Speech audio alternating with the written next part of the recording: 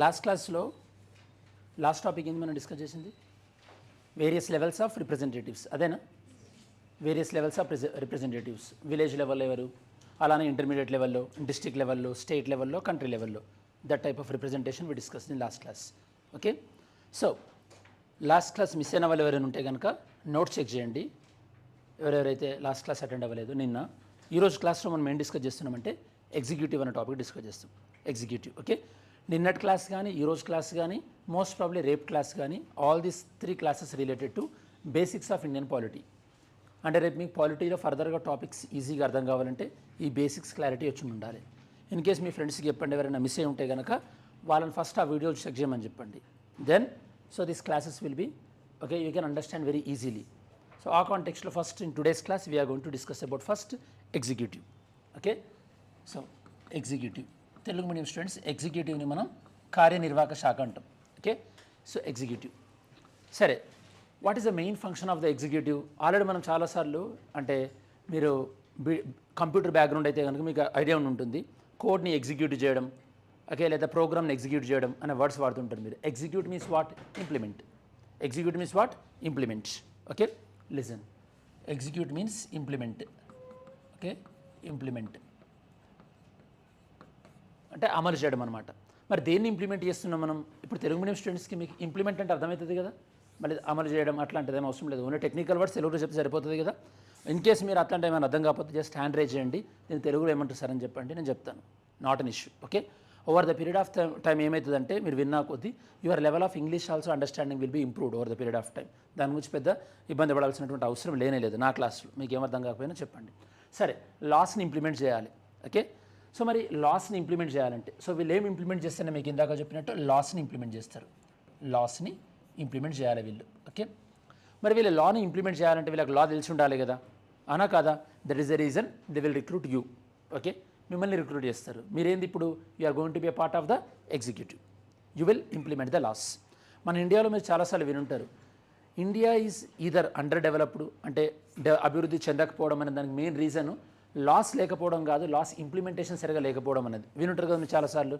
అంటే లా ఇంప్లిమెంటేషన్ దగ్గర మనం లాగ్ అవుతున్నాం మనం అక్కడనే పెద్ద ప్రాబ్లం ఉంది సో కాబట్టి మన దగ్గర ఎగ్జిక్యూటివ్లో చాలా రిఫార్మ్ తీసుకురావాల్సి ఉంది సో దాని గురించి మనం మాట్లాడదాం తర్వాత ఎగ్జిక్యూటివ్లో ఎలాంటి రిఫార్మ్స్ రావాలని చెప్పేసి అది మీరు మేజర్గా గవర్నెన్స్లో చదువుతారు రాదర్ దెన్ పాలిటీ సరే లా ఇంప్లిమెంటేషన్ అంటున్నాం కదా లాలో ఇంప్లిమెంట్ చేసే వాళ్ళల్లో మనకి ఒకరు పర్మనెంట్ ఎగ్జిక్యూటివ్ అని ఇంకొకరు టెంపరీ ఎగ్జిక్యూటివ్ అని ఇద్దరు ఉంటారు మనకి permanent executive and temporary executive okay సరే ఇప్పుడు మీకు 2 ఎగ్జాంపుల్స్ ఇస్తా నిన్న క్లాస్లోనూ నిర్భయ యాక్ట్ని ఎవరు ఇంప్లిమెంట్ చేశారని చెప్పాను నేను మీకు నిర్భయ యాక్ట్ నేను మీకు ఒక ఎగ్జాంపుల్ ఇచ్చాను కదా అందులో నిర్భయ యాక్ట్ని ఎవరు ఇంప్లిమెంట్ చేశారు అక్కడ గ్రౌండ్ లెవెల్లో పోలీస్ ఓకే పోలీస్ ఇంప్లిమెంట్ చేశారు ఓకే పోలీస్ ఏ మినిస్ట్రీలో వర్క్ చేస్తారు హోమ్ మినిస్టర్ కదా తెలుసు మీకు అందరికీ ఓకే అలానే ఫర్ ఎగ్జాంపుల్ మీరు ఒక ఆర్మీ బ్రిగేడియర్ అయ్యారనుకోండి మీరు ఏ మినిస్ట్రీ కింద వర్క్ చేస్తారు డిఫెన్స్ అంటే మీకు వచ్చిన కామన్ లాజిక్ ఏంటంటే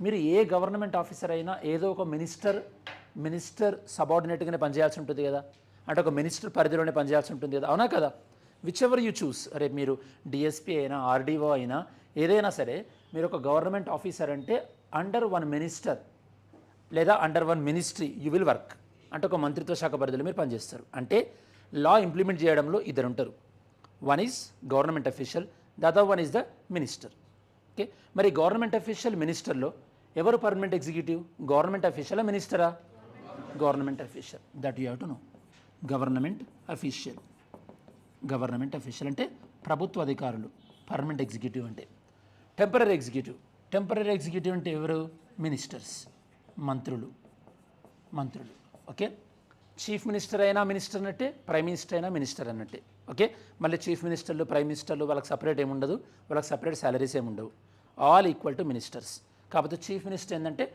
వన్ అమాంగ్ ద అదర్స్ అంటే ఉన్న వాళ్ళల్లో సో ఈజ్ మోర్ ప్రియారిటీ అంతే తప్పించి డిఫరెన్స్ ఏముండదు సో ఇక్కడ మనం temporary permanent government official ministers మీరు ఎప్పుడైనా సరే పాలిటీలో నేను చెప్పేది పాలిటీ మట్టికి మీరు ఎప్పుడైనా ఎగ్జిక్యూటివ్ అని మీరు ఎక్కడ చదివినా కూడా దాని మీనింగ్ ఏంటంటే దాన్ని మనం ఏం రిఫర్ చేస్తున్నాం అన్నట్టు టెంపరీ ఎగ్జిక్యూటివ్ని రిఫర్ చేస్తున్నాం అన్నట్టు ఎప్పుడైనా సరే executive is responsible to legislature అంటే మీనింగ్ ఏంటంటే ministers are responsible to legislature అని మీనింగ్ దట్ మీన్స్ హియర్ జనరల్గా మనం యూజ్ చేసే కామన్ వర్డ్స్ ఏంటంటే సో ఎగ్జిక్యూటివ్ అన్న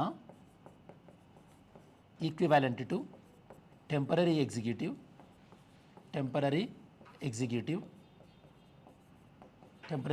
అన్న ఈక్వివాలెంట్ టు గవర్నమెంట్ ప్రభుత్వం మీరు గవర్నమెంట్ రెస్పాన్సిబుల్ టు లెజిస్లేచర్ అన్నా కూడా executive is responsible to legislature అన్నట్టు. అంటే ఈ 3 వర్డ్స్ మీకు చాలా సందర్భాల్లో ఇంటర్చేంజ్ అవుతుంటాయి మీకు. Okay, very very important. For example ఇప్పుడు నేను మీకు చెప్పాను అనుకోండి, prime minister is the head of the government and president is head of the state అన్న అనుకోండి, అంటే రాష్ట్రపతి రాజ్యాధినేత బట్ ప్రధానమంత్రి మాత్రం ప్రభుత్వాధినేత.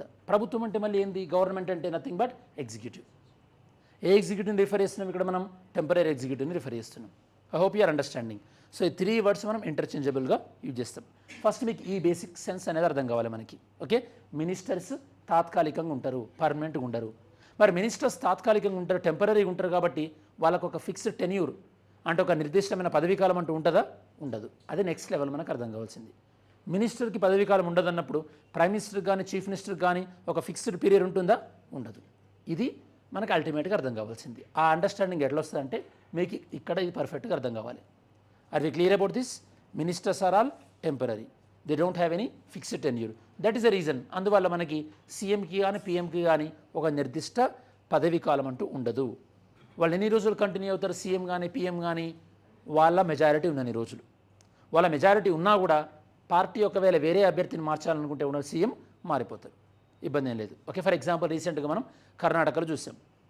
కర్ణాటకలో ఇదివరకు బీజేపీ గవర్నమెంట్ ఉన్నప్పుడు కొన్ని సంవత్సరాలు యడ్యూరప్ప సీఎంగా ఉండే, దాని తర్వాత యడ్యూరప్ప ప్లేస్లో బసవరాజ్ బొమ్మాయిని సీఎంగా చేశారు. అవునా కాదా? అంటే ఇప్పుడు దీన్ని బట్టి మీకు ఏమర్థం అవ్వాలి, సీఎంలకు కానీ పిఎం కానీ ఫిక్స్డ్ టెన్యూర్ పీరియడ్ అనేది ఉండదు అని చెప్పేసి. ఓకే, నెక్స్ట్ స్లైడ్లో మనం ఏం చేస్తామంటే మినిస్టర్స్ యొక్క క్లాసిఫికేషన్ గురించి మాట్లాడతాం. మీన్ వైల్ ఫస్ట్ ఇది ఫినిష్ చేయండి, right on this.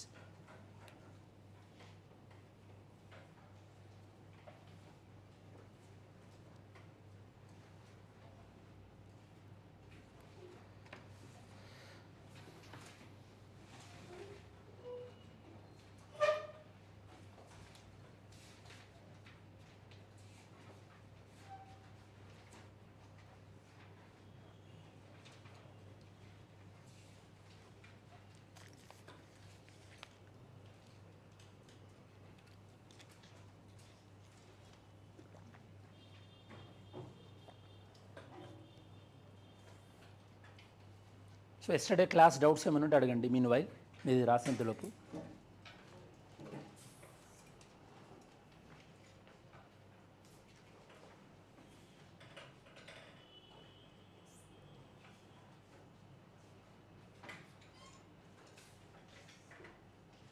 Telugu medium students ఏమైనా వర్డ్స్ స్ట్రగుల్ అవుతే చెప్పండి. మీకు యాక్చువల్ మెటీరియల్ అనేది ఎలాగో తెలుగులో ఇస్తారు, డోంట్ వరీ అబౌట్ దట్. క్లాస్లో అనేది నేను తెలుగులో చెప్పినప్పుడు దాని మీరు బ్రాకెట్లో తెలుగులో రాసుకోండి. సో దట్ రేపు మీరు గ్రూప్ 1 యాక్చువల్ ఎగ్జామ్ రాసేటప్పుడు కూడా, ఎగ్జామ్ అటెంప్ట్ చేసేటప్పుడు కూడా క్వశ్చన్ మీకు తెలుగులో పర్ఫెక్ట్గా వాళ్ళు ట్రాన్స్లేట్ చేయకపోయినా ఇంగ్లీష్లో చదివినా మీరు అర్థం చేసుకునే పొజిషన్ ఉండాలి. At the end of the day ఇంగ్లీష్లో ఇచ్చిన క్వశ్చనే వ్యాలిడేట్ చేస్తారు మార్క్ కౌంటింగ్లో. మీకు తెలుసు అనుకుంటా ఆ విషయం ఎలాగో.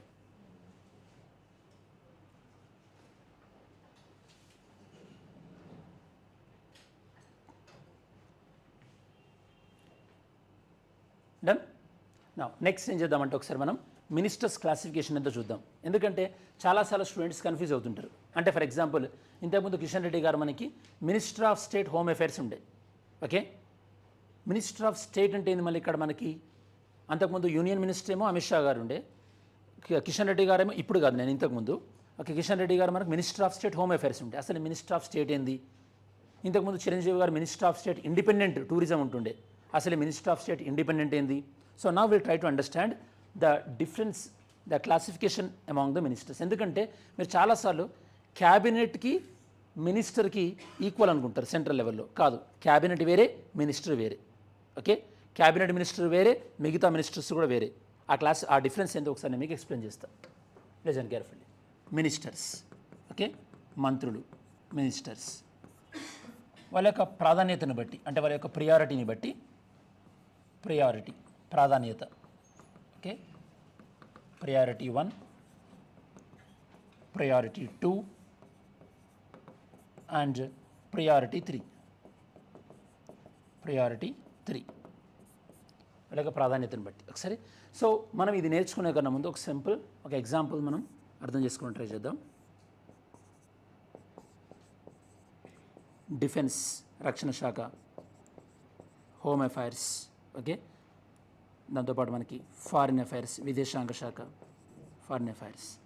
ఇటువైపు మీరు ఒకసారి labour minister or tourism minister, ఇట్లాంటి కొన్ని ఎగ్జాంపుల్ తీసుకోండి. సరే, ఇక్కడ ఈ కాలంలో మనకి రెండు వైపులా ఏ మినిస్టర్స్ చాలా ఇంపార్టెంట్ అనుకుంటున్నారు నేషనల్ పాయింట్ ఆఫ్ వ్యూలో? కాలం ఏనా కాలం బియా? కాలం ఏ, మీ అందరికీ తెలుసు. ఓకే, మళ్ళీ మీరు ఇంకో విషయం రాకండి, అంటే అందరు ఇంపార్టెంటే కదా at the end of the day, అంటే at the end of the day అందరు ఇంపార్టెంటే. కాకపోతే ఇందులో ద మోస్ట్ ఇంపార్టెంట్ ఏంటంటే ఇవి, అంటే మనకు ఉన్నటువంటి మినిస్ట్రీలలో కొన్నేమో చాలా ఇంపార్టెంట్ మినిస్ట్రీస్ ఉంటాయి, కొన్నేమో అంతగా ప్రాధాన్యత లేని మినిస్ట్రీస్ ఉంటాయి. క్లియర్ కదా? మన ఇండియాలో ఇలా ఇంపార్టెంట్ మినిస్ట్రీస్ ఏవైతే ఉంటాయో, టాప్ మోస్ట్ ప్రియారిటీ మినిస్టర్స్ ఏవైతే అంటే ఈ పోర్ట్ఫోలియోస్ అంటారు వీటిని మనం. మంత్రిత్వ శాఖ అన్నా పోర్ట్ఫోలియో అన్నా ఒకటే. ఓకే, సో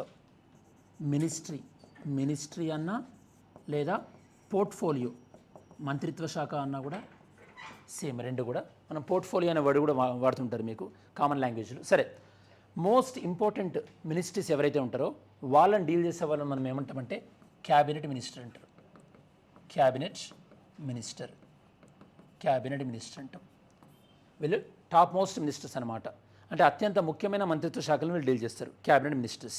అందుకోసమే మీరు క్యాబినెట్ భేటీలో రీసెంట్గా ఈ యొక్క షుగర్ కేన్ యొక్క రెమ్యూనరేటివ్ ప్రైస్ పెరిగింది, లేకపోతే క్యాబినెట్ భేటీలో ఈ నిర్ణయం తీసుకున్నారు, మ్యారేజబుల్ ఏజ్ అనేది 18 నుంచి 21కి పెంచారు అని చెప్పేసి మీరు చాలాసార్లు వినుంటారు. క్యాబినెట్ అంటే మీనింగ్ ఏంటంటే వీళ్ళు డిస్కషన్ అయితే దాన్ని మనం క్యాబినెట్ అంటాం. మరి వీళ్ళు చాలా ఇంపార్టెంట్వి డీల్ చేస్తుంటారు కాబట్టి వీళ్ళకి వర్క్ బర్డ్ అనేది ఎక్కువ ఉంటుంది కాబట్టి వీళ్ళకి హెల్ప్ చేయడానికి మినిస్టర్స్ ఉంటారు, వాళ్ళని మనం సహాయక మంత్రులు అంటారు, ఇంగ్లీష్లో మనం డిప్యూటీ మినిస్టర్స్ అంటారు. వాళ్ళే మనకి మినిస్టర్ ఆఫ్ స్టేట్ బ్రాకెట్లో MOS. వీళ్ళని మనం డిప్యూటీ మినిస్టర్స్ అని కూడా అంటాం. డిప్యూటీ మినిస్టర్స్ అని కూడా అంటాం మనం. ఇక్కడ చాలామంది స్టూడెంట్స్కి ఇక్కడ ఒక విషయం కన్ఫ్యూజ్ అయ్యేది ఏంటంటే స్టేట్ అంటే రాష్ట్రం అని కాదు, స్టేట్ అంటే దేశం. అంటే ఇక్కడ మీరు మినిస్టర్ ఆఫ్ స్టేట్ అంటే డిప్యూటీ మినిస్టర్ సహాయక మంత్రిలో ఉన్నా కూడా మీరు దేశం మొత్తానికి వర్తిస్తుంది. అంటే ఇంతకుముందు కిషన్ రెడ్డి గారు సహాయక మంత్రి ఉండే హోమ్ మినిస్టర్కి, అంటే ఓన్లీ తెలంగాణ అనే కాదు, ఇండియా మొత్తం అని. That is what I'm trying to explain. అర్థమైంది కదా? అంటే ప్రతి క్యాబినెట్ మినిస్టర్కి హెల్ప్ చేయడానికి ఎవరుంటారు? MOS ఉంటారు. ఓకే, MOS ఉంటారు ప్రతి క్యాబినెట్ మినిస్టర్ హెల్ప్ చేయడానికి. ఒక క్యాబినెట్ మినిస్టర్కి 2 MOSలు ఉండొచ్చు, ఓకే, 3 MOS ఉండొచ్చు, దాని మీద లిమిట్ ఏం లేదు. Point to be noted. అంటే ప్రతి క్యాబినెట్ మినిస్టర్కి హెల్ప్ చేసేది ఎవరు? MOS. మరి కొన్ని ఉంటాయి మినిస్ట్రీస్, ఆ మినిస్ట్రీ మీద పెద్ద వర్క్ బర్డెన్ ఏముండదు, వాళ్ళు ఎవరు హెల్ప్ అవసరం లేదు, వాళ్ళ యొక్క పనులు వాళ్ళు ఇండిపెండెంట్గా చేసుకోవచ్చు. ఆ మినిస్టర్స్ మనం ఏమంటామంటే మినిస్టర్ ఆఫ్ స్టేట్ ఇండిపెండెంట్ అంటాం. మినిస్టర్ ఆఫ్ స్టేట్ ఇండిపెండెంట్ అంటాం. Minister of state independent. ఈ ఇండిపెండెంట్ అనే వర్డ్ ఖచ్చితంగా బ్రాకెట్లో ఉంటుంది. అబ్జర్వ్ చేశారా మీరు ఎప్పుడైనా? ఇట్లా అంటే మినిస్టర్ ఆఫ్ స్టేట్ ఇండిపెండెంట్. మనం షార్ట్ ఫామ్లో MOS ఇండిపెండెంట్ అంటాం. మనం MOS ఇండిపెండెంట్. ఇది ఈ క్లాసిఫికేషన్ మీకు అర్థం కావాలి. But at the end of the day వీళ్ళు ముగ్గురు కూడా ఎక్కడ వర్క్ చేస్తారు? యూనియన్ లెవెల్లో వర్క్ చేస్తారు. కాబట్టి వీళ్ళ ముగ్గురిని కలిపి మీరు ఎప్పుడైనా సరే డినోట్ చేయాలంటే వీళ్ళ ముగ్గురిని కలిపి మీరు ఉద్దేశించి రేపు ఆన్సర్ రైటింగ్లో కానీ లేకపోతే రేపు మీరు ఇన్ఫ్యాక్ట్ రేపు మీరు MCQ ఆన్సర్ చేసేటప్పుడు కానీ వీళ్ళ ముగ్గురిని కలిపి వాడే పదం ఏంటంటే కౌన్సిల్ ఆఫ్ మినిస్టర్స్, మంత్రిమండలి. కౌన్సిల్ ఆఫ్ మినిస్టర్స్, మంత్రిమండలి అంటాం. కౌన్సిల్ ఆఫ్ మినిస్టర్స్, మంత్రిమండలి. వీళ్ళ ముగ్గురిని కలిపి మాట్లాడితే, క్యాబినెట్ అని మాట్లాడితే మాత్రము వీళ్ళిద్దరు ఇంక్లూడ్ అవ్వరు, ఓన్లీ వీళ్ళు మాత్రమే అన్నట్టు. అంటే క్యాబినెట్ మీటింగ్లో మినిస్టర్ ఆఫ్ స్టేట్ ఇండిపెండెంట్ కానీ లేదా మినిస్టర్ ఆఫ్ స్టేట్ కానీ పార్టిసిపేట్ చెయ్యరు. ఓకే, ఎక్సెప్షనల్ కండిషన్లో తప్ప. ఏవా ఎక్సెప్షనల్ కండిషన్? ఫర్ ఎగ్జాంపుల్ క్యాబినెట్లో ఇతనికి సంబంధించిన అంటే వీళ్ళ డిపార్ట్మెంట్కి సంబంధించిన లేదా వీళ్ళ మినిస్ట్రీకి సంబంధించిన ఏదైనా బిల్ అనేది డిస్కషన్లో ఉందనుకోండి, అప్పుడు ఈ మినిస్టర్ని కూడా మీటింగ్ పిలుస్తారు. But otherwise cabinet ministers cabinet meeting will be attended only by the cabinet ministers. Cabinet మంత్రుల భేటీ అంటే ఓన్లీ క్యాబినెట్ మంత్రులు మాట్లాడతారు. వీళ్ళ ముగ్గురిని కలిపి మనం కౌన్సిల్ ఆఫ్ మినిస్టర్స్ అంటాం. ఇంకొక విషయం కూడా గుర్తుపెట్టుకోండి, ఈ కౌన్సిల్ ఆఫ్ మినిస్టర్స్ అంటే మంత్రుల సంఖ్య మొత్తం కూడా ఇష్టం వచ్చినట్టు ఉండడానికి వీల్లేదు. అంటే మనం ఎంతమంది మంత్రుల్ని కావాలంటే అంతమంది మంత్రుల్ని పెట్టుకోవడానికి వీల్లేదు. Okay, there is a limit, ఒక లిమిట్ ఉంటుంది దానిపైన. ఆ లిమిట్ ఎక్కడ ఉంటుందంటే మీరు ఒకసారి కాన్స్టిట్యూషన్ ఓపెన్ చేసి ఓపెన్ చేయండి కాన్స్టిట్యూషన్. తీసుకున్నామన్నది కాన్స్టిట్యూషన్ అయినా ఆర్టికల్ 75 1A చెక్ చేయండి ఒకసారి. Article 75 1A.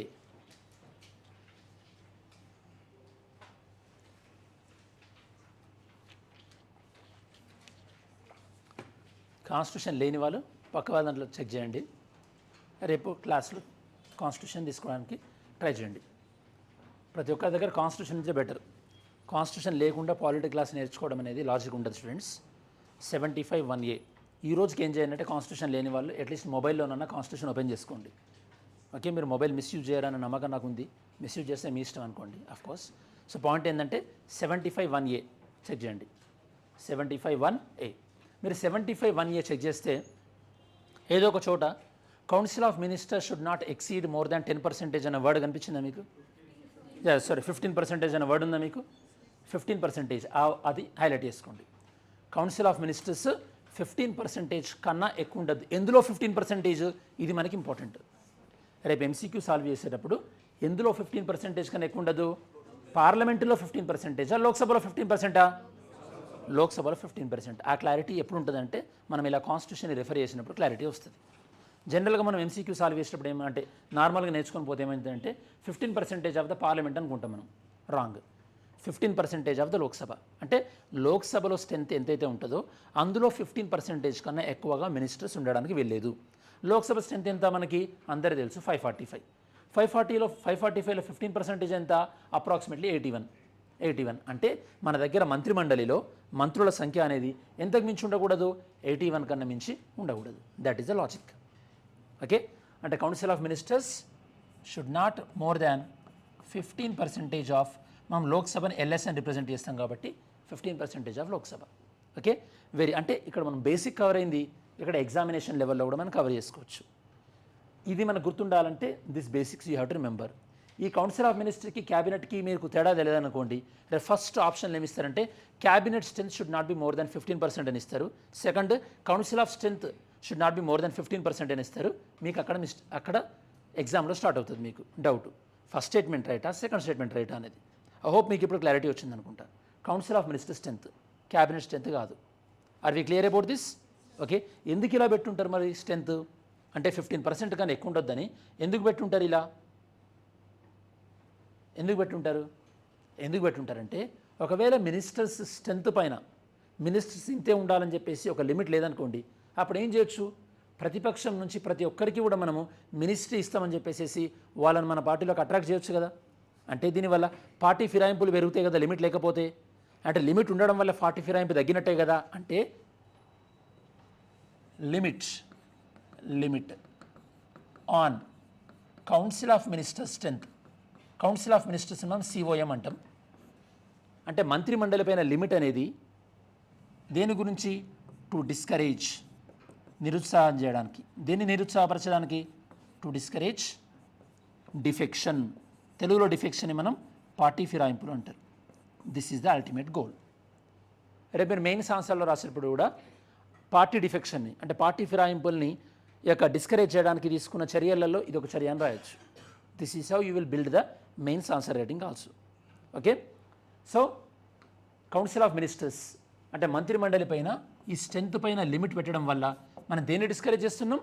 డిఫెక్షన్ డిస్కరేజ్ చేస్తున్నాం. డిఫెక్షన్ అంటే పార్టీ ఫిరాయింపు. So this is the ultimate goal అనమాట. మరి 15% అన్న లిమిట్ స్టార్టింగ్ నుంచి ఉందా? ఒరిజినల్గా ఉందా? లేదు. అంటే ఒరిజినల్ కాన్స్టిట్యూషన్లో లేదు. మనకెలా తెలియాలి మరి ఒరిజినల్ కాన్స్టిట్యూషన్లో ఉందా లేదా అంటే మీరు ఇప్పుడు ఏ ఆర్టికల్ అయితే రిఫర్ చేశారో 75 1A అని ఉంది కదా, ఏ ఆర్టికల్ పక్కనైనా సరే మీకు ఒక క్యాపిటల్ ఆల్ఫాబెట్ ఉందనుకోండి, capital alphabet ABCD like anything, అంటే మీనింగ్ ఏంటంటే అది ఒరిజినల్ కాన్స్టిట్యూషన్లో లేదు. ఒరిజినల్ కాన్స్టిట్యూషన్ అంటే 26 జనవరి 1950 రోజు లేదు, తర్వాత మనం యాడ్ చేసినాం అని చెప్పేసి. మనం అది ఎప్పుడు యాడ్ చేసినాం ఎలా తెలియాలి మనకి? ఎలా తెలియాలంటే ఆ 75 1A దగ్గర ఒక స్మాల్ నెంబర్ ఉంటుంది. ఆ నెంబర్ మీరు రెఫరెన్స్గా తీసుకొని బాటమ్ ఆఫ్ ద పేజ్ బాటంలో చూస్తే కనుక అది ఏ అమెండ్మెంట్ ద్వారా యాడ్ చేశారనేది ఉంటుంది. Through which amendment this was added? 91st constitution amendment act 2003 if I'm right. అవునా కదా? అంటే వాజ్పేయి గారు ప్రభుత్వం అప్పుడు ప్రైమ్ మినిస్టర్ ఉన్నప్పుడు దీన్ని తీసుకొచ్చారు. ఓకే, అంటే ఇక్కడ మీరు ఇంకే విషయం గుర్తుపెట్టుకోవచ్చు కొద్దిగా మీరు ఈజీగా అర్థం కావడానికి. అసలు ఇలా డిఫెక్షన్ పార్టీ ఫిరాయింపులు చేసిన వాళ్ళని డిస్క్వాలిఫై అనర్హులుగా ప్రకటించండి అన్న లా తీసుకొచ్చిందేమో రాజీవ్ గాంధీ ఉన్నప్పుడు, రాజీవ్ గాంధీ గవర్నమెంట్. ఇలా లిమిట్ తీసుకొచ్చిందేమో మనకి Vajpayee government. That you have to understand. Okay, ఇలా డిస్క్వాలిఫై అయితే డిఫెక్షన్ అవ్వాలని తీసుకొచ్చింది రాజీవ్ గాంధీ. మనం డిస్కస్ చేస్తాం అప్రాప్రియేట్ టైంలో, ఆర్టికల్ 102 క్లాస్ 2 డిస్కస్ చేసేటప్పుడు చెప్దాం మనం. బట్ ఓవరాల్గా మీకు అర్థం కావాల్సింది ఏంటంటే ఈ లిమిట్ ఏదైతే ఉందో దీన్ని తీసుకొచ్చింది మనకి 91st constitution amendment act. Constitution amendment act అంటే తెలుగులో రాజ్యాంగ సవరణ చట్టం. రాజ్యాంగ సవరణ చట్టం Telugu medium students. So 91st constitution amendment act 2003. ఇది ఓవర్వ్యూ మీకు regarding the classification of ministers. Clear? Right.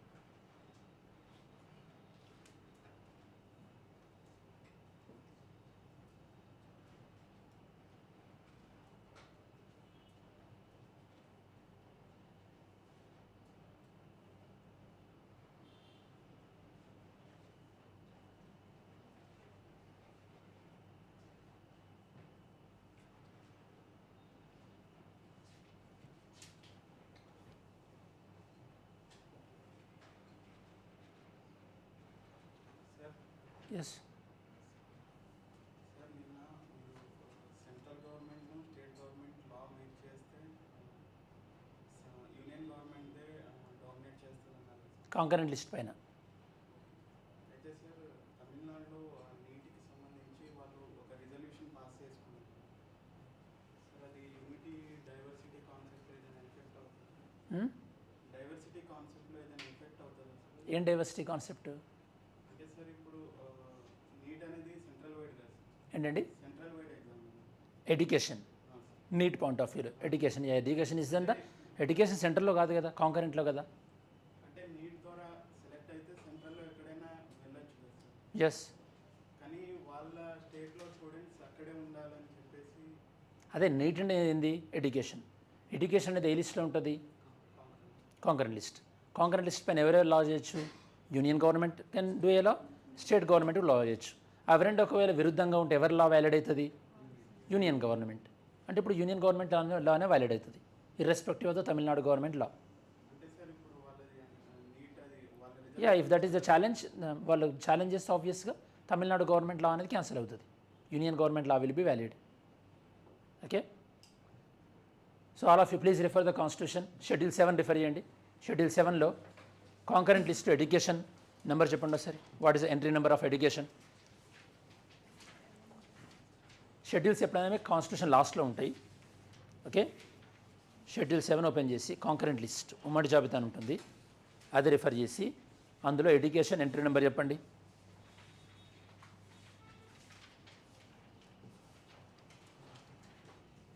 ఎవరికైనా దొరికితే పేజ్ నెంబర్ చెప్పండి, మిగతా వాళ్ళకు కూడా ఈజీగా ఉంటుంది. 229. 227, యా అరౌండ్ 220 అనుకోండి, చెక్ చేయండి ఒకసారి. Concurrent list entry number 25. ప్రతిదానికి ఒక నెంబరింగ్ ఇస్తారు, ఆ సబ్జెక్ట్ యొక్క నెంబర్ 25 అంట. ఎంట్రీ నెంబర్ 25 చెక్ చేయండి కాంకరెంట్ లిస్ట్లో. ఉమ్మడి జాబితాలో ఎడ్యుకేషన్ ఉందా మీకు? కాంకరెంట్ లిస్ట్లో చెక్ చేయండి. మళ్ళీ మీరు యూనియన్ లిస్ట్, స్టేట్ లిస్ట్లో కాదు, కాంకరెంట్ లిస్ట్ అని ఉంటుంది.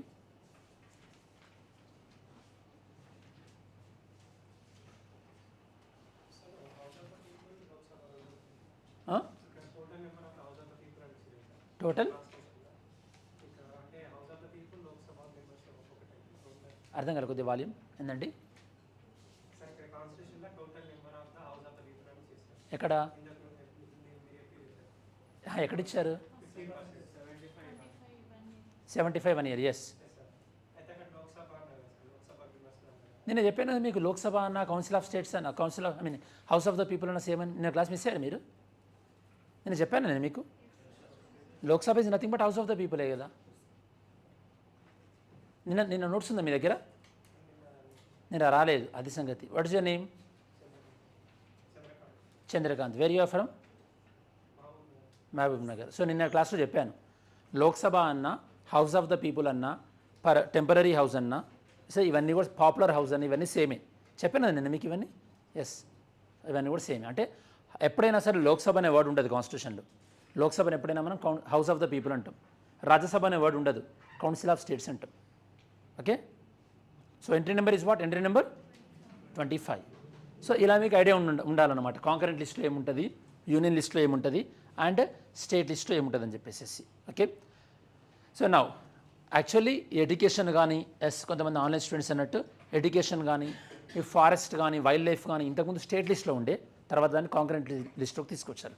అందుకోసం మీకు ఎడ్యుకేషన్ దగ్గర మీకు ఒక ఏనో బీనో ఉంటుంది. Yes or no? Anything like that? 25 2, yes, these are added later, we will discuss that, don't worry. Sare, are we clear about this? Next, now we try to understand.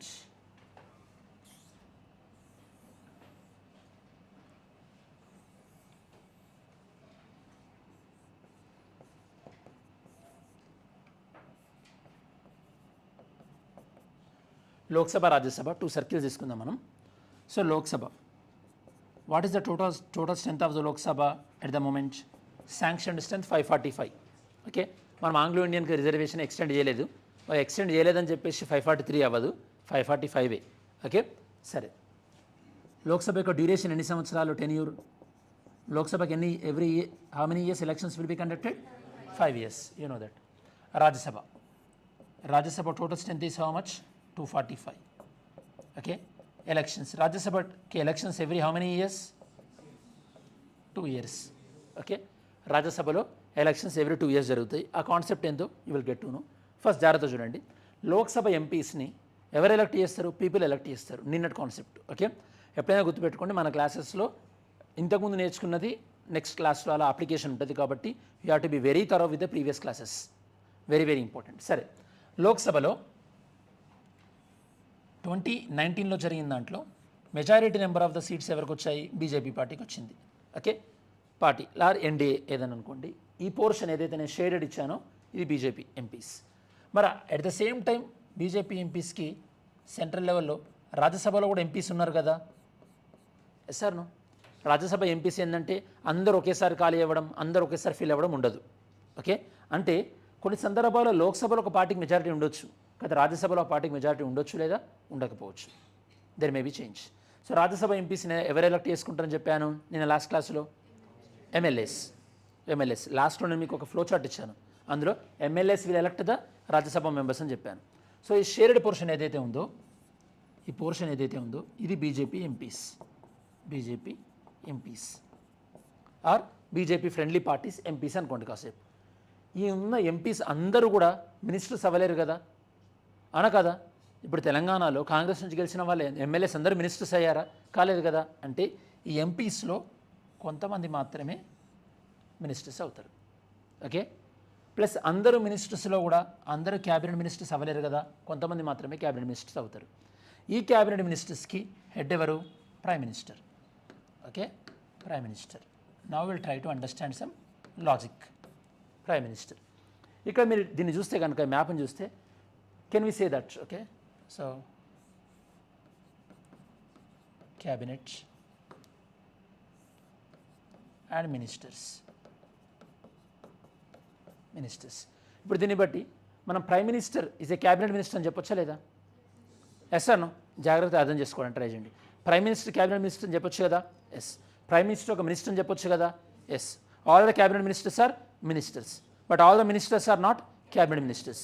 ఇప్పుడు ఈ సర్కిల్ క్లోజ్ చేస్తే, మీరు ఈ Lok Sabha circle close చేస్తే, can Rajya Sabha MP become the prime minister? Yes or no? Can Rajya Sabha MP become the cabinet minister? Yes. ఇటువైపు close చేసినా same applies to Lok Sabha. అర్థమైంది కదా? అంటే రాజ్యసభ ఎంపీ కానీ లోక్సభ ఎంపీ కానీ ఎవరైనా ప్రైమ్ మినిస్టర్ అవ్వచ్చు. ఓకే, రాజ్యసభ కానీ లోక్సభ ఎంపీ కానీ ఎవరైనా మినిస్టర్ అవ్వచ్చు. That you have to understand. మరి రాజ్యసభ ఎంపీని డైరెక్ట్గా పీపుల్ ఎలక్ట్ చేస్తారా? లేదు. ఎవరు ఎలక్ట్ చేస్తారు? ఎమ్మెల్యేస్ ఎలక్ట్ చేస్తారు. అంటే ఇండియాలో ప్రైమ్ మినిస్టర్ అంటే డైరెక్ట్గా పీపుల్ చేత ఎలక్ట్ కావాల్సిన పని లేదు. ఓకే, ఇండియాలో Rajya Sabha MP who indirectly elected by the people. ఎందుకు ఇండైరెక్ట్లీ ఎలక్టెడ్ అంటున్నాం? రాజ్యసభ ఎంపీని మనం ఎమ్మెల్యేస్ని ఎలక్ట్ చేస్తే, ఎమ్మెల్యే రాజ్యసభ ఎంపీని ఎలక్ట్ చేస్తే, ఆ రాజ్యసభ ఎంపీ కూడా మనకు ప్రైమ్ మినిస్టర్ అవ్వచ్చు. Best example Manmohan Singh. మన్మోహన్ సింగ్ మనకు 10 years ప్రైమ్ మినిస్టర్ ఉన్నారు కదా. ఆ 10 years కూడా మన్మోహన్ సింగ్ ఎందులో మెంబర్షిప్ ఉంది? రాజ్యసభలో మెంబర్షిప్ ఉంది. ఈ క్లారిటీ మీకు వచ్చి ఉండాలి. ఎందుకంటే మన పాలిటీ బిగినింగ్లో చాలామంది ఏమనుకుంటారంటే ఓన్లీ లోక్సభ మెంబర్సే మినిస్టర్స్ అవుతారేమో, ఓన్లీ లోక్సభ నుంచి మాత్రమే ప్రైమ్ మినిస్టర్ అవుతారేమో అనుకుంటారు. అది అలా లేదు. లోక్సభ ఎంపీ కానీ లేదా రాజ్యసభ ఎంపీ కానీ ఎవరైనా మినిస్టర్ అవ్వచ్చు, ఎవరైనా ప్రైమ్ మినిస్టర్ కూడా అవ్వచ్చు. ఇంకో డౌట్ రావచ్చు మీకు, ఏంది సార్ రూలింగ్ పార్టీ వాళ్ళు ఉన్న వాళ్ళే మినిస్టర్ అవుతారా, అపోజిషన్ పార్టీ వాళ్ళు కూడా మినిస్టర్ అవ్వచ్చా అంటే ఎస్, అపోజిషన్లో ఉన్న వాళ్ళు కూడా మినిస్టర్ అవ్వచ్చు. అది డిపెండ్ ఆన్ ద గవర్నమెంట్ చేయాలనుకుంటే అవ్వచ్చు. Not at all issue. ఎందుకంటే ఒక పర్సన్ని మినిస్టర్గా అపాయింట్ చేసేది ఎవరు? సెంట్రల్ లెవెల్లో ప్రెసిడెంట్గా సజెషన్ ఇచ్చేది ఎవరు? ప్రైమ్ మినిస్టర్ సజెషన్ ఇస్తే అయిపోతారు. పెద్ద విషయం ఏం కాదు. There is a possibility. కాకపోతే వాళ్ళ 15%లో వాళ్ళని అకామిడేట్ చేయడమే కష్టము. అట్లాంటిది ఇంకా అపోజిషన్ పార్టీ నుంచి తెచ్చుకోరు కదా. కాబట్టి ప్రాక్టికల్గా it won't happen. Theoretically it is possible. Are we clear about this? So ఈ డయాగ్రామ్ నుంచి మనం ఏమేమి డ్రా చేయొచ్చో మనం ఒకసారి నెక్స్ట్ స్టేట్మెంట్స్ చూద్దాం ఒకసారి మనం. ఓకే, స్టేట్మెంట్స్ ఫామ్లో చూద్దాం. నెంబర్ 1 ఫస్ట్ స్టేట్మెంట్ ఏంటి మనకి? Prime minister is A minister. Prime minister is A minister. ఇది ఫస్ట్ పాయింట్ మనకు అర్థం కావాల్సింది. సెకండ్ పాయింట్ ఏం డ్రా చేయొచ్చు మనం? డ్రా చేయొచ్చు అంటే prime minister and council of minister, అంటే ప్రధానమంత్రి దాంతోపాటు మంత్రిమండలి, they can be from any house. They can be from any house అంటే వాళ్ళు ఏ సభలో నుంచి అయినా కూడా ఉండొచ్చు. Very very important. నెక్స్ట్ మీకు అర్థం కావాల్సింది ఏంటంటే, జాగ్రత్త వినండి. సరే, ఒక మినిస్టర్ ఫర్ ఎగ్జాంపుల్ ఇప్పుడు నిర్మలా సీతారామన్ ఉన్నారనుకోండి. నిర్మలా సీతారామన్ ఇప్పుడు Rajya Sabha MP, not from Lok Sabha. Next దీని నుంచి మనం అర్థం చేసుకోవాల్సింది ఏంటంటే, నెక్స్ట్ లెవెల్ ఒక మినిస్టరు ఏ సభ నుంచి అయినా మెంబర్ ఉండొచ్చు అని మనం ఎలా అనుకుంటున్నామో, అలానే ఒక మినిస్టర్ ఏ సభలోనైనా మాట్లాడవచ్చు. A minister can participate in the proceedings of both the houses. Okay, minister ఏ హౌస్లోనైనా కూడా మాట్లాడవచ్చు. Very very important. అందుకోసం నిర్మలా సీతారామన్ గారికి రాజ్యసభలో మెంబర్షిప్ ఉన్నా కూడా తను లోక్సభకు వచ్చి మాట్లాడుతున్నారా లేదా? Yes. Prime minister Narendra Modi గారికి లోక్సభలో మెంబర్షిప్ ఉన్నా కూడా రాజ్యసభలో వెళ్ళి మాట్లాడుతున్నారు కదా. ఎస్. అంటే minister can participate in the proceedings of both the houses. అంటే రెండు సభా కార్యకలాపాలలో మినిస్టర్స్ మాట్లాడవచ్చు. కాకపోతే డిఫరెన్స్ ఏంటంటే, ఇక్కడ మినిస్టర్ ఓటేయాలంటే మాత్రము ఏ సభలో ఆయనకు మెంబర్షిప్ ఉందో ఆ సభలో మాత్రమే ఓటేయాలి. If you want to exercise his vote, అంటే ఫర్ ఎగ్జాంపుల్ ఏదైనా బిల్ పైన ఓటింగ్ వచ్చిందనుకోండి, ఓటేయాలంటే మాత్రం నిర్మలా సీతారామన్ ఎక్కడ మాత్రమే ఓటేయచ్చు? రాజ్యసభలో మాత్రమే ఓటేయచ్చు. నరేంద్ర మోడీ గారు ఎక్కడ మాత్రమే ఓటేయచ్చు? లోక్సభలో మాత్రమే ఓటేయచ్చు. That difference you have to understand. ఇది ఈ డైమెన్షన్ అది హయ్యెస్ట్ లెవెల్. మీకు అక్కడి వరకు అర్థమైతే మీరు ఏ క్వశ్చన్ అయినా ఆన్సర్ చేయగలుగుతారు. సో స్టేట్మెంట్ ఏంటంటే, మంత్రులు ministers can participate in both the houses. రెండు సభల్లో కూడా మంత్రులు పాల్గొనవచ్చు, పార్టిసిపేట్ చేయొచ్చు. But they can vote only in whichever the house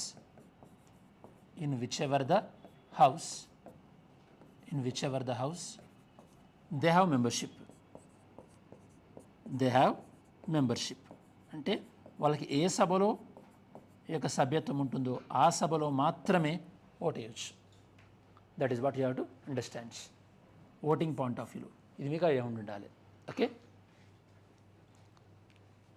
next very good online students, nice.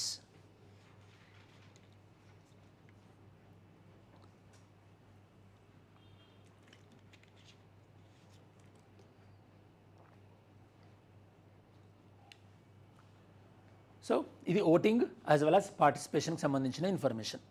And ministers and their rights.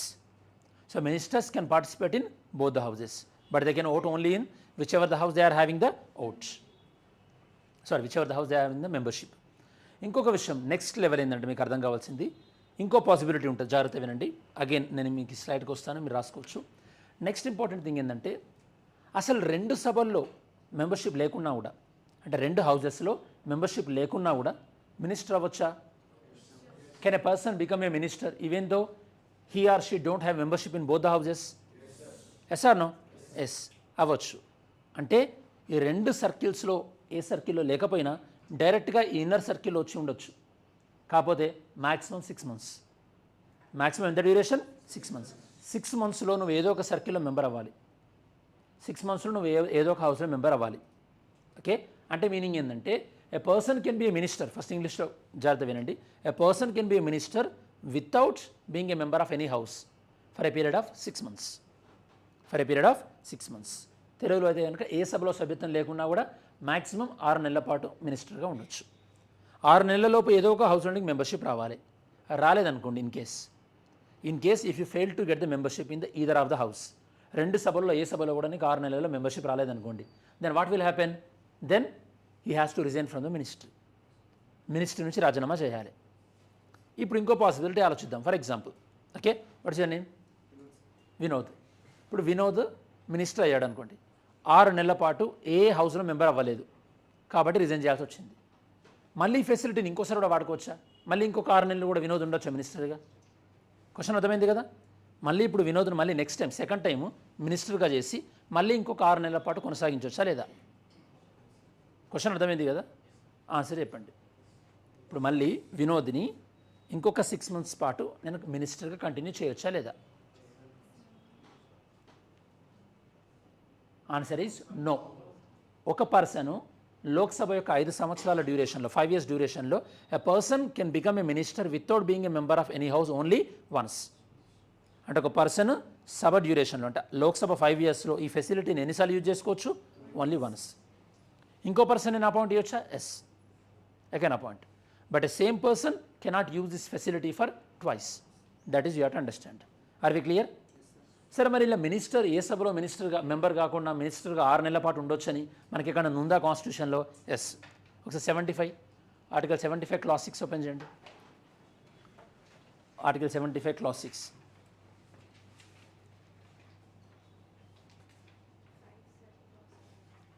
Sir clause 5. Article 75 clause 5 refer చేయండి. Article 75 clause 5.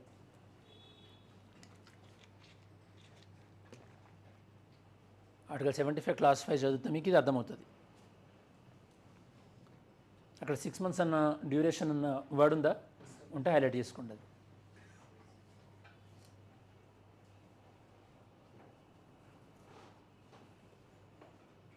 Article 75 clause 5. clause 6 వచ్చి salary and allowances ఉంటుంది. ఇప్పుడు మనం అది discuss చేయము. Article 75 clause 5. Okay. నా in case if you did not draw this one, write on this one, then ఇది కూడా ఫినిష్ చేసేసుకోండి. First write on this.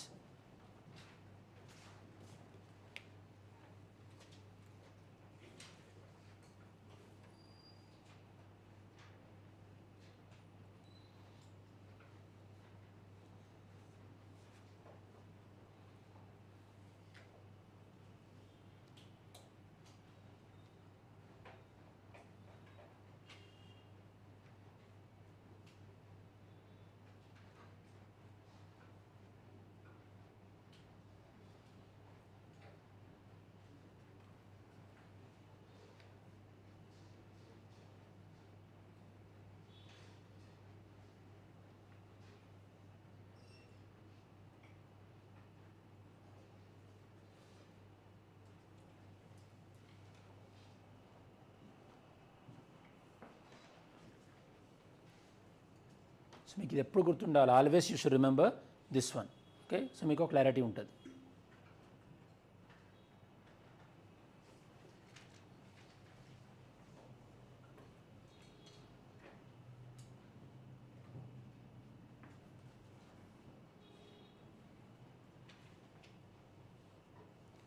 So రాజ్యసభకి ఎలక్షన్స్ ఎవ్రీ 2 years ఉంటుంది.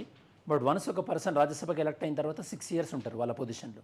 ఆ లాజిక్ ఏందనేది మనం ఎలాగో పార్లమెంట్ అన్న టాపిక్లో రాజ్యసభ ఎలక్షన్స్, రాజ్యసభ డ్యూరేషన్ అన్న టాపిక్లో నేను మీకు చెప్తాను.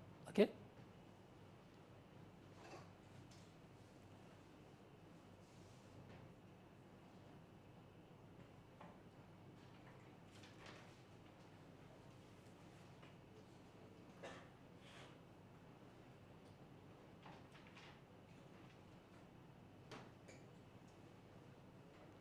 మీరు ఏం చేస్తారంటే ఇప్పుడు యూనిఫామ్ సివిల్ కోడ్ బిల్ అనేది పాస్ అయింది కదా ఉత్తరాఖండ్లో. యూనిఫామ్ సివిల్ కోడ్ వల్ల ప్రయోజనాలు ఏంది, ప్రోస్ ఏంది, కాన్స్ ఏంది, వేరే వేరే కంట్రీస్ దాన్ని ఎలా ఫాలో అవుతున్నాయి అన్న దానిపైన రేపటిలోపు ఒకసారి అసైన్మెంట్ రాసుకోండి రేపు. అవి clear about this. This is your assignment in terms of your mains point of view. Okay, me interest నేను ఎలా చెక్ చేయను మీరు అసైన్మెంట్ రాసారా రాలేదా అనేది. You can take accountable to your self. మీరే అకౌంటబుల్గా ఉండి try to right up an assignment about uniform civil code. What is the relevance of uniform civil code in the contemporary politics? ఇప్పుడున్నటువంటి సమకాలీన రాజకీయాల్లో uniform civil codes యొక్క importance ఏంటి అని చెప్పేసి ఉమ్మడి పౌనస్మృతి తెలుగులో యూనిఫామ్ సివిల్ కోడ్ అంటే. Okay, do right up. So that ఇలా మీరు అసైన్మెంట్స్ రాస్తున్నా కొద్దీ రెగ్యులర్గా over the period of time మీకు రైటింగ్ అన్న ఆ ఫ్రిక్షన్ ఏదైతే ఉంటుందో, ఇన్హిబిషన్ ఏదైతే ఉంటుందో ఆ ఫ్రిక్షన్ మీరు ఓవర్కమ్ చేస్తారు. చాలామందికి రైటింగ్ అంటే అబ్బాయి ఇప్పుడు మళ్ళీ కూర్చొని రాయన్నా అన్న అది ఆ లేజినెస్ అనేది ఉంటుంది. That will overcome. Clear about this? Okay, next సరే ఇది చూస్తే మీకు ఒకసారి ఇంకోది నెక్స్ట్ లెవెల్ కాన్సెప్ట్ ఇంటర్లింక్ చేసుకోవడానికి ట్రై చేయండి, జాగ్రత్త వినండి. ఇప్పుడు ఈ స్మాల్ సర్కిల్ ఏదైతే ఉందో, మినిస్టర్స్ అన్న సర్కిల్ ఏదైతే ఉందో, మినిస్టర్ కానీ క్యాబినెట్ మినిస్టర్ కానీ ప్రైమ్ మినిస్టర్ కానీ, మినిస్టర్స్ అంటే ఓవరాల్గా నేను మీకు ఏం చెప్పాను, మినిస్టర్స్ అంటే ఏ కేటగిరీ అని చెప్పాను, మినిస్టర్స్ అంటే ఎగ్జిక్యూటివ్. మినిస్టర్స్ అంటే ఎగ్జిక్యూటివ్ ఉన్నట్టే కదా. ఓకే, నా ఇది గుర్తుపెట్టుకోండి, మినిస్టర్స్ అంటే ఎగ్జిక్యూటివ్. అంటే ఇక్కడ మినిస్టర్స్ అంటే ఎగ్జిక్యూటివ్. అంటే ఇక్కడ ఎగ్జిక్యూటివ్ అనేది దేని నుంచి వచ్చింది? లోక్సభ రాజ్యసభ. లోక్సభ రాజ్యసభ అంటే ఏంది? లెజిస్లేచర్. అంటే ఇండియాలో ఎగ్జిక్యూటివ్ అనేది దేని నుంచి వస్తుంది? లెజిస్లేచర్ నుంచి వస్తుంది. ఒప్పుకున్నట్టు కదా అందరు, all of you? So in India legislature is executive is deriving from legislature. ఏ ప్రభుత్వంలోనైనా సరే ఇలా ఎగ్జిక్యూటివ్ అనేది లెజిస్లేచర్ నుంచి వచ్చిందనుకోండి, ఆ గవర్నమెంట్ మనం ఏమంటామంటే పార్లమెంటరీ ఫార్మ్ ఆఫ్ గవర్నమెంట్ అంటాం. అది నెక్స్ట్ లెవెల్లో మనం అర్థం చేసుకుంటాం. Are we clear about this?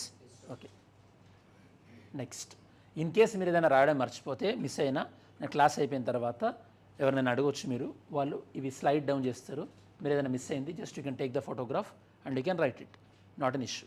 Okay, ఆర్ఎల్స్ నేను మధ్యలోనే మీకు బ్రేక్ ఇచ్చినప్పుడు ఒకసారి స్లైడ్ ఇంతకుముందు 5th 6th దానికి వెళ్ళమంటే I will go to that one. Okay, సరే ఒకసారి ఫ్లోలో నేను ఇది కూడా ఎక్స్ప్లెయిన్ చేస్తాను, జాగ్రత్త వినండి, తర్వాత రాద్దరు. నెక్స్ట్ గవర్నమెంట్స్, ప్రభుత్వాలు 2 రకాలు students. Governments are 2 types. Governments are 2 types. ప్రభుత్వాలు 2 రకాలు. ఓకే, దేన్ని బేస్ చేసుకుని ఇలా మనం 2 typesగా డివైడ్ చేస్తున్నాం? బేస్డ్ ఆన్ దేన్ని బట్టి? Based on relationship between the legislature and executive. Legislature and executive అంటే కార్యనిర్వాహక శాఖ, దాంతోపాటు ఈ యొక్క చట్టసభలు. లెజిస్లేచర్ అంటే చట్టసభలు, ఎగ్జిక్యూటివ్ అంటే కార్యనిర్వాహక శాఖ. వీళ్ళిద్దరి మధ్యలో ఉన్న రిలేషన్ని బట్టి మన ప్రభుత్వాన్ని 2 రకాలుగా డివైడ్ చేయొచ్చు, based on the relationship between these 2 organs. Okay,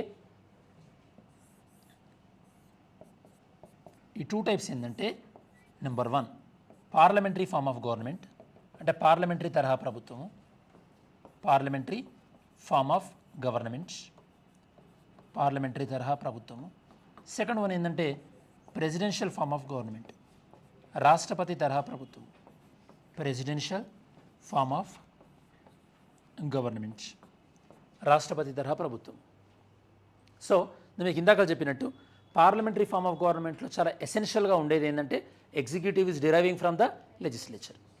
executive అనేది లెజిస్లేచర్ నుంచి వస్తుంది. అది ఎలా అనేది నేను మీకు ఇంతకుముందు ఆల్రెడీ చెప్పాను. వీళ్ళేమో ఎగ్జిక్యూటివ్ ఎక్కడి నుంచి డిరైవ్ అయ్యారు? వీళ్ళు లెజిస్లేచర్ నుంచి డిరైవ్ అయ్యారు. అది మీకు గుర్తుపెట్టుకోవాల్సినటువంటి అంశం అనమాట.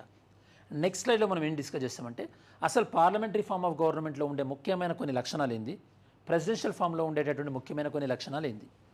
ఓకే, ఎందుకంటే ప్రతిసారి మనం India is a parliamentary form of government అని అంటుంటాం. Okay, that we will discuss. Okay, right on this.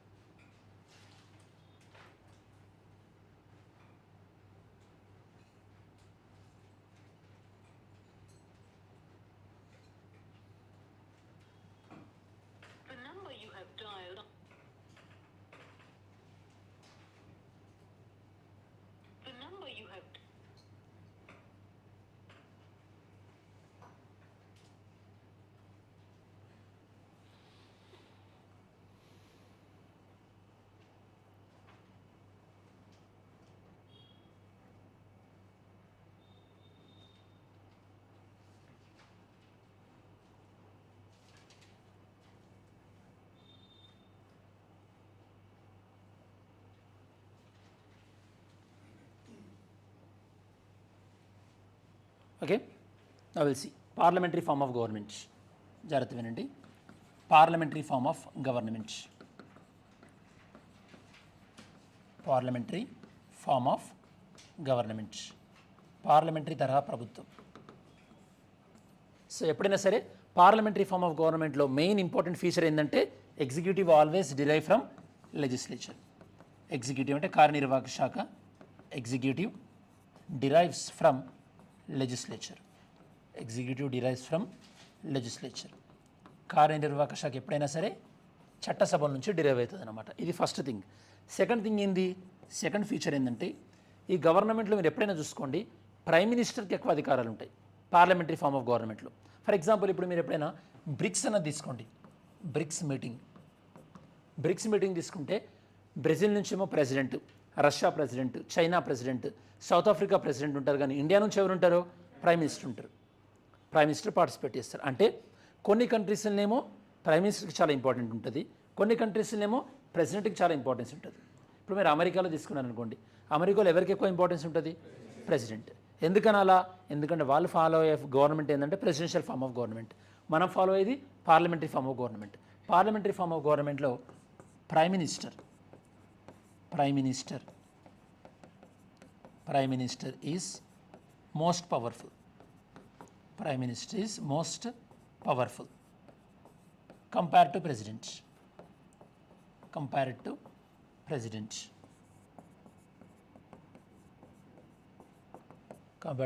ఇది సెకండ్.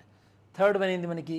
థర్డ్ వన్ ఏంటంటే ఇక్కడ ఎగ్జిక్యూటివ్ డిరైవ్ ఫ్రమ్ లెజిస్లేచర్ అంటున్నాం కాబట్టి మనం ఏం పాయింట్ రాసుకోవచ్చు? ఇంకోటి third one, close relationship between the legislature and executive. Close relationship between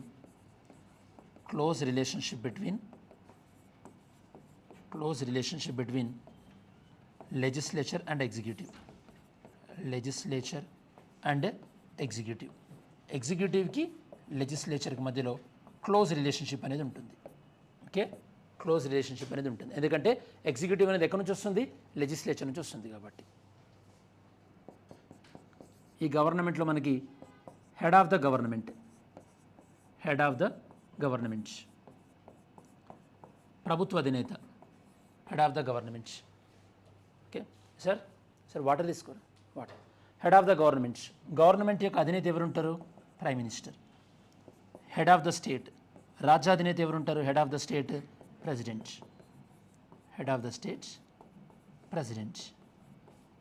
రాజ్యాధినేత president ఉంటారు. ఇవి మన కీ పాయింట్స్ అన్నమాట. పార్లమెంటరీ ఫామ్ ఆఫ్ గవర్నమెంట్ అనగానే మనకి వాడి ఉండాలి. Okay,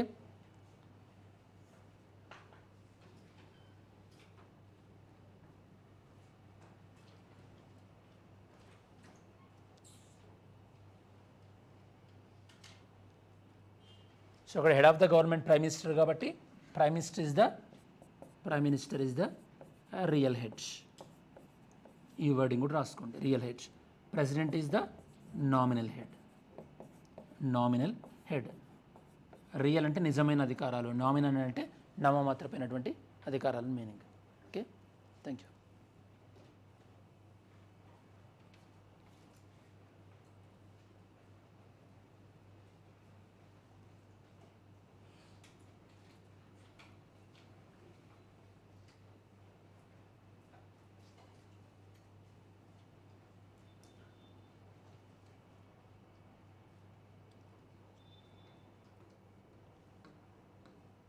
are we clear? Parliamentary form of government. Next మనం ప్రెసిడెన్షియల్ ఫార్మ్ ఆఫ్ గవర్నమెంట్ కూడా కొన్ని ఇంపార్టెంట్ పాయింట్స్ రాద్దాం. అయిపోయింది, నోట్ డౌన్ చేసుకోవడం. If not, finish this.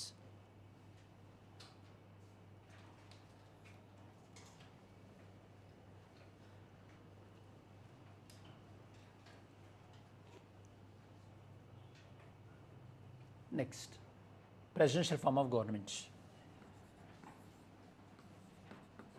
Presidential form of government.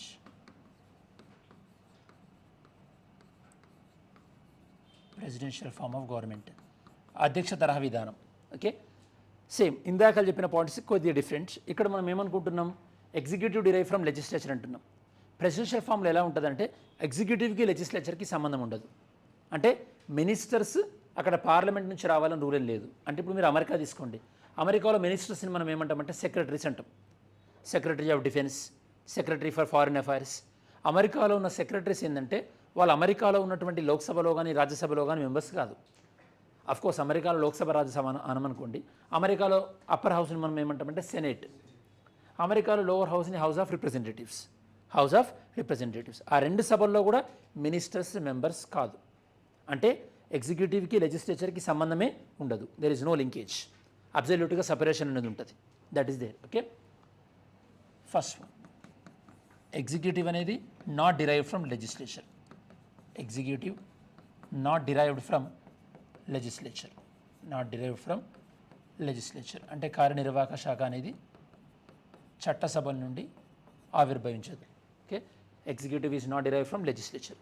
Not derived కాబట్టి there is no relationship between, there is no close relationship between, there is no close relationship between, close relationship between legislature and executive, legislature and executive అంటే కార్యనిర్వాహక శాఖకి దాంతోపాటు చట్టసభలకు మధ్యలో అవినాభావ సంబంధం ఉండదు.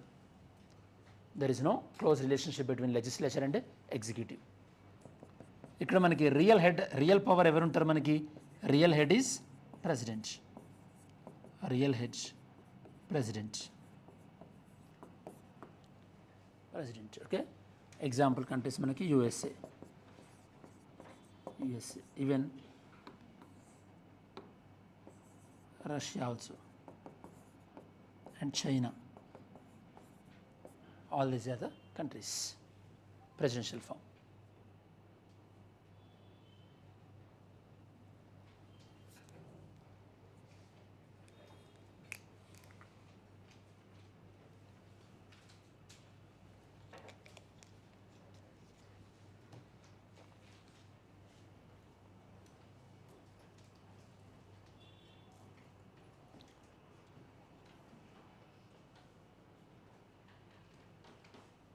Done. So now ఇప్పటివరకు మనం డిస్కస్ చేసింది ఏంటి? Different forms of the government. ఒకసారి మనం క్విక్ రివిజన్ చేద్దాం. సో ఫర్ క్లాస్ బిగినింగ్ నుంచి మనం స్టార్ట్ చేసింది ఏంటంటే ఎగ్జిక్యూటివ్, కార్యనిర్వాహక శాఖ. ఎగ్జిక్యూటివ్లో మనకి ఎగ్జిక్యూటివ్ అంటే nothing but what? Implementation of laws. Temporary, permanent. Permanent వచ్చేసి గవర్నమెంట్ అఫీషియల్స్, టెంపరరీ వచ్చేసి మినిస్టర్స్.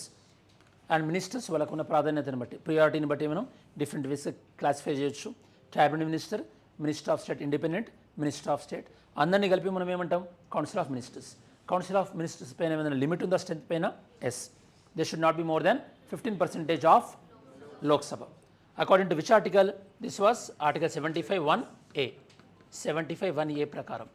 ఓకే, ఏ అమెండ్మెంట్ త్రూ యాడ్ చేసాం మనం? ఇది 91st constitution amendment act 2003. Then దీన్ని ఎందుకోసం తీసుకొచ్చాము ఈ లిమిట్ని మనం? To discourage the defection, party ఫిరాయింపుల్ని డిస్కరేజ్ చేయడం కోసం అని చెప్పేసి. Next we draw the diagram. ఈ డయాగ్రామ్ నుంచి మనకి మినిస్టర్స్ కానీ, ప్రైమ్ మినిస్టర్ కానీ, క్యాబినెట్ మినిస్టర్ కానీ ఏ సభ నుంచైనా వాళ్ళు రావచ్చు అండ్ ఏ సభలోనైనా వాళ్ళు పార్టిసిపేట్ చేయొచ్చు. బట్ వాళ్ళ ఓటు మాత్రం ఏ హౌస్లో మెంబర్షిప్ ఉంటుందో ఆ హౌస్లోనే వాళ్ళు ఓటు వేయాల్సి ఉంటుంది. అండ్ వన్ మోర్ థింగ్ మనం అర్థం చేసుకుంది ఏంటంటే from this diagram executive is deriving from the legislature. కాబట్టి India is what type of government? Parliamentary form of government. So ఇక్కడ మనకి పార్లమెంట్ కానీ ప్రెసిడెన్షియల్ ఫార్మ్ ఆఫ్ గవర్నమెంట్ కానీ ఈ క్లాసిఫికేషన్ దేన్ని బట్టి? Relationship between the legislature and executive, దీన్ని బట్టి. ఇవి కాకుండా మన గవర్నమెంట్ని ఇంకో విధంగా కూడా 2 types డివైడ్ చేయొచ్చు. అదేందో చూద్దాం ఒకసారి. Again classification of governments are 2 types. ప్రభుత్వాలు 2 రకాలు మనకి. Governments are 2 types. ఓకే, ఇది దేన్ని బట్టి అంటే relationship between the union government and state government. అంటే కేంద్ర ప్రభుత్వానికి దాంతోపాటు రాష్ట్ర ప్రభుత్వానికి ఉన్నటువంటి సంబంధాన్ని బట్టి మనం గవర్నమెంట్స్ని 2 typesలో డివైడ్ చేయొచ్చు. జాగ్రత్త వినండి. ఓకే, దాని తర్వాత రాసుకుందరు. ఇక్కడ మనకి యూనియన్ గవర్నమెంట్ అంటే సెంట్రల్ గవర్నమెంట్ అనుకుందాం కాసేపు. Okay, central government and state government equal అనుకోండి. Central government and state government equal powers ఉన్నాయి అనుకోండి. ఆ గవర్నమెంట్ని మనం ఫెడరల్ గవర్నమెంట్ అంటాం. ఏమంటాం మనం? ఫెడరల్ గవర్నమెంట్, సమాఖ్య వ్యవస్థ అంటాం. అలా కాకుండా central government is more powerful than the state.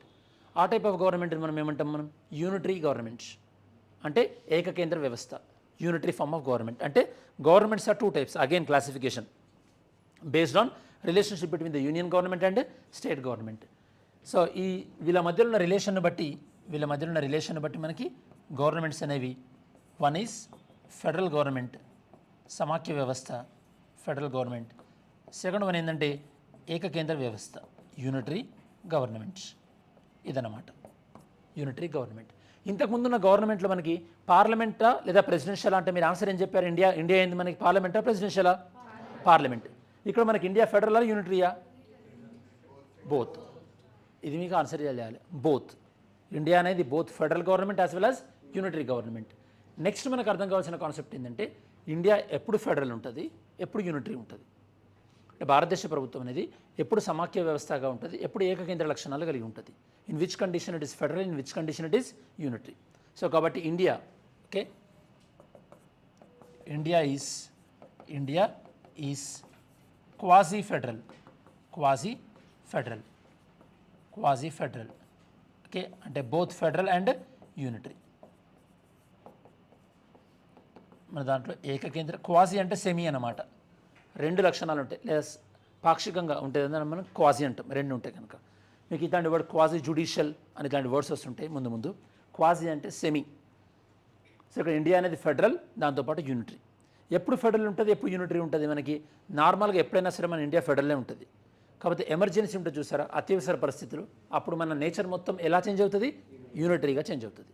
That you have to know. Okay, right on this.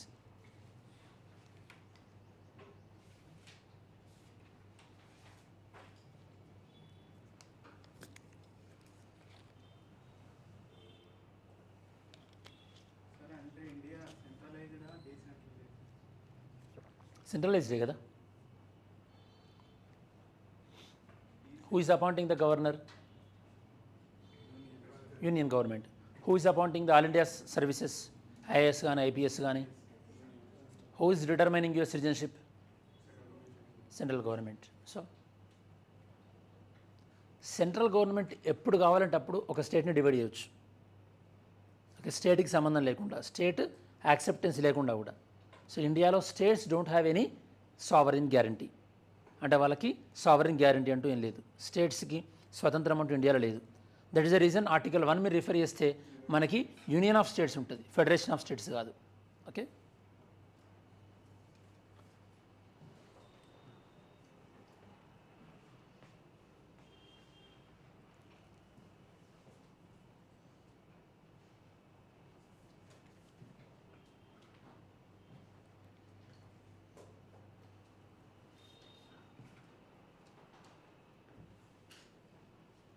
Done. So conclusion, ఒకసారి కంక్లూజన్ డ్రా చేద్దాం. మనకి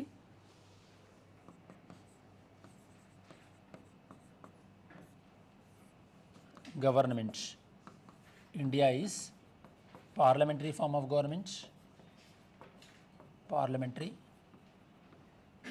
form of government, and India is both federal and unitary government, federal plus unitary government, federal and unitary government. మీరు జాగ్రత్త అర్థం చేసుకుంటే parliament అని మనం ఎందుకన్నామో తెలుసు మీకు, లెజిస్లేచర్ ఎగ్జిక్యూటివ్ అంటే హారిజాంటల్ రిలేషన్స్.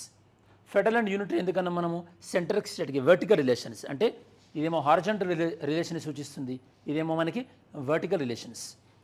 వర్టికల్ రిలేషన్ అంటే సెంటర్కి స్టేట్కి మధ్యలో, హారిజాంటల్ అంటే లెజిస్లేచర్కి ఎగ్జిక్యూటివ్కి మధ్యలో. That is what you have to understand. Okay, ఇలా మీకు గవర్నమెంట్స్ ఇట్లాంటి ఫౌండేషన్ మీద మీకు బేసిక్స్ ప్రాపర్గా ఉంటే next further topics will be very very easy.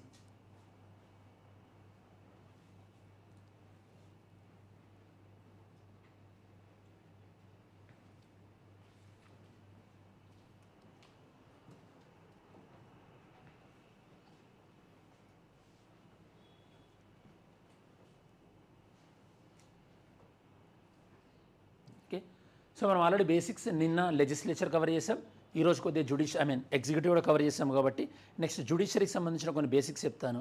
Then will move on to the next topic, that is known as constitution. Constitution అంటే ఏంటి, parts అంటే ఏంటి, షెడ్యూల్స్ అంటే ఏంటి, ఆర్టికల్స్ అంటే ఏంటి, rigid constitution, flexible constitution, constitution amendment, return constitution, unwritten constitution, అవన్నీ ఇప్పుడు మీరు ఎక్స్పెక్ట్ చేయొచ్చు, అవన్నీ మనం నేర్చుకుంటాం ఇప్పుడు. సో నెక్స్ట్ మీకు జ్యుడిషియరీ గురించి కొన్ని basic foundations we're going to discuss. Okay, ఇక్కడ వరకు అర్థమైనట్టే కదా, all of you. Next judiciary.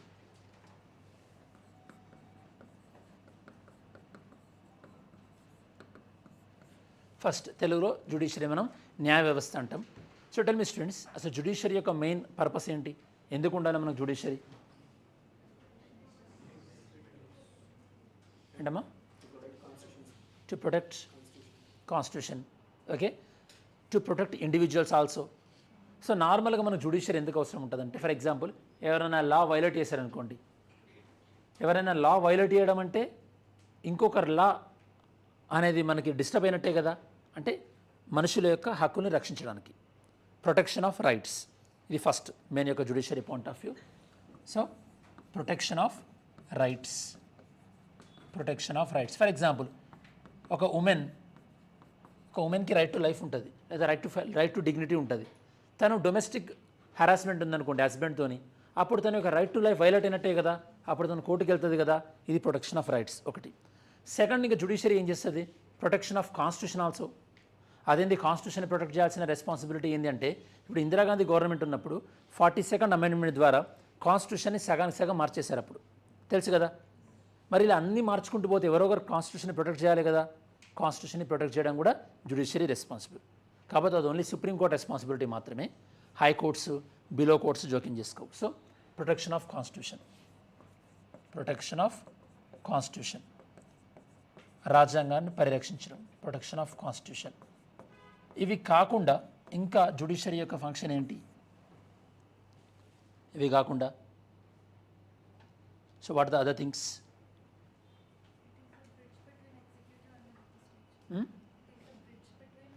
Bridge between the executive and legislature, అంటే ఎగ్జిక్యూటివ్కి కానీ లెజిస్లేచర్ కానీ ఏమైనా ఇష్యూస్ వచ్చినప్పుడు అఫ్ కోర్స్ అది కాన్స్టిట్యూషన్లోనే కవర్ అవుతుంది అనుకోండి. నెక్స్ట్ ఇప్పుడు మనకి ఏంటంటే ఫండమెంటల్ రైట్స్, ప్రొటెక్షన్ ఆఫ్ రైట్స్లోనే విషయం ఏంటంటే, నెక్స్ట్ మనకి సెంటర్కి స్టేట్స్కి మధ్యలో ఏమైనా డిస్టర్బెన్స్ వచ్చిందనుకోండి, if there is a dispute between the centre and state, అప్పుడు ప్రొటెక్ట్ చేయాల్సింది ఎవరు, జ్యుడిషియరీ. ఇప్పుడు ఫర్ ఎగ్జాంపుల్కి మనకి ఢిల్లీ గవర్నమెంట్కి యూనియన్ గవర్నమెంట్కి మధ్యలో ఒక డిస్ప్యూట్ వచ్చింది ఒక 1 year బ్యాక్. ఏ విషయంలో, లెఫ్టినెంట్ గవర్నర్కి ఎక్కువ అధికారాలు ఉండాలా, లేకపోతే సెంట్రల్ గవర్నమెంట్కి ఎక్కువ అధికారాలు ఉండాలని చెప్పేసి, అవునా కదా. సో అట్లాంటప్పుడు కూడా మనకి ఏంది, జ్యుడిషియరీ ఇన్వాల్వ్ అవుతుంది. అంటే dispute between union government and state government, union government and state government, కేంద్ర ప్రభుత్వానికి దాంతోపాటు రాష్ట్ర ప్రభుత్వానికి మధ్యలో డిస్ప్యూట్ వచ్చినప్పుడు, అంటే ఏదైనా గొడవ లాంటిది వచ్చినప్పుడు, ఈ సిచ్యువేషన్లో కూడా మనకు జ్యుడిషియరీ ఇన్వాల్వ్ అవుతుంది. సో ఓవరాల్గా ఇది మన జ్యుడిషియరీ యొక్క ఫంక్షన్. అసలు జ్యుడిషియరీ న్యాయ వ్యవస్థ ఇండియాలో స్ట్రక్చర్ ఎలా ఉంటుంది ఒకసారి అర్థం చేసుకుంటే ట్రై చేద్దాం. ఇండియాలో జ్యుడిషియరీ స్ట్రక్చర్ ఎలా ఉంటుందో నా let me help you out. ఇండియాలో judiciary point of view highest court ఏంది మనకి, supreme court, below high court, below subordinate courts. Subordinate courts. Subordinate courts అంటే దిగువ న్యాయస్థానాలు అని మీనింగ్. Subordinate courts. ఈ సబార్డినేట్ కోర్ట్స్ ఏవైతే ఉన్నాయో ఇవి మళ్ళీ మనకి 2 టైప్స్ ఉంటాయి స్టూడెంట్స్. 2 టైప్స్. సివిల్ కోర్ట్స్, దాంతోపాటు criminal courts. Criminal courts. Civil courts ఉంటాయి అండ్ క్రిమినల్ కోర్ట్స్ ఉంటాయి. This is the fundamental understanding you have to no. Civil and criminal. Okay, ఇక్కడ మీరు అర్థం చేసుకుంటారు చూడండి. ఒకటి నేను మీకు ఎగ్జాంపుల్ చెప్తాను. ఎందుకంటే ఇండియన్ జ్యుడిషియరీ అనగానే మీకు ఎప్పుడైనా సరే పాలిటీలో గుర్తొచ్చేవి 2 వర్డ్స్ మీకు ఖచ్చితంగా గుర్తు రావాలి. ఇండియన్ జ్యుడిషియరీ అంటే ఒకటేమో ఇండిపెండెంట్, ఇంకొకటేమో ఇంటిగ్రేటెడ్. భారతీయ న్యాయ వ్యవస్థ independent as well as integrated. అంటే స్వతంత్ర న్యాయ వ్యవస్థ, సమగ్ర న్యాయ వ్యవస్థ. ఇండిపెండెంట్ అంటే మీకు తెలుసు. ఇండిపెండెంట్ అంటే మీనింగ్ ఏంది? గవర్నమెంట్ జోక్యం అనేది ఉండకూడదు న్యాయ వ్యవస్థలో, అవునా కదా? మరి ఇంటిగ్రేటెడ్ అంటే ఏంది? ఇండియన్ జ్యుడిషియరీ ఇంటిగ్రేటెడ్ అంటే సమగ్ర న్యాయ వ్యవస్థ అంటే ఏంది? ఎక్స్ప్లెయిన్ చేయండి.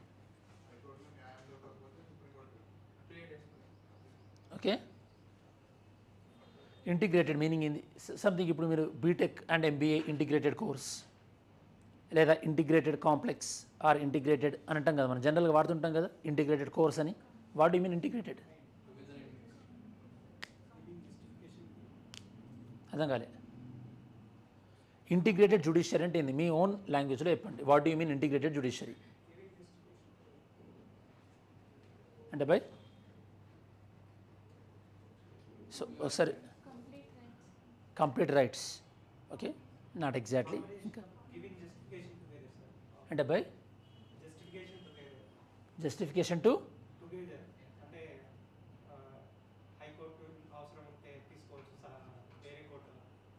అది కాదు, అది కాదు. ఇంకా అప్డేట్ జ్యూరిస్డిక్షన్. సరే, ఇదంతా కాదు కానీ ఒకసారి జాగ్రత్త వినండి. ఒకసారి మనకి ఇప్పుడు యూఎస్ఏకి ఇండియాకి డిఫరెన్స్ ఏందో చెప్తాను నేను మీకు. అప్పుడు దాన్ని బట్టి మీకు ఇది అర్థమవుతుంది. ఓకే, యూఎస్ఏలో ఎలా ఉంటుందంటే మనకి సేమ్ ఇండియా లాగానే సెంట్రల్ లాస్, స్టేట్ లాస్ అని ఉంటాయి స్టూడెంట్స్. ఈ కాన్సెప్ట్స్ అన్నీ మీకు ఇంత డీటెయిల్గా జనరల్గా స్టాండర్డ్ బుక్లో ఉండవు కాబట్టి మీరు 1-2 సార్లు వినండి. ఏమైనా డౌట్స్ వస్తే అడగండి. ఓకే, సెంట్రల్ లాస్ని మనం అక్కడ ఫెడరల్ అంటాం. ఓకే, మన దగ్గర సిబిఐ ఉన్నట్టు అక్కడ ఎఫ్బిఐ ఉంటుంది, federal bureau of investigation. Okay, మన యూఎస్లో మీరు ఏదైనా సరే స్టేట్ లా మీరు ఏదైనా వైలేట్ చేసిండు అనుకోండి, అంటే మీరు స్టేట్కి సంబంధించిన లా ఏదైనా వైలేట్ చేశారనుకోండి, మిమ్మల్ని ప్రాసిక్యూట్ చేసేది ఏంటంటే స్టేట్ జ్యుడిషియరీ. అదే మీకు ఫెడరల్ లా మీరు ఏదైనా సెంట్రల్ లా వైలేట్ చేశారనుకోండి, మిమ్మల్ని ప్రాసిక్యూట్ చేసేది ఫెడరల్ జ్యుడిషియరీ.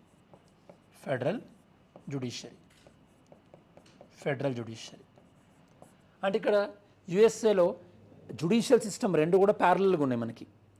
ఒకవేళ మీరు స్టేట్ జ్యుడిషియరీ మీకు ఏదైనా పనిష్మెంట్ ఇచ్చిందనుకోండి, అక్కడే మీ స్టాప్. మీరు మళ్ళీ ఫెడరల్ దానికి వెళ్ళకూడదు. అదే మీకు ఫెడరల్ జ్యుడిషియరీ మీరు డీల్ చేస్తుందనుకోండి, మళ్ళీ మీరు స్టేట్కి వెళ్ళకూడదు. అంటే లాజిక్ ఏంటంటే అమెరికాలో 2 ప్యారలల్ జ్యుడిషియరీ సిస్టమ్ అనేది ఉంటుంది. సమాంతర వ్యవస్థలు ఉంటాయి, న్యాయ వ్యవస్థలు అమెరికాలో. ఇండియాలో చూద్దాం మనం ఒకసారి. ఇండియాలో తీసుకుంటే ఇండియాలో మీకు ఏదైనా డిస్ట్రిక్ట్ కోర్టులో మీకు ఏదైనా న్యాయం జరగలేదనుకోండి, okay, then where you will go? High court. అంటే ఇక డిస్ట్రిక్ట్ కోర్టులో మీద ఏదైనా స్టేట్కి సంబంధించిన లా వైలేట్ అయిందండి, ఓకే, మిమ్మల్ని అరెస్ట్ చేశారు, ఓకే, మీరు డిస్ట్రిక్ట్ కోర్టుకి వెళ్ళారు, న్యాయం జరగలేదు, హైకోర్టుకి వెళ్ళారు. హైకోర్టుకి వెళ్ళిన తర్వాత కూడా న్యాయం జరగకపోతే మీరు ఎక్కడికి వెళ్ళొచ్చు? సుప్రీంకోర్టు. అంటే ఇండియాలో మనం స్టేట్ లా వైలేట్ చేసినా, సెంట్రల్ లా వైలేట్ చేసినా కూడా మనకున్న స్ట్రక్చరు ఒకటే. బట్ అమెరికాలో సెంట్రల్ లాస్కేమో ఒకటి, స్టేట్స్ లాస్కేమో ఇంకో జ్యుడిషియరీ వ్యవస్థ ఉంది. అంటే సమాంతర న్యాయ వ్యవస్థ అమెరికాలో ఉంటే, ఇండియాలో the single judiciary system which deals with both union laws as well as the state laws. ఇదన్నమాట మీకు మీనింగ్. ఇంటిగ్రేటెడ్ జ్యుడిషియరీ, సమగ్ర న్యాయ వ్యవస్థ అంటే అర్థమైనట్టుగా మీకు మీనింగ్. ఇంటిగ్రేటెడ్ జ్యుడిషియరీ అంటే there are no separate state as well as the federal judiciary. There is a common judiciary for both center as well as the state. Okay, రాష్ట్ర చట్టాలకి కేంద్రంలో ఉన్న చట్టాలకి ఒకే రకమైన న్యాయ వ్యవస్థ ఉంది కాబట్టి మనం దీన్ని సమగ్ర న్యాయ వ్యవస్థ అంటాం. This is the word. ఎప్పుడైనా గుర్తుపెట్టుకోండి, మీ జ్యుడిషియరీలో ఈ 2 పదాలు చాలా చాలా ఇంపార్టెంట్. ఇండిపెండెంట్, దాంతోపాటు integrated. Very very important. Okay, right.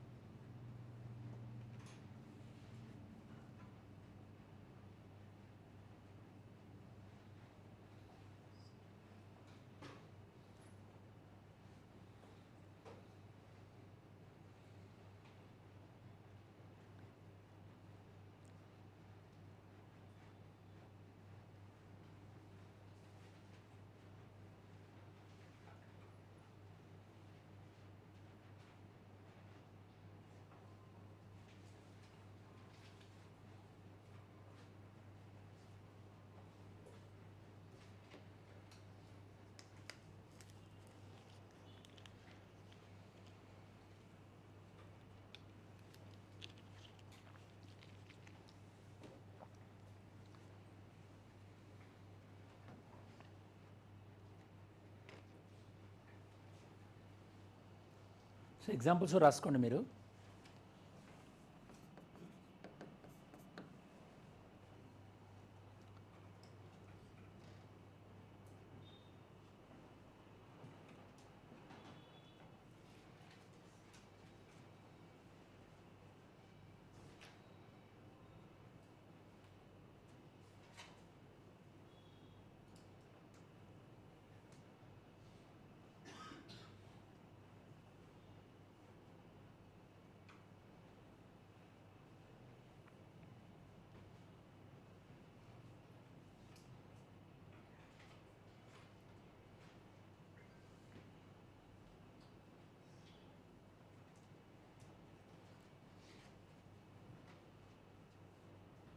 Done.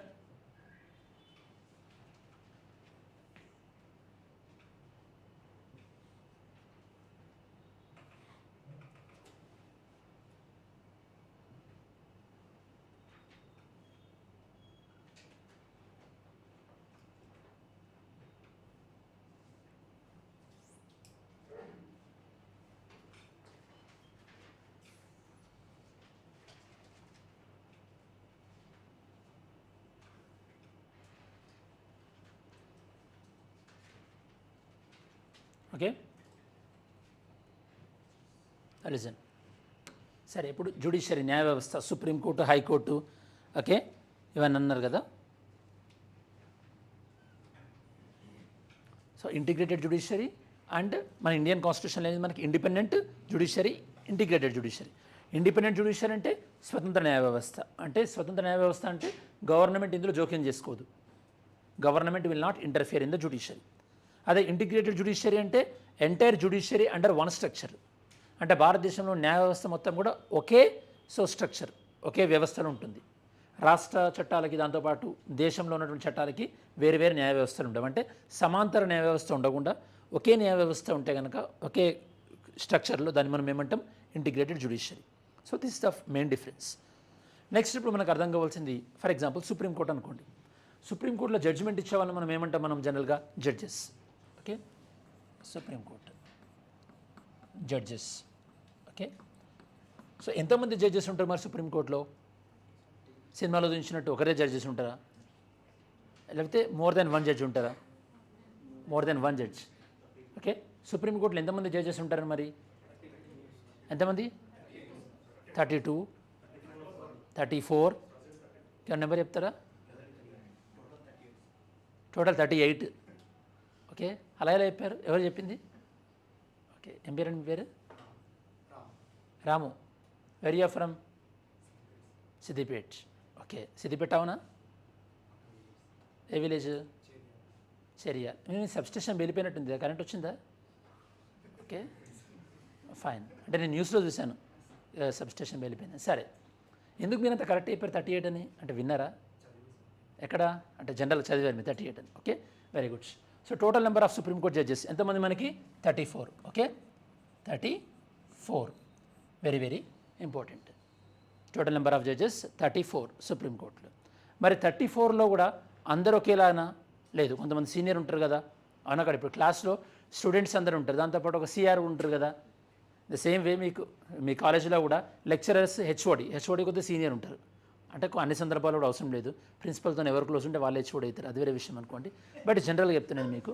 So total number of judges 34. ఈ 34లో సీనియర్ మోస్ట్ని తీశారనుకోండి మీరు, అంటే ఒక 33 మెంబర్స్ ఏమో ఒకవైపు, ఇంకొక సీనియర్ పర్సన్ ఏమో ఇంకోవైపు.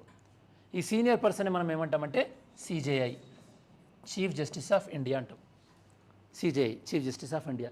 ఈ 33 మనం సుప్రీంకోర్టు జడ్జెస్ అంటాం. మనం ఈ 33 మెంబర్స్ని మనం సుప్రీంకోర్టు జడ్జెస్ అని అంటాం. ఓకే, నెక్స్ట్ జనరల్గా స్టూడెంట్స్కి ఏం డౌట్ వస్తుందంటే, సో సిజేఐ సుప్రీంకోర్టు జడ్జ్ అయినా? Okay, obviously.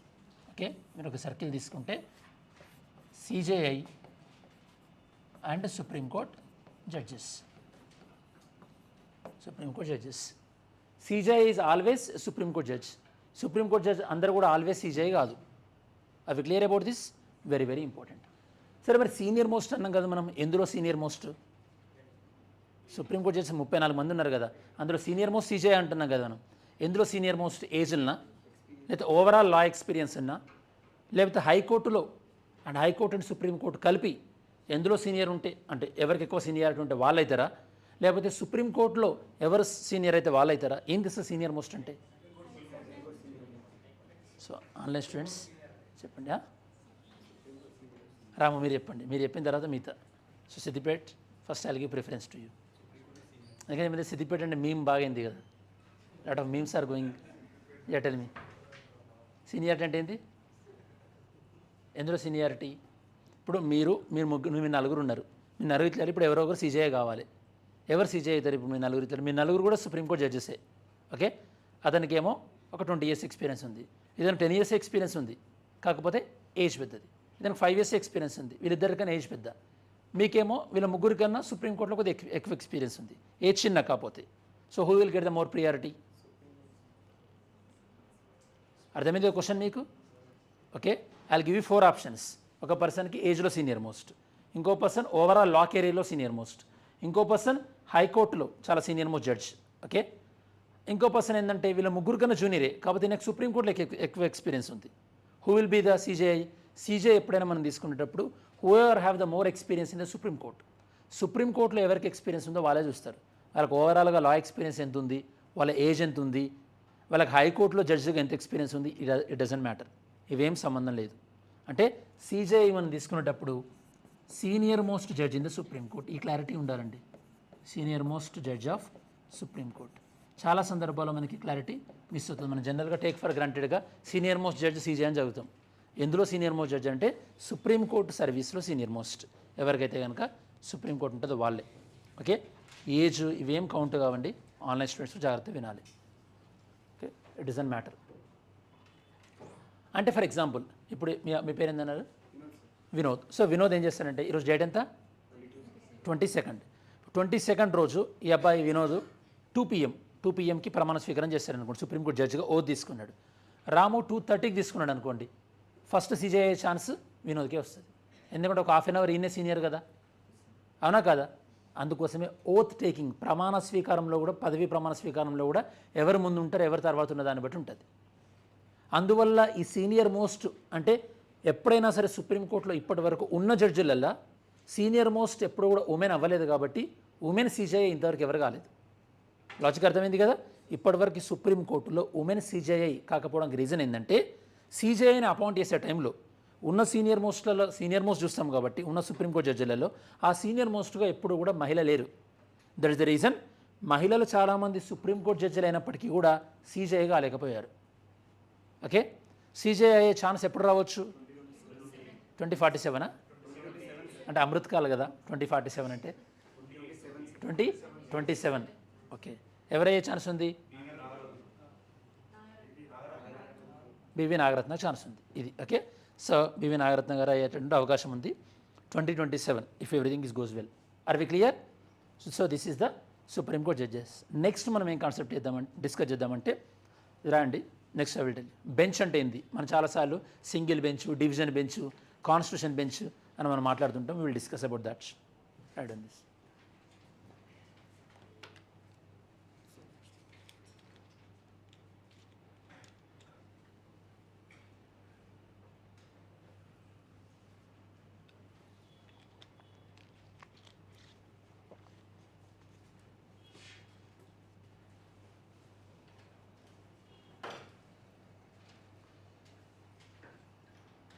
సో ఇప్పుడు మన సీజే ఎవరు తెలుసు కదా మీకు? విజట్ చంద్రచూడ్. ఫస్ట్ సీజే ఎవరు అంటే ఇండియాకి ఇండిపెండెన్స్ వచ్చిన తర్వాత?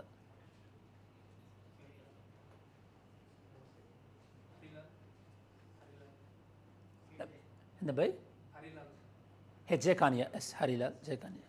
HJ Kania, very good. So ఇప్పుడు నేను మీకు ఫస్ట్ సీజే ఎవరైనా అడిగారు చూసారా? ఇవి మనకి జనరల్గా Group 4 లాంటివి. అంటే మనకి తక్కువ ఎగ్జామ్ ఉన్నప్పుడు మనకి తక్కువ ఇంటెలిజెన్స్ ఉన్న క్వశ్చన్స్ ఉంటాయి. ఎగ్జామ్ లెవెల్కి పోయేసరికి మనకి ఆ లెవెల్ ఆఫ్ క్వశ్చన్స్ కూడా పెరుగుతాయి, ఎందుకంటే మీరు ఉన్నత స్థాయిలో ఉంటారు కాబట్టి. That is the reason. Okay, ప్రతి కాన్సెప్ట్కి ఇప్పుడు నేను మీకు ఒక ఎగ్జాంపుల్ చెప్తాను.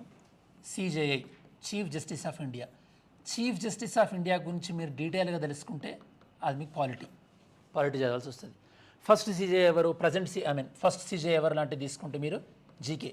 కొన్ని సందర్భాలు ఆర్ఆర్బీ ఎగ్జామ్కి అసిస్టెంట్ లోకో పైలట్ ఎగ్జామ్ అట్లాంటి వాటికి జీకే స్టాటిస్టిక్స్ నేర్చుకుంటే, అదే ప్రజెంట్ సీజే అనేది మీరు నేర్చుకుంటే అది మన కరెంట్ అఫైర్స్ అంటే ప్రతి ఇష్యూకి ఒక 3 డైమెన్షన్స్ ఉంటాయి.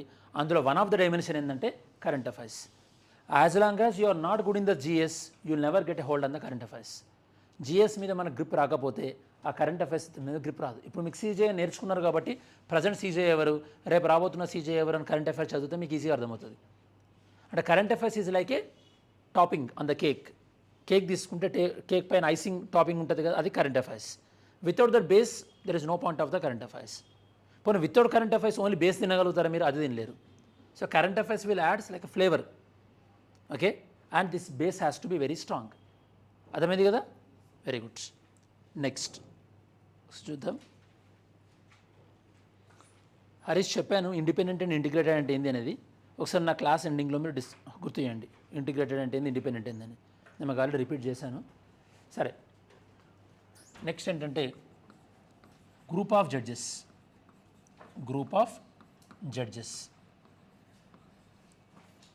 అసలు విషయం అర్థం కావాల్సింది ఏంటంటే, మీకు సుప్రీంకోర్టులో ఉన్న ఈ 34 జడ్జెస్ ఎప్పుడూ కూడా ఎవరికి వాళ్ళు ఇండిపెండెంట్గా జడ్జిమెంట్స్ ఇవ్వరు. ఒక 2-3 కలిసి ఒక జడ్జిమెంట్స్ అనేదాన్ని ఇస్తారనమాట. అంటే వాళ్ళు జడ్జిమెంట్ని టైప్ చేస్తారు, వాళ్ళు రాస్తారు. And type and not exactly type, they will express, some one will type. Point ఏంటంటే ఒక 2-3 మెంబర్స్ కలిసి, ఒక 2-3 జడ్జిలు కలిసి జడ్జిమెంట్ ఇస్తారు. ఇలా గ్రూప్ ఆఫ్ జడ్జెస్ని మనం ఏమంటామంటే బెంచ్. గ్రూప్ ఆఫ్ జడ్జెస్ని మనం బెంచ్ అంటాం. ఓకే, ఈ బెంచ్లో ఒకే జడ్జి ఉన్నారనుకోండి, దాన్ని మనం సింగిల్ జడ్జ్ బెంచ్ అంటాం. Okay, only one judge,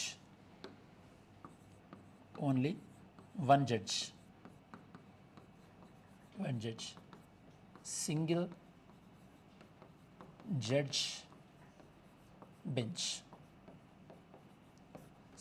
bench. ఒక్క జడ్జి కన్నా ఎక్కువ మంది ఎంత ఉన్నా కూడా, 2 కావచ్చు, 3 కావచ్చు, 4 కావచ్చు, ఎంతమంది ఉన్నా దాన్ని మనం ఏమంటామంటే డివిజన్ బెంచ్ అంటాం. డివిజన్ బెంచ్ మీరు వినుంటారు. TSPSC group 1 second time cancel అయినప్పుడు సింగిల్ జడ్జ్ బెంచ్ ఒక జడ్జ్మెంట్ ఇచ్చిన తర్వాత మళ్ళీ దాన్ని డివిజన్ బెంచ్కి అప్పీల్ అయిందని చెప్పేసి. Okay, more than one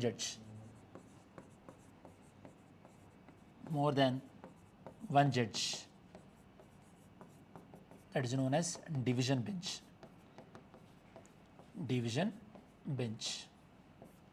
okay, next ఇందులో మీకు జనరల్గా డౌట్ వచ్చేది ఏంటంటే, ఏ బెంచ్లో ఎవరెవరు ఉండాలి అని ఎవరు డిసైడ్ చేయాలి? లాజిక్ అర్థమైంది కదా. ఒక 3 మెంబర్ బెంచ్ అనుకోండి, లేకపోతే 5 మెంబర్ బెంచ్ అనుకోండి. ఏ బెంచ్లో ఎవరెవరు ఉండాలి, వాళ్ళకి ఏ కేసు ఇవ్వాలి అంటే, ఫర్ ఎగ్జాంపుల్ ఇప్పుడు వీళ్ళు 3 అనుకోండి ఒక బెంచ్, వీళ్ళకి క్రిమినల్ కేసు ఇవ్వాలా, కార్పొరేట్ కేసు ఇవ్వాలా, లేకపోతే ఫ్యామిలీ మ్యాటర్స్ కేసు ఇవ్వాలా? మన కేసెస్ చాలా ఉంటాయి కదా, మనకి డిఫరెంట్ ఉంటాయి. సెంటర్ స్టేట్ మధ్యలో ఉన్న కేసా, ఇంటర్నేషనల్ రిలేషన్స్ కేసా, ఏ కేసు అని డిసైడ్ చేసేవారు? CJI is the captain kind of thing. మీరు క్రికెట్ టీం తీసుకుంటే కనుక క్రికెట్ టీంలో ఎవరితో ఎప్పుడు బౌలింగ్ చేయించాలి, బ్యాటింగ్, ఇవన్నీ డిసైడ్ చేసేది ఎవరు? క్యాప్టెన్. CJI కూడా క్యాప్టెన్ అన్నమాట. That you have to remember. మన క్యాప్టెన్ అనే వర్డ్ తెలుగు అంటే పాలిటీలో యూజ్ చేయకుండా, పాలిటీలో మనం ఏమంటామంటే CJIని మాస్టర్ ఆఫ్ రోస్టర్ అంటాం.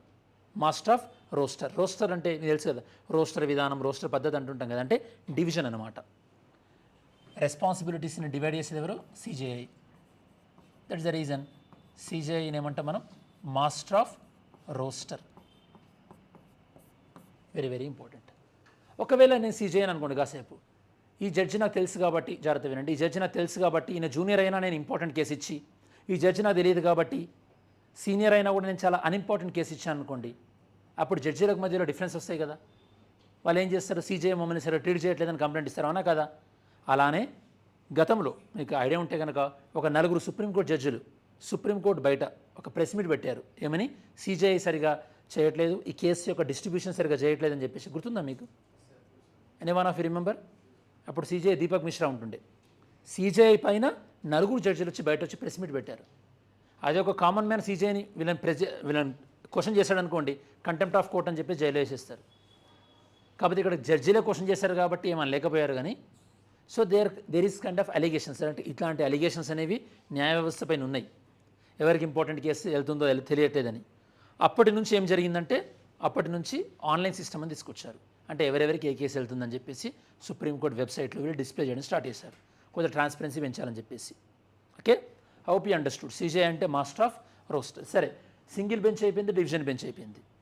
నెక్స్ట్ ఏంటంటే మీకు అర్థం కావాల్సింది కొన్ని ఇంపార్టెంట్ కేసులు ఉంటాయి స్టూడెంట్స్. ఇంపార్టెంట్ కేసులు అంటే కాన్స్టిట్యూషన్ మ్యాటర్స్ ఉంటాయి అనుకోండి.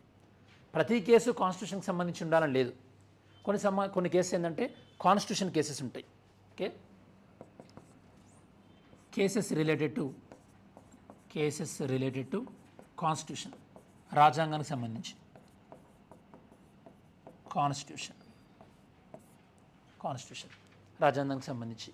ఇలా రాజ్యాంగానికి సంబంధించి ఏదైనా మ్యాటర్ ఉన్నప్పుడు దాన్ని డీల్ చేసే బెంచ్ని ఏమంటారంటే మనం కాన్స్టిట్యూషన్ బెంచ్ అంటాం. కాన్స్టిట్యూషన్ బెంచ్, రాజ్యాంగ ధర్మాసనం అంటాం, కాన్స్టిట్యూషన్ బెంచ్.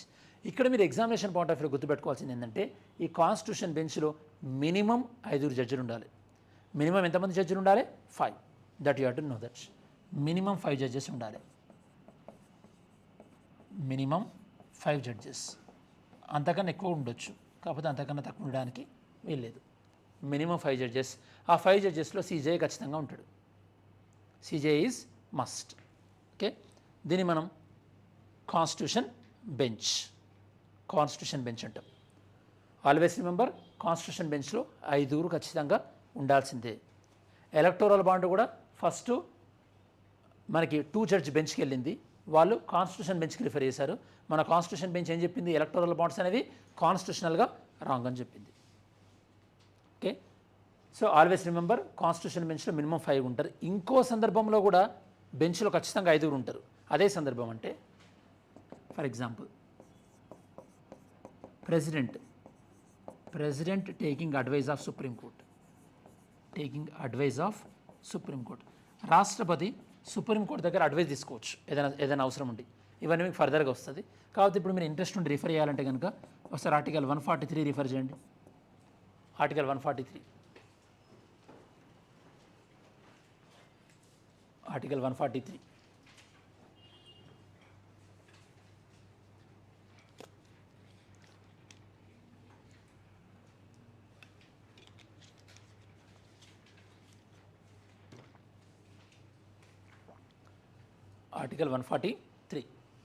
143 మీరు చదివితే కనుక మీకు ఏమర్థమవుతుంది అంటే president will take the advice of Supreme Court. ఆ ఆర్టికల్ మొత్తం అంతే. ఆర్టికల్ 143 మొత్తం ఏంటంటే ఎసెన్స్, నేను జస్ట్ చెప్తున్న సమ్మరీ ఏంటంటే రాష్ట్రపతి ఏ సందర్భాల్లో సుప్రీంకోర్టు అడ్వైజ్ తీసుకుంటాడు అని. సుప్రీంకోర్టు అడ్వైజ్ తీసుకోవడం మట్టుకే రాష్ట్రపతి చేతిలో ఉంటుంది. సుప్రీంకోర్టు ఇచ్చిన అడ్వైజ్ని రాష్ట్రపతి అంటే ప్రెసిడెంట్ ఫాలో అవ్వచ్చు, ఫాలో అవ్వకపోవచ్చు. అదంతా మనం తర్వాత మాట్లాడదాం. So first president taking the advice of Supreme Court. ఇలా రాష్ట్రపతి సుప్రీంకోర్టు అడ్వైజ్ అడిగినప్పుడు ఆ బెంచ్లో కూడా మినిమం ఎంతమంది ఉండాలి? ఆ బెంచ్లో కూడా మినిమం 5 జడ్జెస్. అందులో ఉందా? మీకు ఉండుంటుంది అక్కడ. ఓకే, అందులో ఉంటే చెక్ చేయండి ఒకసారి. మినిమం 5 జడ్జెస్, లేకపోతే ఫైన్ కానీ ఉందో లేదో చెక్ చేయండి ఒకసారి. ఈ సందర్భంలో కూడా మినిమం 5 జడ్జెస్ ఉండాలి. ఉందా? ఎస్, సీజే ఖచ్చితంగా ఉంటారు 5 జడ్జెస్లో. ఉందా అందులో మినిమం 5 జడ్జెస్ అనాలా ఏమో? లేకపోతే పర్లేదు.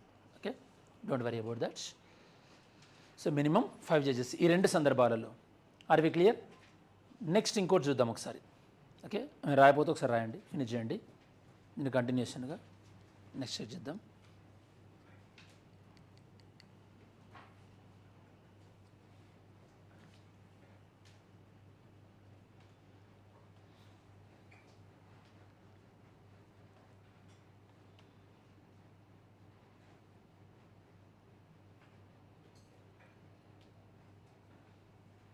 అర్థమవుతుందా స్టూడెంట్స్? టాపిక్స్ అర్థమవుతున్నాయా?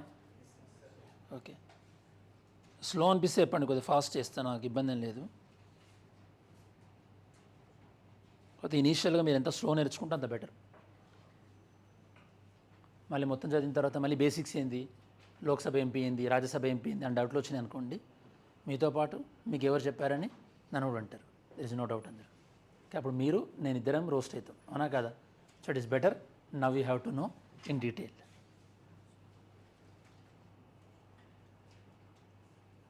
కొన్ని సందర్భాలు ఇలా మనం కాంపిటేటివ్ ఎగ్జామ్ ప్రిపేర్ అవుతున్నాం అనుకోండి, చుట్టాలు ఏదైనా ఫంక్షన్కి వెళ్ళినప్పుడు కొందరు కావాలండి, ఎవరైనా మీ చుట్టాలు గవర్నమెంట్ టీచర్స్ వాళ్ళు వీళ్ళు ఉన్నారనుకోండి, అడుగుతారు ఇట్లాంటి క్వశ్చన్స్. ఇది కూడా తెలియదు అసలు, నువ్వు గ్రూప్ 2 ఏం చదువుతున్నావు, హైదరాబాద్కి ఎందుకు పంపించారు మీ వాడిని, అమెరికా పంపించచ్చు కదా, ఈ పార్టీకి మంచి సెటిల్ అయ్యేవాళ్ళని ఇట్లాంటి ఉచిత సలహాలు కూడా ఇస్తుంటారు. Okay, so you have to be very careful. అందుకోసమే బెటర్ ఎవరు అడిగినాడు ఏం చేస్తున్నావు అంటే జస్ట్ ఏదో కంప్యూటర్ కోర్స్ నేర్చుకుంటున్నాను చెప్పండి, అంతే తప్పించి కాంపిటేటివ్ ఎగ్జామ్ ప్రిపేర్ అవుతున్నాను చెప్పకండి. చెప్తే ఏమవుతుందంటే ఏ ఎగ్జామ్ రిజల్ట్ వచ్చినా కూడా అడుగుతారు మీ డాడీకి ఫోన్ చేసి, ఏమైంది నోటిఫికేషన్ వచ్చిందట, మీ వాడిది ఏమైంది, వచ్చిందా రాలేదా అని. అందుకోసం సైలెంట్గా ప్రిపేర్ అవ్వండి. రిజల్ట్ వచ్చిన రోజు మన నేమ్ వచ్చింది అనుకోండి, సింపుల్ సర్ప్రైజింగ్ ఉంటుంది. అప్పుడు అడుగుతారు అలా వచ్చింది మీ వాడు జాబ్ అంటే, అప్పుడు మీరు చెప్పొచ్చు, ఏదైనా స్టోరీ చెప్పొచ్చు. సింపుల్, నాకు పెద్ద అసలు ఇంట్రెస్ట్ లేకుండే గవర్నమెంట్ జాబ్ అంటే, ఏదో అశోక్ నగర్లో ఎవరో మా ఫ్రెండ్ చదువుతుంటే నేను కూడా ఒక 4-5 NCERT బుక్స్ నేను చదివిన, అలా ఎగ్జామ్ రాసి వచ్చేసేసింది అని చెప్పొచ్చు. Because success always should be like a secret. Okay, then people will get excited about its, then more number of people will ask you that suggestions and all these things. అవునా కదా? So you can give that kind of impression, అదనమాట. Okay, అందుకోసమే groups civils prepare అవ్వడం పెద్ద అచీవ్మెంట్లాగా feel అయ్యి ఏం చేస్తున్నాం అంటే ఇది అని చెప్పకండి. ఖచ్చితంగా ఇప్పుడు తెలియదు కావచ్చు మీకు, over the period of time social pressure అనేది బిల్డప్ అవుతుంది. Okay, peer pressure, social pressure will build up. Okay, are we clear? Next మనం చూసేది ఏంటంటే, ఒకసారి ఫర్ ఎగ్జాంపుల్ ఏదైనా ఒక బెంచ్ అనేది ఒక జడ్జిమెంట్ ఇచ్చింది అనుకోండి, అంటే ఇప్పుడు మీకు బెంచ్ అనేది ఆల్రెడీ అర్థమైంది కాబట్టి చెప్తున్నాను. ఒక బెంచ్ జడ్జిమెంట్ ఇచ్చింది అనుకోండి, ఆ జడ్జిమెంట్ మీకు న్యాయంగా అనిపించలేదు అనుకోండి, ఫేర్గా అనిపించలేదు, మీరు మళ్ళీ ఆ బెంచ్ పైన రివ్యూ అడిగారు అనుకోండి, ఆ రివ్యూ చేయాల్సి వస్తే కనుకోగలి సుప్రీంకోర్టు, ఆ బెంచ్ స్ట్రెంత్ మాత్రం ఖచ్చితంగా హయ్యర్ అయి ఉండాలి. అంటే ఒక బెంచ్ ఇచ్చిన జడ్జిమెంట్ని మళ్ళీ రివ్యూ చేయాలంటే ఇంకో బెంచ్ యొక్క స్ట్రెంత్ ఖచ్చితంగా అంతకుముందున్న బెంచ్ కన్నా హయ్యర్ అయి ఉండాలి. ఎగ్జాంపుల్ చెప్తాను మీకు ఒకసారి, ఈజీగా అర్థమవుతుంది. ఫస్ట్ గోలక్నాథ్ కేసు ఇచ్చినప్పుడు ఈ యొక్క బెంచ్ స్ట్రెంత్ ఎంత అంటే 11. బెంచ్ స్ట్రెంత్ ఎంత అంటే 11 స్టూడెంట్స్, 11 జడ్జెస్ కలిపి ఈ జడ్జిమెంట్ ఇచ్చారు. ఈ జడ్జిమెంట్ని రివ్యూ చేసింది సుప్రీంకోర్టు ఎప్పుడంటే కేశవానంద భారతి కేసు. అంటే ఇప్పుడు మనకి కేశవానంద భారతి కేసులో ఓకే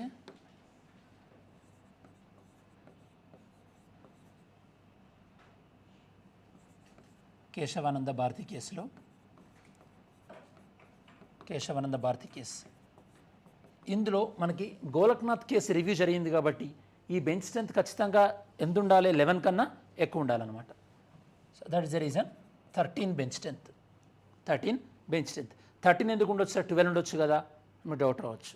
12 ఉంటే ఏమవుతుందంటే ఒక 6 జడ్జెస్ ఒక జడ్జిమెంటు, ఇంకో 6 జడ్జెస్ ఇంకో జడ్జిమెంట్ ఇచ్చారనుకోండి, అప్పుడు స్ప్లిట్ వర్డిక్ట్ అవుతుంది. దాన్ని మేమంటాం మనం స్ప్లిట్ వర్డిక్ట్. అంటే జడ్జిమెంట్ ఎవరిది ఫాలో అవ్వాలి? ఇప్పుడు మనకి జడ్జిమెంట్లో ఈవెన్ నెంబర్ ఉందంటే డివైడ్ అయ్యే అవకాశం ఉందా లేదా? మీకు బెస్ట్ ఎగ్జాంపుల్ చెప్తా. ఢిల్లీ హైకోర్టులో ఒక జడ్జిమెంట్, ఒక కేసు జరిగింది. ఆ కేసు ఏంటంటే దాన్ని మనం ఏమంటామంటే మ్యారిటల్ రేప్. వర్డ్ విన్నారా మీరు? మ్యారిటల్ రేప్ అనేది క్రైమా కాదా? ఇది యాక్చువల్ కేసు. ఒక జడ్జి ఏమన్నాడంటే మ్యారిటల్ రేప్ క్రైమ్ అన్నాడు, ఇంకో జడ్జి ఏమన్నాడు మ్యారిటల్ రేప్ క్రైమ్ కాదన్నాడు. ఇప్పుడు జడ్జిమెంట్ ఏందన్నట్టు మరి ఎవరిది ఫాలో కావాలి? దీన్ని మనం స్ప్లిట్ వర్డిక్ట్ అంటాం. ఇలా జరగకూడదు అంటే కనుక ఆడ్ నెంబర్స్ ఉందనుకోండి, ఆడ్ నెంబర్లో ఒక జడ్జి మ్యారిటల్ రేప్ క్రైమ్ కాదు అనొచ్చు, ఇంకో 2 జడ్జిలు అవును అంటారు. కాబట్టి మెజారిటీ ఎటువైపు ఉందో అదే ఫైనల్ జడ్జిమెంట్. అంటే సుప్రీంకోర్టు ఇచ్చే జడ్జిమెంట్లో ప్రతి ఒక్క జడ్జిల యొక్క ఇండివిజువల్ జడ్జిమెంట్ ఉంటుంది, బట్ మెజారిటీ జడ్జెస్ ఏది అగ్రీ చేస్తారో అదే ఫైనల్ జడ్జిమెంట్. ఇది యాక్చువల్గా జడ్జిమెంట్ మనం తీసుకునేది. అందుకోసం మీరు ఎప్పుడైనా జడ్జిమెంట్ కాపీ చదవండి. ఇందులో ఎవరైనా LLB చేస్తున్న వాళ్ళు ఉన్నారా? చేస్తున్న వాళ్ళు కానీ చేసిన వాళ్ళు కానీ లేరు. సో కాబట్టి ఈ టెర్మినాలజీ మీకు అర్థమవుతుంది. సో జడ్జిమెంట్ కాపీ అని ఉంటుంది. ప్రతి జడ్జిమెంట్కి ఒక 3 జడ్జిమెంట్స్ ఇస్తే ప్రతి జడ్జి యొక్క కమెంట్స్ ఉంటాయి. అందులో మెజారిటీ జడ్జిలు ఏదైతే యాక్సెప్ట్ చేస్తారో అదే ఫైనల్ వర్డిక్ట్. అదే మనం ఫాలో అవ్వాలన్నమాట. కాబట్టి ఎప్పుడైనా సరే ఒక బెంచ్ ఇచ్చింది మళ్ళీ రివ్యూ చేయాలంటే హయ్యర్ బెంచ్ మాత్రమే రివ్యూ చేస్తుంది. Very very important. Judgement given by one bench can be reviewed అంటే సమీక్షించడం, reviewed only by higher bench,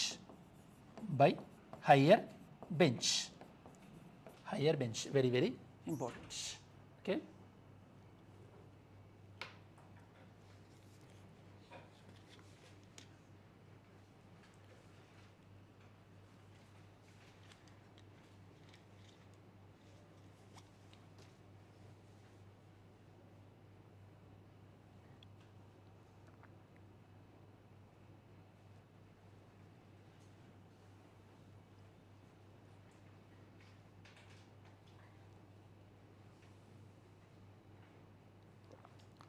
so why judgement is depend on జడ్జా, why not laws and constitution?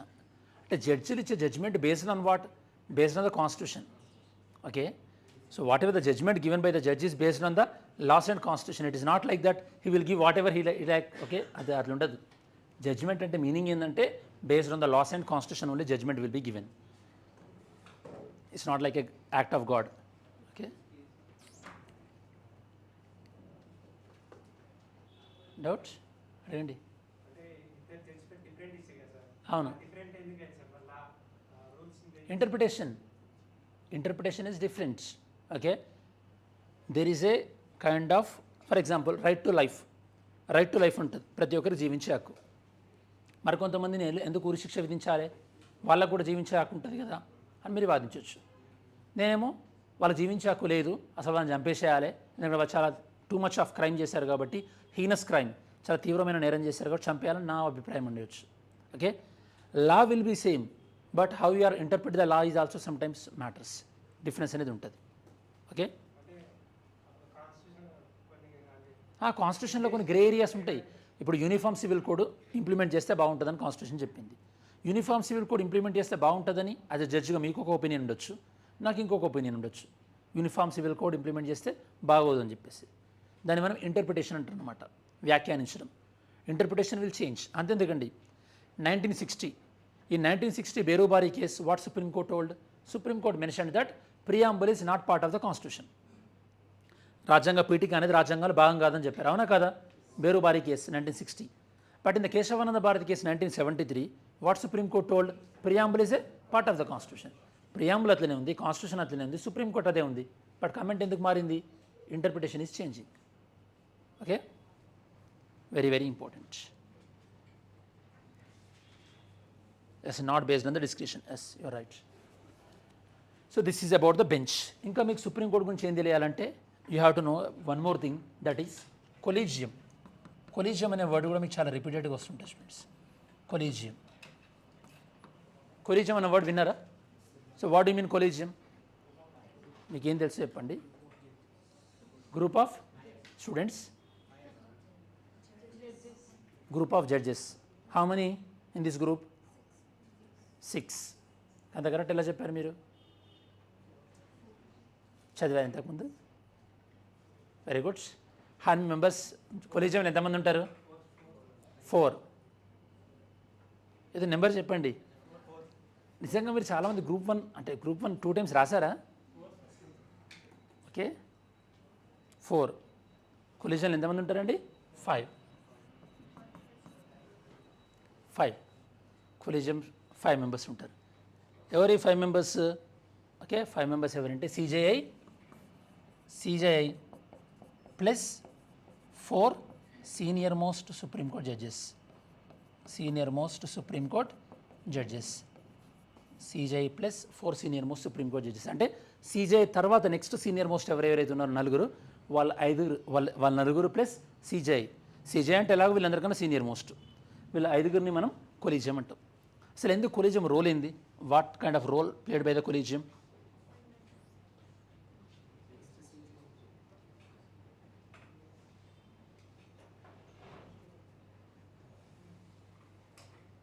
Okay, చెప్పండి. What's the point of collegium? Collegium ఏం చేస్తుంది? ఏందమ్మా?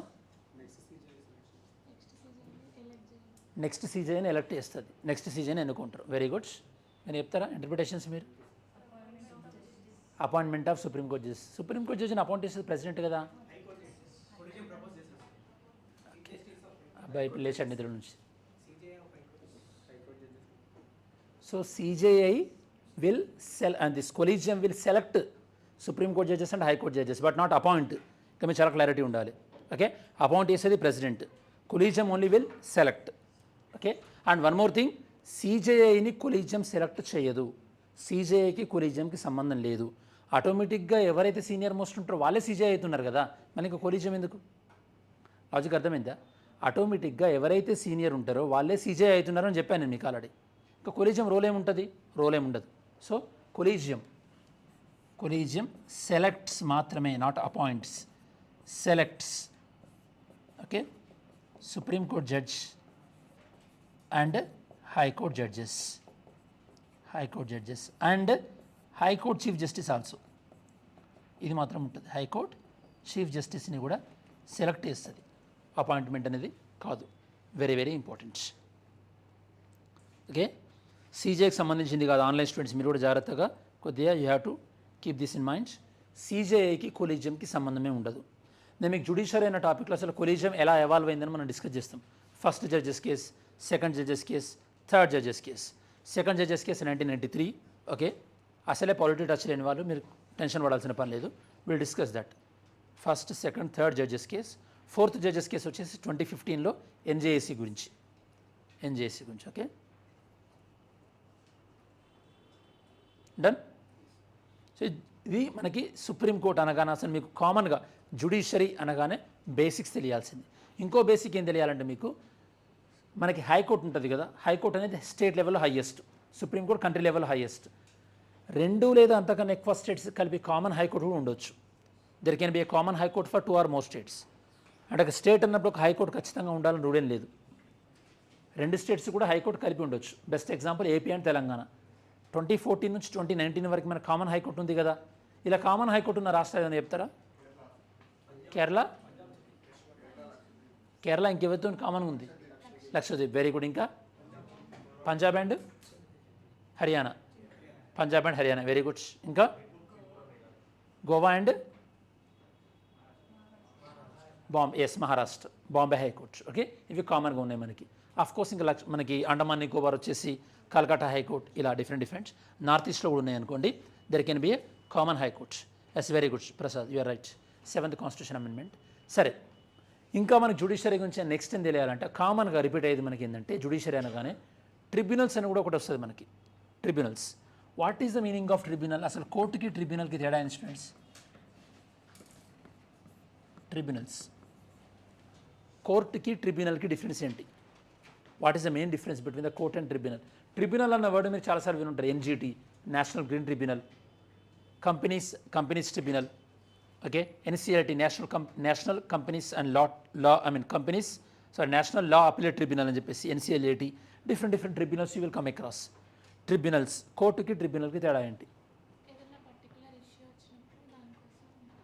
Okay, particular issue వచ్చినప్పుడు దాని గురించి డీల్ చేస్తే tribunal. Very good. Can opinions add చేస్తారా? కోర్టుకి ట్రిబ్యునల్కి డిఫరెన్స్. రైట్, ఈ అమ్మాయి చెప్పింది. సో సింపుల్ డిఫరెన్స్ ఏంటంటే మనకి, సో క్లాస్లో ఆన్సర్ చెప్పండి, ట్రై చేయండి స్టూడెంట్స్, రైట్ ఓ రాంగో. What is the main difference between the general physician and cardiologist? General physician, good in general studies. He takes care about everything, general physician. Okay, nowadays it is become very popular. General medicine gaani, general physician gaani, general surgeon ante kashtam anukondi. So next, cardiologist. Cardiologist deals with what? Heart. Very good. Alane court anedi general physician, cardiologist ante tribunal. As simple as that. Okay, tribunal deals with what? Specialist. మరి ఎందుకు tribunals ఎందుకు ఉండాలి మనకి? Tribunals మనకి main సిలబస్లో కూడా ఇచ్చారు tribunals అనేది. What is the main point of tribunals? First ఏంటంటే ట్రిబ్యునల్స్ వల్ల స్పెషలిస్ట్ నాలెడ్జ్ అనేది ఉంటుంది. ట్రిబ్యునల్స్ అంటే వాళ్ళు ఏ విషయం పైన డీల్ చేస్తున్నారో వాళ్ళకు ఆ విషయం పైన స్పష్టమైన నాలెడ్జ్ ఉంటుంది. స్పెషలిస్ట్ నాలెడ్జ్ ట్రిబ్యునల్స్ అంటే. దాంతోపాటు మనకి ఇట్లా ట్రిబ్యునల్స్ ఉన్నాయనుకోండి, ఏమవుతుందంటే కోర్ట్స్ పైన బర్డెన్ అనేది తగ్గుతుంది. For example environment related matters అనుకోండి, ఎన్జిటి డీల్ చేస్తుంది. ఎన్జిటి డీల్ చేయంగా కూడా ఆ జడ్జిమెంట్ మీద మీకు హ్యాపీగా లేకపోతే ఎక్సెప్షనల్ కండిషన్లో మాత్రమే కోర్టు అలౌ చేస్తుంది. మ్యాక్సిమం ట్రిబ్యునల్ ఇచ్చిన డిసిషన్సే ఫైనల్. అదే ఫర్ ఎగ్జాంపుల్ ఇప్పుడు గోదావరి రివర్ వాటర్ని ఎలా షేర్ చేసుకోవాలని ఉందనుకోండి, సుప్రీంకోర్టుకి కేసు వెళ్ళే కన్నా సుప్రీంకోర్టు ఏం చేస్తుంది మనకి? Tribunals, Bachawat tribunal, Brijesh Kumar tribunal, ఇలా ట్రిబ్యునల్స్ వినుంటారు కదా మీరు. So tribunals will lower the burden on the courts. ఇది ట్రిబ్యునల్స్ అనే కాన్సెప్ట్. యాక్చువల్లీ మీకు tribunals article 323A and article 323Bలో ట్రిబ్యునల్స్ ఉంటాయి. మన ఇండియాలో ట్రిబ్యునల్స్ అనే కాన్సెప్ట్ని సజెస్ట్ చేసింది ఎవరని చెప్పాను మీకు? స్వరణ్ సింగ్ కమిటీ అని చెప్పాను. Okay, Swaran Singh committee. ఇది మనకి 42nd కాన్స్టిట్యూషన్ అమెండ్మెంట్ యాక్ట్ 1976లో యాడ్ అయినాయి మనకి tribunals. 42nd constitution amendment act 1976.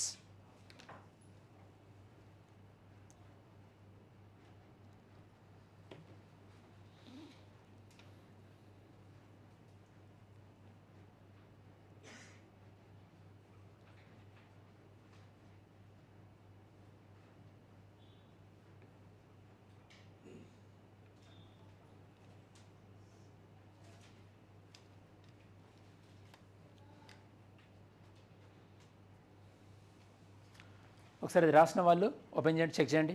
Part 14A check చేయండి. కాన్స్టిట్యూషన్లో పార్ట్ 14A.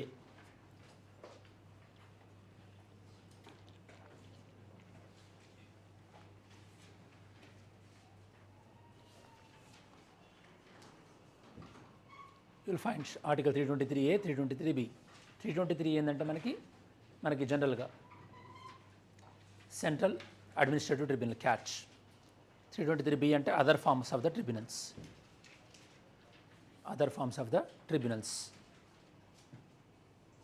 ఓకే, మనకు ఒక 10 minutes టైం ఉంది కాబట్టి, అంటే 5 minutes మీకు బ్రేక్ ఎలాగ అవసరం ఉంటుంది కాబట్టి, ఇప్పటివరకు ఈరోజు క్లాస్లో మీకు ఏమైనా డౌట్స్ ఉంటే అడగండి. What ever the doubts you have in today's class, ask me the doubts. రేపు మనం డిస్కస్ చేయబోయేది కాన్స్టిట్యూషన్ గురించి. Constitution, types of constitutions discuss చేసిన తర్వాత రేపటి క్లాస్లోనే మనము ప్రియాంబుల్ అనే టాపిక్ స్టార్ట్ చేస్తాం. Will start the topic of preamble. Okay, fine.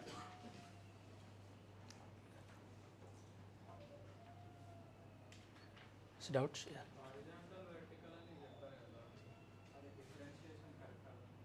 Horizontal అంటే లెజిస్లేటివ్కి ఎగ్జిక్యూటివ్, అవి రెండు సమానమైన పవర్స్ కదా. వాటి మధ్యలో ఉన్న రిలేషన్ని బట్టి మనం government parliamentary form government, presidential form government అని ఫిక్స్ అవుతాం. అదే కేంద్రం రాష్ట్రం అంటే మనకి వర్టికల్ కదా, దాన్ని బట్టి మనము ఫెడరల్ గవర్నమెంటా యూనిటరీ గవర్నమెంటా అని డిసైడ్ చేస్తాం. ఇంతకుముందు డౌట్ మీకు అర్థమైనట్టే కదా. Yes, next.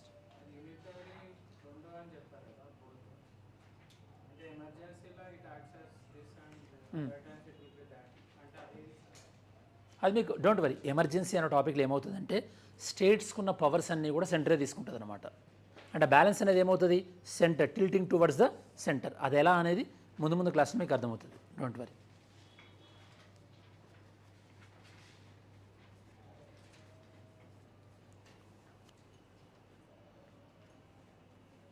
డౌట్స్ ఏం లేకపోతే మీకేం అర్థం కాలేదన్నట్టు. డౌట్స్ ఏమైనా ఉంటే మీకేమైనా అర్థమై ఓకే డౌట్స్ అడుగుతున్నట్టు. అమ్మాయిలు డౌట్స్ ఏం లేవా? చెప్పండి అమ్మా. ఎస్, హైకోర్టు కూడా కొలీజియం ఉంటుంది. High court collegium will select a particular judge who should be promoted to the high court or who should be promoted to the high court judge. అంటే ఎవరైనా ఫర్ ఎగ్జాంపుల్ ఇప్పుడు మీరు హైకోర్టు జడ్జి కావాలనుకున్నాను అనుకోండి, మిమ్మల్ని ఎవరు సెలెక్ట్ చేయాలి హైకోర్టు జడ్జి అంటే high court collegium will select. High court collegium will refer that name to the Supreme Court collegium. Supreme Court కొలీజియంలో 5 members ఉంటారని చెప్పాను కదా. ఈ 5లో మళ్ళీ కొన్నిసార్లు 3 members ఉంటారు. ఆ 3 members ఏంటంటే హైకోర్టు జడ్జిని అపాయింట్ చేస్తారు. Okay, so yes, high court also will consist of collegium, but more or less will only discuss about the Supreme Court కొలీజియమే మనకి ఇంపార్టెంట్. కాబట్టి సుప్రీంకోర్టు కొలీజియం గురించి మనం డిస్కస్ చేస్తాం. Done? Okay, we're done with the class. Take break. Next class ఉందా మీకు ఇప్పుడు? 4గా ఏం డిస్కస్ చేయబోతున్నా? నెక్స్ట్ క్లాస్ ఏంటి? ఏ సబ్జెక్టు? హిస్టరీయా? నిన్న జోగ్రఫీ అన్నారు, ఈరోజు హిస్టరీ అంటున్నారా? Okay, fine, done. Most probably next week నుంచి మార్నింగ్ క్లాసెస్ ఉంటాయి కావచ్చు. చెప్పారా మీకు? Most probably next week, most probably కాదు. ఇగో అంటే కొంతమంది అన్నారు కదా ఎండలు ఎక్కువ ఉన్నాయి, మాకు కష్టం అవుతుంది సార్ క్లాస్కి రావడం అని. సో క్లాస్ 10 to 1 ఉంటుంది మన పాలిటీ క్లాస్. దానికన్నా ముందు మీకు ఏం క్లాస్ ఉంటుందో మన క్లాస్ నెక్స్ట్ వీక్ నుంచి 3 hours ఉంటుంది, 10 to 1. Okay, don't worry. ఒక 5 minutes బ్రేక్ ఇస్తాను మధ్యలో. సో రేపు క్లాస్లో మీరు ఎక్స్పెక్ట్ చేయాల్సిన టాపిక్స్ ఏంటంటే constitution, rigid constitution, flexible constitution, return constitution, unwritten constitution, schedule అంటే ఏంది, ఆర్టికల్ అంటే ఏంది, పార్ట్ అంటే ఏంది, స్టార్టింగ్లో ఎన్ని ఉండే ఇప్పుడు ఎన్ని ఉన్నాయి, అవి డిస్కషన్ అయిపోయిన తర్వాత will start with the topic of preamble మనకి ఏం చెప్తుంది, ఆబ్జెక్టివ్స్ ఆఫ్ ద కాన్స్టిట్యూషన్, అలానే మనకి philosophy of the constitution. Preamble గురించి మనం ఏ వర్డ్ ఏ కంట్రీ నుంచి తీసుకున్నాం, ఇట్లాంటి టాపిక్స్ అని కూడా మనం రేపు ప్రియాంబుల్ అనే టాపిక్ ఫినిష్ చేస్తాం. Okay, done. Thank you.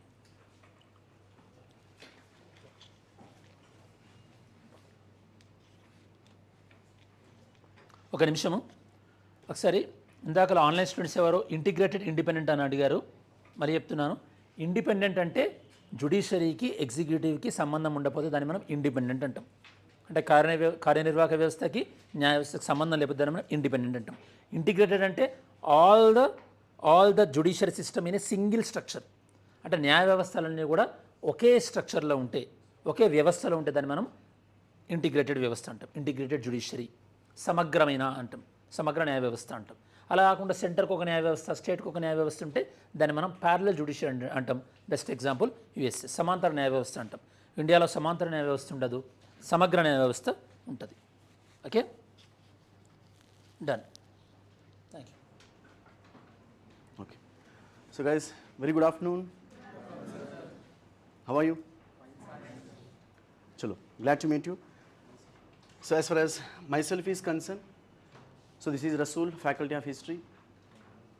I've completed Masters in Arts, so Masters in History from Pondicherry Central University. Appeared for civil services, went to interview, didn't clear. APPSC Group 1 2011, same. Cut cheste teaching field anamata. So this is brief history of your history, sir.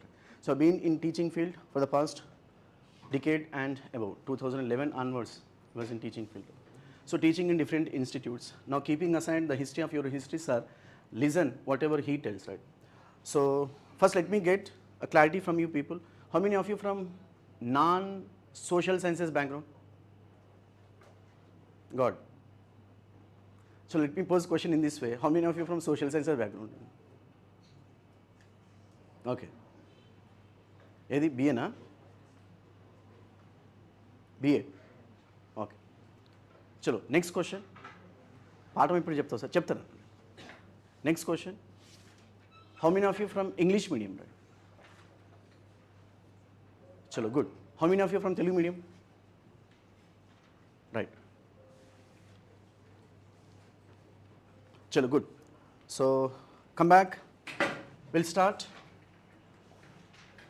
So let me take a time of yours for about 1 to 1.5 hours. How we shall approach history. First we'll start with Indian history and gradually we'll go for Telangana history and culture, movement and state formation. Right? So what are the approaches which we have to follow, which we have to keep while you're reading topics? And few students might have attended in the very first session, same first session. This is first session for how many people? First session, right? And this is for second session for how many people? As far as history is concerned, I'm not talking about other sessions. Right? History is concerned because already ఏదైతే cassette play చేస్తున్నానో same cassette already like we have played earlier, maybe a couple of days back for few students. Right? कोई बात नहीं. So in the first instance, be it civil services, be it group 1 services and group 2 services, whatever services, competitive exams you are preparing for, you shall keep in mind 3 elements. The first element, syllabus, followed by previous year question papers, followed by reference books. So when you get command over these 3 elements, let me tell you, your 50% of preparation completed. Syllabus, మీరు ఏ exam prepare అయినా కూడా first syllabus చూడండి. అది group 4ఆ, ఎస్ఐయా, కానిస్టేబులా, group 1ఆ, group 2ఆ, JL, DL, AE, whatever exam you talk about, first syllabus. ఎందుకంటే మనం సిలబస్ని అబ్జర్వ్ చేసినట్లయితే will get some idea. Right, ఈ ఐడియాతో ప్రీవియస్ ఇయర్ క్వశ్చన్స్ను మీరు అబ్జర్వ్ చేయాలి. రైట్, అంటే ఏ ఏరియాస్ నుంచి క్వశ్చన్స్ను ఫ్రేమ్ చేస్తున్నారు, ఎలాగ ఫ్రేమ్ చేస్తున్నారు. So once you get command over syllabus and previous question papers, let me tell you, your preparation never gets a break. Take standard books, read them, that's it. Unfortunately, ఈ 3 elements మీద concentrate చేయకుండా చాలామంది 30 years industry ఎక్కడని చెప్తుంటున్నారు. So మనము ఆ కోవలోకి పోవద్దు. Right, syllabus, previous year question papers and reference books. In fact, as far as our teaching is concerned, definitely after completion of a chapter, take an example of Indian history, we are going to learn entire Indian history, ancient, medieval, modern in 20 chapters. And after completion of a chapter, you'll be going to have a test of 25 questions, just like to check out where you are. Me progress ఏంటి, ఎలా ఉంది, మనం ఏదైతే క్లాసెస్లో వింటున్నామో మళ్ళీ చదివి attend అవుతున్నాం ఆ క్లాసెస్కు, మనం ఎక్కడున్నాం, just to check ourselves in maybe 100 students or 50 students. After completion of every chapter, you will be going to have a test. So follow this syllabus, previous year question papers and reference books. వీలైతే జనరల్గా ఫోన్లో అది ఉంటుంది కదా, ఏమంటుందండి screen saver ఏమంటారు, phone తెరిచినప్పుడు వస్తుంది చూడండి వాల్పేపర్, ఓకే అది గుర్తు రావట్లేదు నాకు. ఆ వాల్పేపర్కి పెట్టుకోండి. ఏం గోడలు కనిపించుకుంటే ఏమైనా ప్రాబ్లమా సార్? ఏం ప్రాబ్లం, ఎక్కడైనా కనిపించుకో. Main intention is you have to be good at syllabus. Because take an example of history, let us not deal with other subjects. Take an example of history. మీరు ఏదో ఒక అది ఓల్డ్ ఎన్సీఆర్టీ తీసుకున్నారు, లేకపోతే Tamil Nadu history books తీసుకున్నారు, లేదంటే మనకు Telugu Academy history text books, Telugu Academy హిమాయత్నగర్లో ఉందన్నమాట. Telugu Academy degree first year text book, degree second year text book, enough, not more than degree first year and degree second year. So ఏదో ఒక chapter చదువుతున్నారు, Indus valley అనుకోండి, లేదంటే Vedic civilisation అనుకోండి, లేకుంటే Mughal umpire అనుకోండి, లేదా నేషనల్ మూవ్మెంట్ అనుకోండి, ఏదో ఒక చాప్టర్ చదువుతున్నారు. Unless you know what are the areas which we found in syllabus, you can't read the books. For that, you must get command over syllabus. Reading a chapter called national movement, unless you know how the questions are being framed in previous exams, you can't read, like you can't get command over particular topic. For that, previous year question papers. Let me tell you once again and again, syllabus, previous year question papers and reference books. So as far as the standard books are concerned, go through old NCERTs, Ancient India by R.S. Sharma, Medieval India by Satish Chandra, Modern India by Bipin Chandra. This is one set. లేదు మాకు language problems sir, మాకు అంత పెద్ద పెద్ద పదాలు అర్థం కావు, fine, కోయి బాత్ నహీ, go for either or. That is like we have Tamil Nadu text books, చాలా సింపుల్ లాంగ్వేజ్లో ఉంటాయి, first year and second year. లేదు మేము తమిళం కాదు తెలంగాణ వాళ్ళం, fantastic, right, then go for Telugu Academy degree first year, degree second year. Degree first ఇయర్లో మనకు 50% ఎంటైర్ ఏన్షియంట్ ఇండియా ఉంటుంది, రిమైనింగ్ 50% మిడివల్ ఇండియా ఉంటుంది. సెకండ్ ఇయర్లో రిమైనింగ్ 50% మిడివల్ ఇండియా ఉంటుంది, ఎంటైర్ మోడర్న్ ఇండియా ఉంటుంది. In simple, in 2 years you will get entire Indian history chapters. Degree first year, degree second year. Even applies for Telugu medium students. మనకు తెలుగు మీడియంలో కూడా చాలా భయంకరమైన పుస్తకాలు ఉన్నాయి. There is no dearth of history textbooks as far as social sciences are concerned, but whatever the books which are at our disposal, we have to be very careful in selecting the books. So syllabus, previous year question papers and reference books. Next, so before getting the details of syllabus, what you supposed to do and what I expect from you people daily, right? Not 1 week, not 10 days, throughout journey, whatever, like maybe 2 months, maybe 3 months, whatever journey we are going to have together. So what I supposed to expect from you people, you have to read the respective topics. You have to read the respective topics. Say for example, tomorrow we'll be going to have discussion on prehistoric cultures. Assume, లేదా రేపు మనం సింధు నాగరికత గురించి discuss చేస్తున్నాం అనుకోండి. మీరేం చేయాలంటే ఈరోజు సింధు నాగరికత గురించి చదవాలన్నమాట. అది 5 minutes కానివ్వండి, 10 minutes కానివ్వండి, 15 minutes కానివ్వండి, వీలైతే ½ an hour. It's your duty, religious duty, let me tell. Compulsory చదవాలి. ఏంటి సింధు నాగరికత ఏంటి, ఎవరు దీన్ని డిస్కవర్ చేశారు, నాగరికత అంటే ఏంటి, సంస్కృతి అంటే ఏంటి, what is the difference between culture and civilisation, what are the chief characteristic features of Indus Valley civilization, what are the important towns of Indus Valley civilization, how society of Indus Valley civilization, what kind of economic institutions which we found in Indus Valley, ఇవన్నీ కూడా ఒక idea పెట్టుకోవాలి. ఈ ఐడియాతో you have to attend class, you have to attend the lecture. So while you are listening lecture, while you are attending the class, you have to understand the stuff. And let me tell you, మీరు first రీడింగ్లో చదువుతున్నప్పుడు definitely since like you belong to non social background, you may get doubts, you may get some sort of like irritations, definitely. So ఆ డౌట్స్ను మీరు ఒక separate పేజ్లో రాసుకోండి, లేదంటే class notes వెనుకలు రాసుకోండి.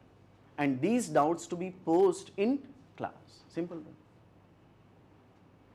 Don't carry doubts throughout preparation. But ఆ doubts ఎప్పటికప్పుడు క్లారిఫై కావాలన్నమాట.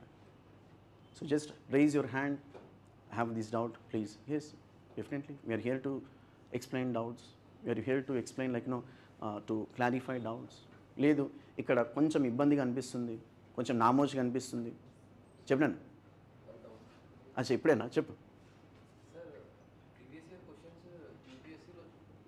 మనకి యూపీఎస్సీ అచ్చా previous year question paper group 1లో 7 ఉన్నాయి చెప్పు. గుడ్ క్వశ్చన్, అంతేనా? ఫెంటాస్టిక్. Go through APSC.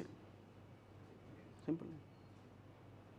మనకు ఫస్ట్లోనే కొంచెం బ్రేక్ పడింది అన్నట్టు, మళ్ళీ మెల్లమెల్లగా వస్తారు. One of our friends as the question, previous year question paper చెప్తున్నాం, ముచ్చట బాగానే ఉంది, మన ప్రీవియస్ ఇయర్ క్వశ్చన్ పేపర్స్ లేవుగా మన గ్రూప్ 1 తెలంగాణలో. Yes, I do accept. Then what we suppose to do? We suppose to go through APPSC group 1. Simple logic, right? లేదు అది కూడా కంపల్సరీ దొరుకుతాను. I have so many like the previous papers. లేదు మన కర్మగాలి దొరకట్లేదు, go through previous year question papers of UPSC, right? UPSC, previous year question papers of UPSC. My point is, you shall go through previous year question papers. So, syllabus, previous year question papers, reference books. So, you have to attend the class after completion of a reading, after completion of a topic, maybe 10 minutes, 15 minutes, as I was telling. Attend the lecture, and after the completion of the class, after completion of the lecture, once again go back to your rooms, dormitories, whatever you call, read once again. Read once again the same topic, the topic which you have read in the previous day, the topic which you have listened today, and the same topic to be read once again. ఇలా చదవడం వల్ల ఏమవుతుంటే ప్రతి సబ్జెక్ట్కి same you can follow the same strategy. ఇలా చదవడం వల్ల ఏమవుతుంటే you will get command over subject కాదు కదా, వాళ్ళ అమ్మమ్మ కూడా వస్తుంది అనమాట. ఆమె గురించి ఎందుకు లేదు సార్, ఓకే ఫైన్, జనరల్ చెప్తున్నాను. You will get command over subject. ఈ సబ్జెక్ట్ మీద కమాండ్ అనేది రావాలి. And I do accept within 3 months, 4 months, it is unfair to get command over subject. But something is better than nothing. అంటే ఏంటి sir, సచివుని పెళ్ళికి వచ్చిందే కట్నం. కొన్ని దశాబ్దాలు కూర్చుంటే చదువుతూ రావట్లేదు. That is another story. We're not here to talk about them, and we're not here to get that so called tag 30 years industry, 10 years industry అవసరం లేదు. Let them get the tag. So follow these strategies to be read before the class, have to listen the class, and after the class read once again and have your own points. That's it. ఒక topic చదువుతున్నప్పుడు ఈ topic ప్రిలిమ్స్లో ఏ విధంగా అడిగారు, ప్రిలిమ్స్లో ఏ విధంగా question frame చేశారు, ఇదే టాపిక్ను మెయిన్స్లో ఎలాగా రాయాలి, దిస్ ఈజ్ ఇంపార్టెంట్. మా సార్ చెప్పినాడు చదువుకుంటా కూర్చుంటా అది కాదనమాట. ఏ విధంగా you have to think of how this particular topic, this particular the concept is being framed in prelims, like MCQs, multiple choice questions and all. When it comes to mains, you have to write. So start writing from day 1 onwards. Take one topic, whatever the topic. Em dorukatledu, look at the fan, how beautiful fan is, dani guరించి రాయండి, nothing is wrong. ఇక్కడ main intention, మన intention ఏంటంటే we have to improve our writing skills. And those who are sitting exclusive for group 1 exclusively for group 1, let me tell you, you have very bright future.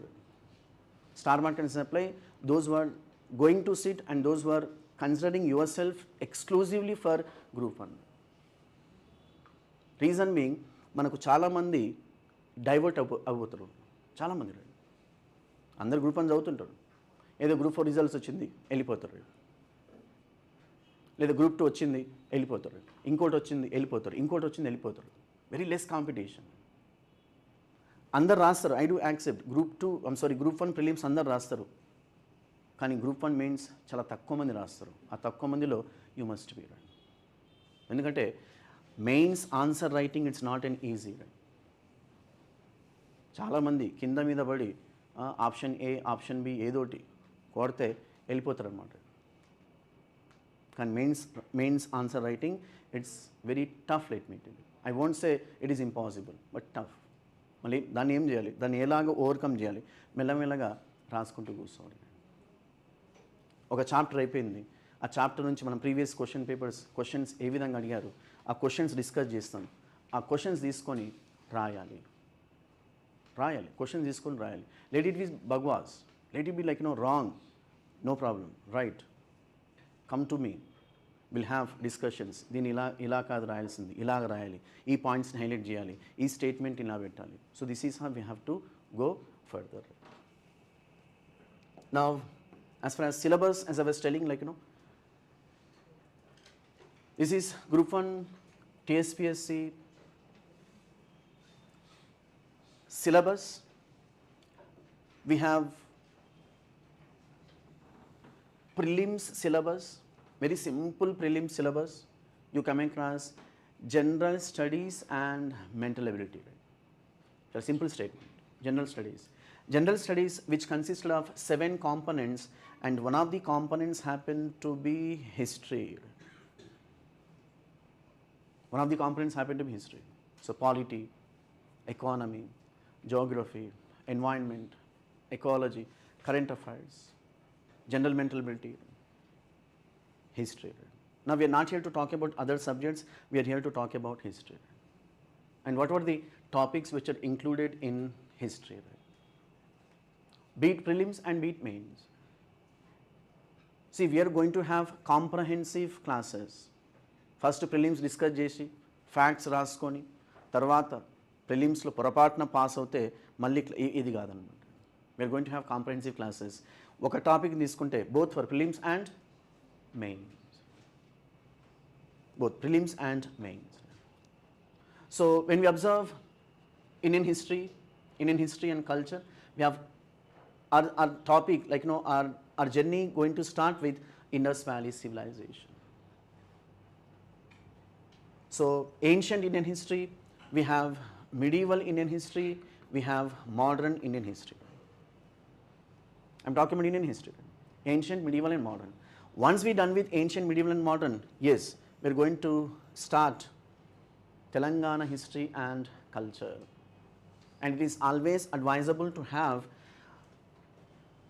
it is always advisable to read regional history with the background of Indian history, because at least 60% of Indian history topics are going to be repeated here. 60%. The only 40%, some sort of facts associated with regional history. So when you get command over Indian history, let me tell you, regional history అనేది cakewalk అన్నట్టు. So concentrate much on Indian history. Take an example of Shatavahanas. I'll be going to speak. Shatavahanas we are going to learn as part of Indian history very briefly, but when it comes to regional history, we are going to spend much time. National movement, as part of Indian history, we are going to spend much time as part of regional history, that is Telangana history and culture, very, very less, right? Shatavahanas గానివ్వండి, కాకతీయస్ గానివ్వండి, right? So Indian history మీద ఎక్కువగా focus చేస్తే ఏమవుతుందంటే ఈ Indian history బ్యాక్గ్రౌండ్తో Telangana history and culture చాలా ఈజీగా అర్థమవుతుంది. It does not mean we are going to ignore Telangana history and culture. No, because Telangana history and culture has got 50 marks. When it comes to Indian history, which has got 25 marks maximum, say, for our convenience. కానీ మనం 25 మార్క్స్కి ఎక్కువగా కష్టపడాలి. అంటే ఇక్కడ ఈ 25 marks కష్టపడితే ఈ 50 మార్క్స్ అనేది చాలా ఈజీగా అర్థమవుతుంది అన్నమాట. So prelims, mains, the scheme of examination, syllabus, both Indian history and Telangana history and culture. So ఈ సిలబస్ని ఎగ్జామ్ పాయింట్ ఆఫ్ వ్యూలో మనకు అర్థమయ్యే విధంగా, మనకు ల్యూసిడ్ విధానంలో దీన్ని మనము డిమార్కేట్ చేయడం జరిగింది. And this is Telangana movement and state formation, everyone knows, which has got line share in groups. Line share. No regional history has given this much importance across Indian Union. Right? Take an example of Andhra Pradesh, APPSC. APPSC lo manaku group 1 lo mains lo AP History and Culture ఉంటుంది, which consisted of 50 marks. Group 2లో AP History and Culture ఉంటుంది, మెయిన్స్లో regional హిస్టరీలో APPSCలో అక్కడ మనకు 75 marks. కానీ ఇక్కడ మనకు TSPSCలో తెలంగాణ స్టేట్లో TSPSCలో which has got 50 marks for Telangana History and Culture and 150 marks for movement and state formation. 50 marks for Telangana History and Culture, 150 marks for movement and state formation, and 25 marks for Indian history. Total how much? Total how much? ఒట్టిగా history చదువుకోవడం మీద ఏదో ఒకటి వస్తుంది అన్నట్టు, simple. Same not instructing you people ignore other subjects. History మీద కూర్చొని దీన్ని ప్రాజెక్ట్ వర్క్ చేసుకొని మా సార్ చెప్పినాడు అది కాదనమాట. I'm just explaining you people the importance of the topics, importance of the subject. See, we are not here to do PhD in one subject. మనం సిలబస్ని చూసినట్లయితే general studies. Someone asked the question, what does it mean general studies? General studies is nothing but knowing something of everything, right? Something of history, something of polity, something of economy, something of geography, right? General studies. Then how about academics? కొంతమంది masters చేసి ఉండొచ్చు, MSc కానివ్వండి, MA కానివ్వండి, MBA కానివ్వండి. అక్కడ ఒక particular టాపిక్లో మనం స్పెషలైజేషన్ చేస్తాం. ఎక్కడ? అకాడమిక్స్లో. As I was telling, I have done my masters in history from Pondicherry Central University. As part of my masters, I have done a thesis project work on 1857 revolt. A little bit deeper అన్నట్టు. ఎందుకు వీళ్ళు తిరుగుబాటు చేశారు, reasons ఏంటి, ఇవన్నీ పతాపరం. Then how about here, general studies? Right? What is what, why, how, general studies. Say you may have interest in one subject. Keep the interest in your pocket, because you have to read all subjects. అదేంటి sir మళ్ళీ ఇన్ని marks ఎక్కువగా చదవాలి కదా? No doubt ఎక్కువగా చదవాలి. Does not mean other సబ్జెక్ట్ని తక్కువగా చూడాలి. No, because once you clear prelims, which consist of so many subjects, general studies, then you have the so-called line share, that is Telangana movement and state formation. So whatever. So we'll be going to have the gradually classes, right? So syllabus, previous year question papers, and what do we call reference books. Now when it comes to prelims, few might have known, once again, in prelims minimum 15 questions we get from Indian history, maximum 25 questions. కొన్ని సందర్భాల్లో అంటే మనకు 2008లో APPSC group 1లో మనకు 28 questions కూడా వచ్చాయి, but యావరేజ్గా 25 questions అన్నట్టు, యావరేజ్గా. So which consisted of Indian history consisted of everyone knows ancient, medieval, modern, ప్రాచీనము, మధ్యయుగము మరియు ఆధునికం. సో ప్రాచీన భారతీయ చరిత్ర, మధ్యయుగ భారతీయ చరిత్ర, ఆధునిక భారతీయ చరిత్ర. Besides ancient, medieval and modern, we have art and culture. Art and culture. Art and culture. ఈ ఆర్ట్ అండ్ కల్చర్లో భాగంగా we're not going to have separate classes for art and culture. We're going to have as part of ancient Indian history and medieval Indian history. Because art and కల్చర్ని మనం separate చేయకూడదు. ఎందుకు చేయకూడదంటే, take an example of Guptan empire. So గుప్తుల సామ్రాజ్యం ఒక important topic మనం discuss చేస్తాం. మళ్ళీ గుప్తుల సామ్రాజ్యంలో భాగంగా పొలిటికల్ హిస్టరీని మనం డిస్కస్ చేస్తాం, రాజకీయ చరిత్ర అంటాం. Some XYZ rulers, important rulers and all. After political history I'll be going to speak administration. Right, administration, పరిపాలనా విధానం ఏంటి, రాజరికం. రాజరికం అంటే మరి ఎలాంటి రాజరికం? నిరపేక్ష రాజరికమా, benevolent despotism, some the stuff I'll be going to speak, followed by general conditions, socio-economic and cultural conditions. Now cultural conditions.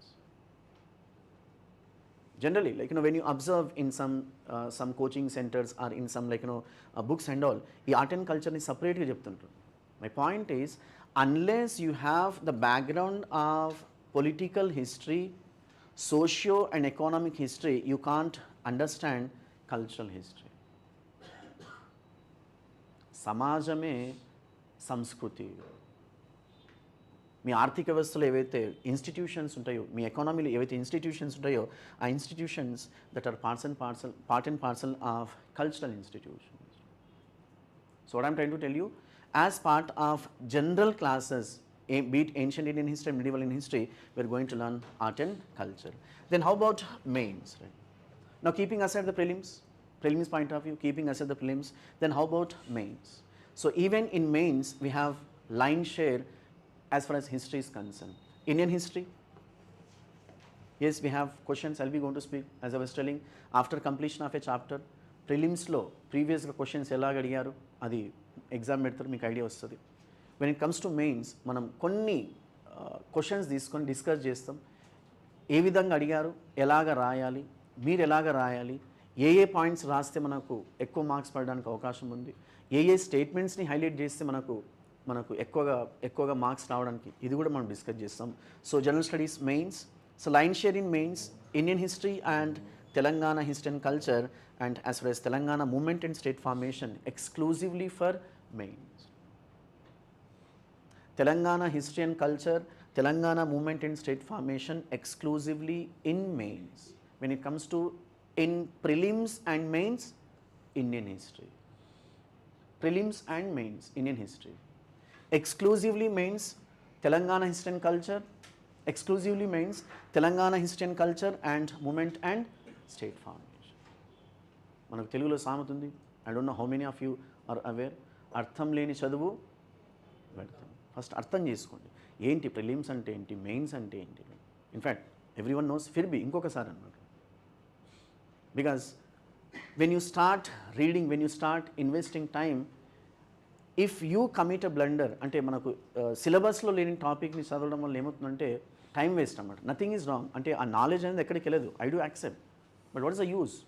Will get wasted time. So start working on these lines. Now, the actual story starts here. Classification of history, right? Classification of history. So, you can write down classification of history. అంటే చరిత్ర వర్గీకరణ అంటాం తెలుగులో, for Telugu medium students. చరిత్ర వర్గీకరణ అంటే ఏ ప్రాతిపదిక మీద చరిత్రను వర్గీకరించారు. So, have a separate notes for each and every subject. Come out from that notion. అంటే మనం కాలేజ్లో అంటే ఆ ఏజ్లో ఉన్నప్పుడు, జనరల్ కాలేజీలో ఉన్నప్పుడు ఒకే నోట్బుక్ ఫర్ ఆల్, ఒక పేజ్లో ఒకటి రాసి, ఇంకొక పేజ్లో ఇంకోటి రాసి, ఆ సార్ వస్తుంటే దాన్ని మళ్ళీ పేజ్ తిప్పి రాసి, ఇలాంటి ఆ చిలిపి పనులు అప్పుడు చేసింటాం, దాన్ని పక్కన పెట్టాం. So as far as competitive exams are concern, I request all of you maintain a separate class notes for each subject. And I always instruct aspirants, after completion of a topic, have the habit of leaving at least 2 to 3 lines. After completion of a topic, after completion of a chapter, have the habit of leaving 1 page. Idem OCD sir, OCD gaadu, ACD gaadu. When you leave, after completion of a topic, when you leave 2 to 3 lines, you may read the other books, you may get a new points. So if there is a space, you can easily add the points. After completion of a chapter, when you leave a page, you may read some XYZ books, you may get some XYZ points, you can insert easily. అంటే ముందు జాగ్రత్త నా sir, ఏదో ఒక జాగ్రత్త అన్నట్టు. అంతేగాని అక్కడే గీత కొట్టి క్యాబుల్తే అక్కడే గీత కొట్టి పొరపాటు నేను చెప్తే మాస్తి పాసులు అడుగుతున్నాడని ఏదో ఫీల్ అయ్యి ఇవన్నీ వద్దనమాట. So have the habit of writing class notes చాలా నీట్గా రాసుకోవడానికి ప్రయత్నించాను. ఎప్పుడన్నా పొరపాటున how Siddhartha Gautama got enlightenment and we started calling him as Buddha, మనకు కూడా ఒక ఎన్లైటన్మెంట్ వస్తుంది అనమాట. అలా ఎన్లైటన్మెంట్ వచ్చినప్పుడు మన క్లాస్ నోట్స్ చదువుతున్నప్పుడు చూసినప్పుడు మనకే భయం రావద్దు అనమాట. ఇది నేనే రాసిన ఆ స్టేజ్కి వెళ్ళకండి. చాలా నీట్గా రాసుకోండి. ఎక్కడైనా అర్థం కావట్లేదు, raise your hand, will discuss the stuff. Now start with classification of history, right? Classification of history. So as far as classification of history is concerned,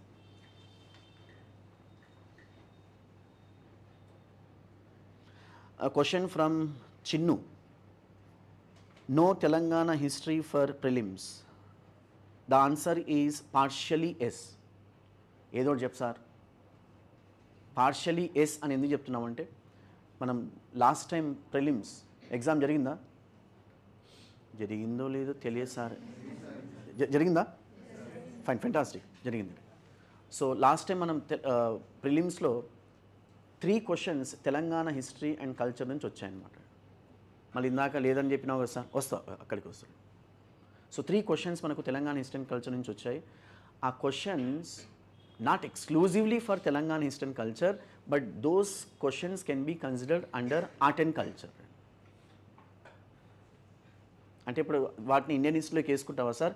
వేసుకోవడంలో తప్పు లేదనమాట. నువ్వు ఏమన్నా వేసుకో సార్, మా జీవితాలతో మాత్రం ఆడుకో. లేదు అట్ట డెఫినెట్ డిస్కస్ చేస్తాం. ఆ క్వశ్చన్స్ మనం డిస్కస్ చేస్తాం, అంటే ప్రీవియస్ క్వశ్చన్స్ మనం డిస్కస్ చేస్తాం. Like once we complete the chapters, respective topics, respective chapters, I will be going to discuss the questions.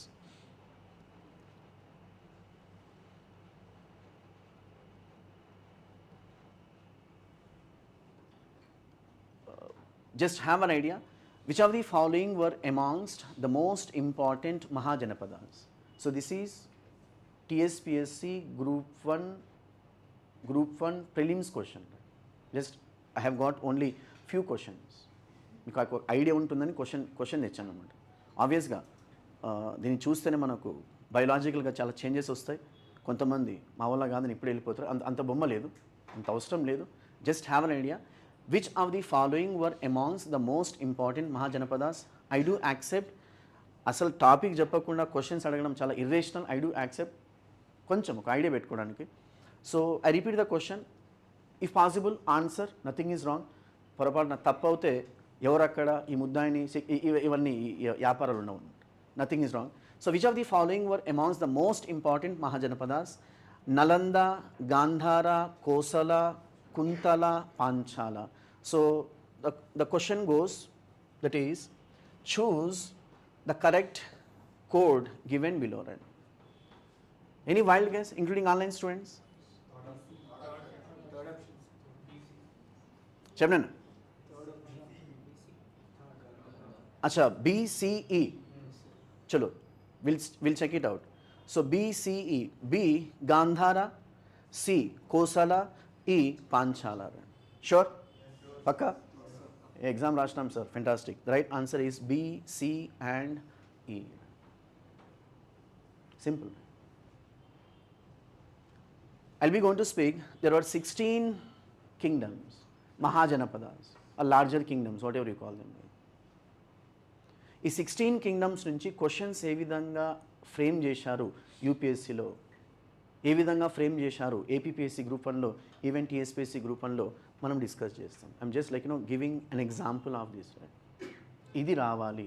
After completion of the chapter మీకు ఐడియా ఉండాలి questions ఈ విధంగా ఫ్రేమ్ చేస్తున్నారు, ఈ ప్యాటర్న్లో ఫ్రేమ్ చేస్తున్నారు. ఈ మ్యాచ్ ద ఫాలోయింగ్ క్వశ్చన్స్ వచ్చినప్పుడు మనం ఎలిమినేషన్ టెక్నిక్ని వాడాలి. ఇవన్నీ కూడా మనం డిస్కస్ చేస్తాం. మరి మీ నుంచి నేనేం కోరుకుంటున్నానంటే 2 నిమిషాలు. ఒకటి చదివి రావాలి, ఇంకోటి చదవాలి. That's it. ఒకటి చదివి రావాలి, ఇంకోటి వెళ్ళి చదవాలి. Not more than that. So Kuntala and Nalanda. Nalanda, it's a name of the place which comes in Bihar, which is famous for educational institutions. I'll be going to speak Nalanda Vishwavidyalayam antam. Nalanda University. Kuntala. Kuntala Jalapathama sir, kadanan. Ee Kuntala veru. Kuntala, it's a name of the place which is cultural capital of Rajputs. Samskrutika Rajadhani antam telugu. Discuss chestam. అంటే ఈ ప్రతి చాప్టర్లో అంటే ప్రతి టాపిక్లో take an example of Chalukyas. చాళుక్యులు అంటాం తెలుగులో. Chalukyas have got 2 capitals. Administrative capital happen to be Badami, cultural capital happen to be Pattadakal. పరిపాలనా రాజధాని బాదామి, సో బాదామి చాళుక్యులు అంటాం. సాంస్కృతిక రాజధాని Pattadakal, cultural capital. So Kuntala cultural capital of Rajput. ఇక్కడ ఏమవుతుంటే ఒక ఐడియా ఉండాలి. You need not to by heart there are 16 kingdoms. No, remove that by heart that there are 16 kingdoms, this kingdom has capital, this kingdom has capital. అవసరం లేదు అనమాట. ఒక idea పెట్టుకోవాలి. Okay, ఇది name of the kingdom, name of the capital. ఈ idea పెట్టుకుంటే you can easily eliminate the stuff. We're not here to by heart the stuff, we're here to eliminate. And one more thing you shall keep in mind, in competitive exams we are here to answer maximum questions but not all the questions. There is a difference. అర్థం చేసుకోండి. We are not here to answer all the questions. Even TSPSC chairman కానివ్వండి, APPSC chairman కానివ్వండి, UPSC chairman కానివ్వండి, వాళ్ళకు కూడా question paper ఇస్తే వాళ్ళకు కూడా అంత బొమ్మ ఉండదు అన్నట్టు. మళ్ళీ మామూలుగా కొడతారు కదా సార్, మళ్ళీ ఒట్టిగా వస్తాయి జాబులు. మళ్ళీ ఏం చేయాలి? మ్యాక్సిమం క్వశ్చన్స్ను ఆన్సర్ చేసే విధంగా ఉంటే చాలు. Enough. That's it. Now as I was telling, classification of history and all, right. So as far as history is concerned, let me tell you, అంటే ఈ టాపిక్ నుంచి మనం ఏదైతే టాపిక్ చాలా మైనర్ టాపిక్ ఏదైతే డిస్కస్ చేస్తున్నామో, లెట్ మీ టెల్ యూ, ఒక question కూడా రాదు. మళ్ళీ ఎందుకు చెప్తున్నాను సార్? ఇది అర్థం చేసుకుంటేనే వేరే అర్థం అవుతున్నాడు. అంటే మొత్తానికైతే ఇనమని చెప్తున్నాం, అంతేనా? So we have 2 criteria as far as classification of history is concerned.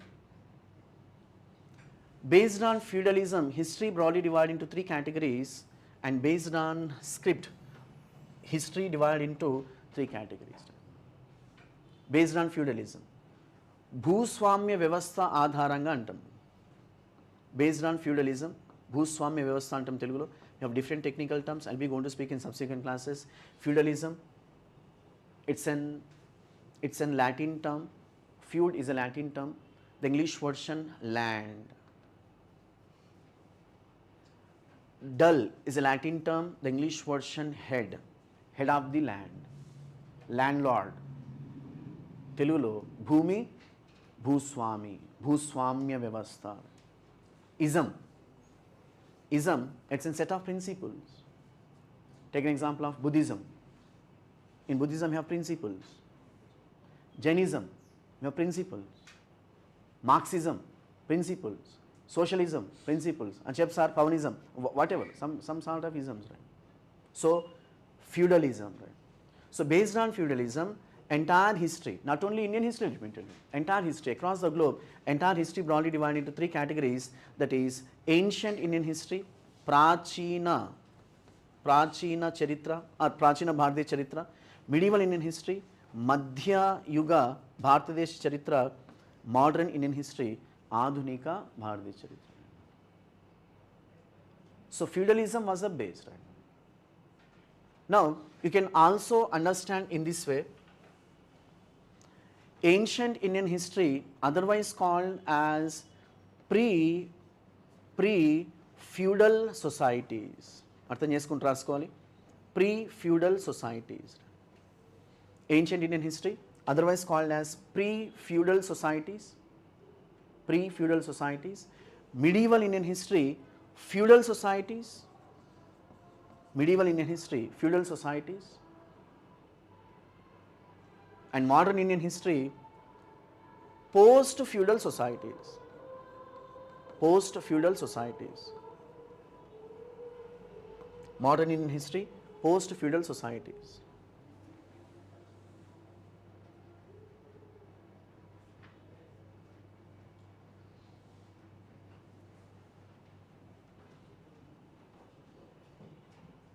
అంటే ఏంటి sir? Based on feudalism entire history broadly divide into 3 parts. మళ్ళీ ఫ్యూడలిజం ఎప్పుడు వచ్చింది? Feudalism born and brought up in medieval ages. So criteria happen to feudalism. The absence of feudalism in ancient, that is the reason scholars branded it as pre-feudal, before. Feudalism is a base. In medieval, we found feudal institutions. I'll be going to speak what is this feudalism. We have different technical terms. In Persian, we call it Iqta system, Zagirdari system, Zamindari system. When it comes to Kakatiya period, we call it Nayankara system. When it comes to Vijayanagar period, we call it Amara Nayankara system. We have different technical terms, same system. For your convenience, the old wine in a new bottle, right? Same system, right? So the absence of feudalism in ancient, you can call it as pre-feudal. So feudalism was a base, medieval, feudal societies, and by the time modern, feudalism got declined. So post-feudal societies. అంటే ఎందుకు మనం భారతదేశ చరిత్రను ప్రాచీనము, మధ్యయుగము, ఆధునికము అని ఎందుకు అనాలి అంటే it was a classification of scholars. So what is the criteria? Based on feudalism, that's it. Now keeping aside ancient, medieval and modern. Now come to what is the second criteria?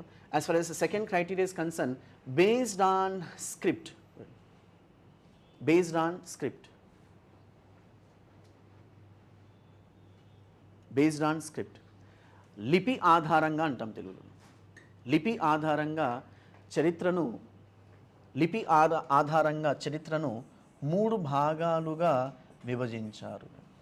But Telugu medium students అర్థం చేసుకుంటూ రాసుకోవాలి. చాలా easy. So when you understand this, it doesn't take much time in understanding subsequent topics. I repeat, based on script, history broadly divided into 3 categories. What does it mean by script? Don't say lipi, please. What does it mean by script?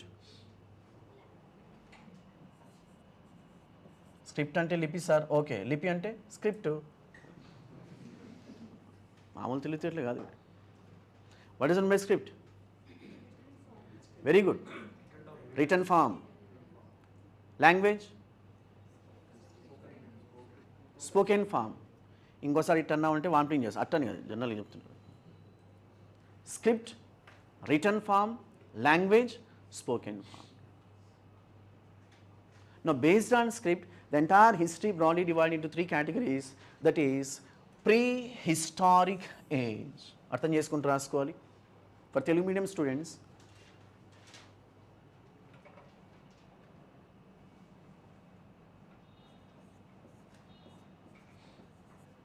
ప్రాక్ చరిత్ర, లిపిలేని కాలాన్ని ప్రాక్ చరిత్ర అంటాం.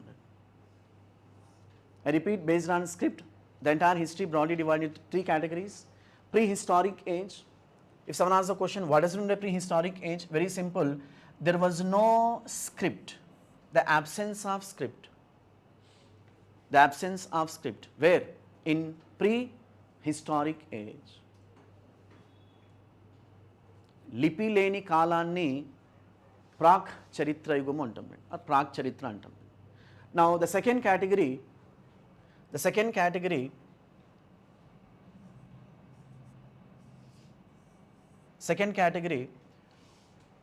historic age. Second category, historic age. Historic age is a phenomena. Script is available.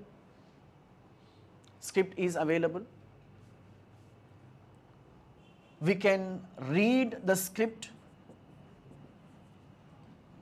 we can write the script, and we can understand the script. We can understand the script. For Telugu medium students, చారిత్రక యుగము అంటాం తెలుగులో. చారిత్రక యుగం అంటే ఈ ఏజ్లో, అంటే ఈ యుగంలో లిపిని మనం చదవగలము, రాయగలము, అర్థం చేసుకోగలము. So historic age is a phenomenon where we have a script, availability of script, we can read the script, we can write the script, we can rewrite the script, and we can understand the script. Then how about the third phenomenon, that is post-historic age, otherwise called as proto-historic age. Post-historic age or proto-historic age script is available. Script is available but not understood. Script is available but it is not being understood. For Telugu medium students, ఈ proto historic ఏజ్ని మనం తెలుగులో చారిత్రక పూర్వయుగము, పూర్వము, చారిత్రక పూర్వయుగము అంటాం. Right. మరి ఈ చారిత్రక పూర్వయుగంలో ఫర్ తెలుగు మీడియం స్టూడెంట్స్ ఈ చారిత్రక పూర్వయుగంలో లిపి అనేది ఉంటుంది, ఏదో ఒక ఫామ్లో ఉంటుంది. కానీ మన దరిద్రం ఏంటంటే అర్థం కాదన్నట్టు. ఒకటి ఇట్ట ఉంటుంది, ఒకటి కరీంనగర్ పోతుంది, మెల్లగా తీసుకొని మంచిర్యాల పోతుంది, సమ్మక్క సార్లమ్మ అక్కడ పోతుంటుంది, మొత్తం ఆగమాగం చేస్తారు అన్నమాట. So proto-historic age is a phenomenon though script is available, అర్థం చేసుకుని రాసుకోవాలి. though script is available but it is not being understood, it was not being readable. So whenever you come across this kind of phenomenon, we supposed to accommodate such kind of cultures, such kind of civilizations under the tag called proto-historic age. And the best example, Indus Valley civilization. One of the titles of Indus Valley civilizations I'll be going to speak in the next session. Indus Valley civilization, otherwise called as proto-historic age civilization. Why Indus Valley civilization otherwise called as proto-historic age civilization? Very simple logic. Indus people developed a script, but unfortunately we are not in a position to understand the script which was developed by Indus people. So proto-historic age. Then what is an example of historic age? Very simple. The example of historic age, Vedic civilization. I'll be going to speak the second chapter of ancient Indian history, Vedic civilization. Aryula Nagarikata లేదా వైదిక నాగరికత అంటాం. Because for the first time Aryans developed script. They developed script, Sanskrit, Devanagari script. We can read the script, we can understand the script, and we can write the script which was developed by Aryans. Many times a question asked when you go through previous question papers, you come across this particular question. In India, historic age starts from option A, option B, option C, option D. Biscuit question, no second thought. In India, historic age starts from Vedic civilization. Simple. And we have prehistoric cultures.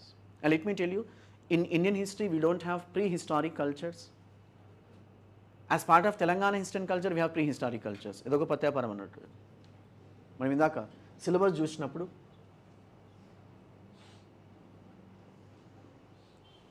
Indian history and culture, early Indian civilizations, syllabus observe చేయాలి.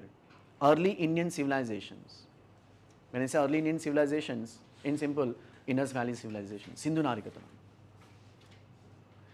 మళ్ళీ Telangana history and కల్చర్ని మనం observe చేసినప్పుడు అక్కడ cultures అని ఉన్నాయి కాబట్టి మనం చాలా బ్రీఫ్గా మనము ప్రీ హిస్టారిక్ కల్చర్స్ని డిస్కస్ చేయాల్సి ఉంటుంది. కల్చర్స్ ఉన్నాయి కాబట్టి. So Palaeolithic cultures, mesolithic cultures, neolithic cultures, chalcolithic cultures and all. So repeat, based on feudalism, entire history across the globe, entire history divided into three halves, ancient, medieval and modern.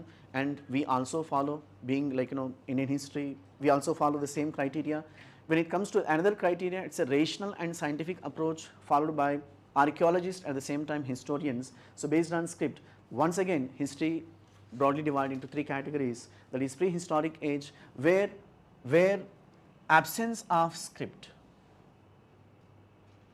there is no script at all. Now you can pose me the question, when you say there was no script at all, then how did people communicate? అక్కడ లిపి లేనప్పుడు మరి ఈ ప్రజలు ఎవరైతే ప్రాక్ చారిత్ర యుగంలో ప్రజలు ఎవరైతే నివసించారో మరి వాళ్ళ కమ్యూనికేషన్ ఏ విధంగా ఉండేది? Prehistoric cultures, palaeolithic cultures, mesolithic cultures, neolithic cultures, chalcolithic cultures and megalithic cultures మనం డిస్కస్ చేస్తాం, not now, over a period of time. So we found, as I was posing the question, like in what way the people communicated with others, very simple, through signs. through science and through some sort of paintings, right? చిత్రలేఖనం ద్వారా, సంజ్ఞల ద్వారా వీళ్ళు communicate చేశారు అనేది ఒక వాదన అనమాట. So whatever, so prehistoric culture, so prehistoric age where we found so many cultures, thereby we call them prehistoric cultures, followed by historic age, best example Vedic civilization, and protohistoric age, Indus Valley civilization. So with this background, another important basic concept, what does it mean by history and what does it mean by archaeology? Now, అంటే చరిత్ర అంటే ఏమిటి, మళ్ళీ పురావస్తు శాస్త్రం అంటాం తెలుగులో, పురావస్తు శాస్త్రం అంటే ఏమిటి? మళ్ళీ క్వశ్చన్స్ మనకు చాలా చాలా బిస్కెట్ క్వశ్చన్, చాలా easy question. Everyone knows history studies the past. అర్థం చేసుకుని రాసుకోవాలి. యు అండర్స్టాండ్ ఇన్ దిస్ వే?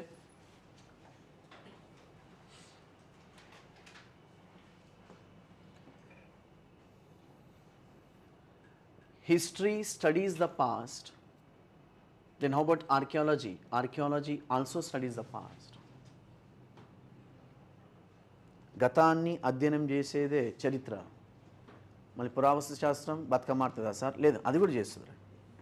పురావస్తు శాస్త్రం కూడా గతాన్ని అధ్యయనం చేస్తుంది. ఒకటి సరిపోదా సార్? రెండు కావాలా? వాళ్ళు చెప్పాను. So history studies the past, even archaeology also studies the past. Then what is the difference between history and archaeology? So history studies the past, అర్థం చేసుకుని రాసుకోవాలి, చాలా easy. History studies the past through literature. History studies the past through literature. చరిత్ర సాహిత్యం ద్వారా గతాన్ని అధ్యయనం చేస్తుంది. సాహిత్యం, లిటరేచర్. చరిత్ర సాహిత్యం ద్వారా గతాన్ని అధ్యయనం చేస్తుంది. So history studies the past through literature. Then how about archaeology? Archaeology also studies the past through material excavations. పురావస్తు త్రవ్వకాల ద్వారా, పురావస్తు త్రవ్వకాల ద్వారా మళ్ళీ పురావస్తు శాస్త్రం చరిత్రను గతాన్ని అధ్యయనం చేస్తుంది. So history studies the past through literature. Archaeology studies the past through material excavations. So what does it mean by material excavations? When we understand material excavations, like for your convenience you can write down that is artifacts. అంటే భూమిలో నుంచి తీసిన ఏవైతే వస్తువులు ఏవైతే ఉంటాయో వాటిని మనము ఇంగ్లీష్లో ఆర్టిఫాక్ట్స్ అంటాం. త్రవ్వకాలలో లభించిన వస్తువులను ఆర్టిఫాక్ట్స్ అంటాం. When I say artifacts, we have pottery, కుండలు, tools, వస్తువులు, human or animal remains, skulls, పుర్రెలు అంటాం తెలుగులో, skulls, human skulls, animal remains, coins, నాణ్యాలు, ఇన్స్క్రిప్షన్స్, శాసనాలు,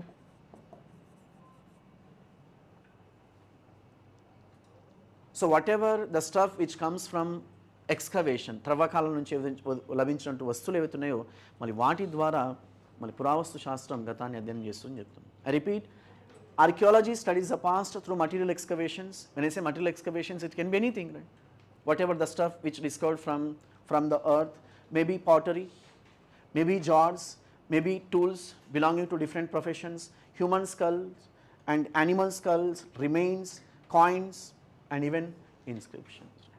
Obviously, compared with history, archaeology is costly winglet material, because in order to determine the age of a particular artifact, in order to determine the veracity of particular artifact, it has to undergo with so many tests. The best example, C14, otherwise called as carbon dating method, one of the expensive methods through which one can arrive the age of a particular artifact. Carbon dating పద్ధతి ద్వారా మళ్ళీ ఈ పురావస్తు శాస్త్రం గతాన్ని అధ్యయనం చేస్తుందని మనకు చెప్తారు. So history and archaeology. So for your convenience you understand in this way, historian sits in a library and he reconstructs the past. So for historian, library as a laboratory, right? Where he reconstructs the past. Then how about for archaeologist?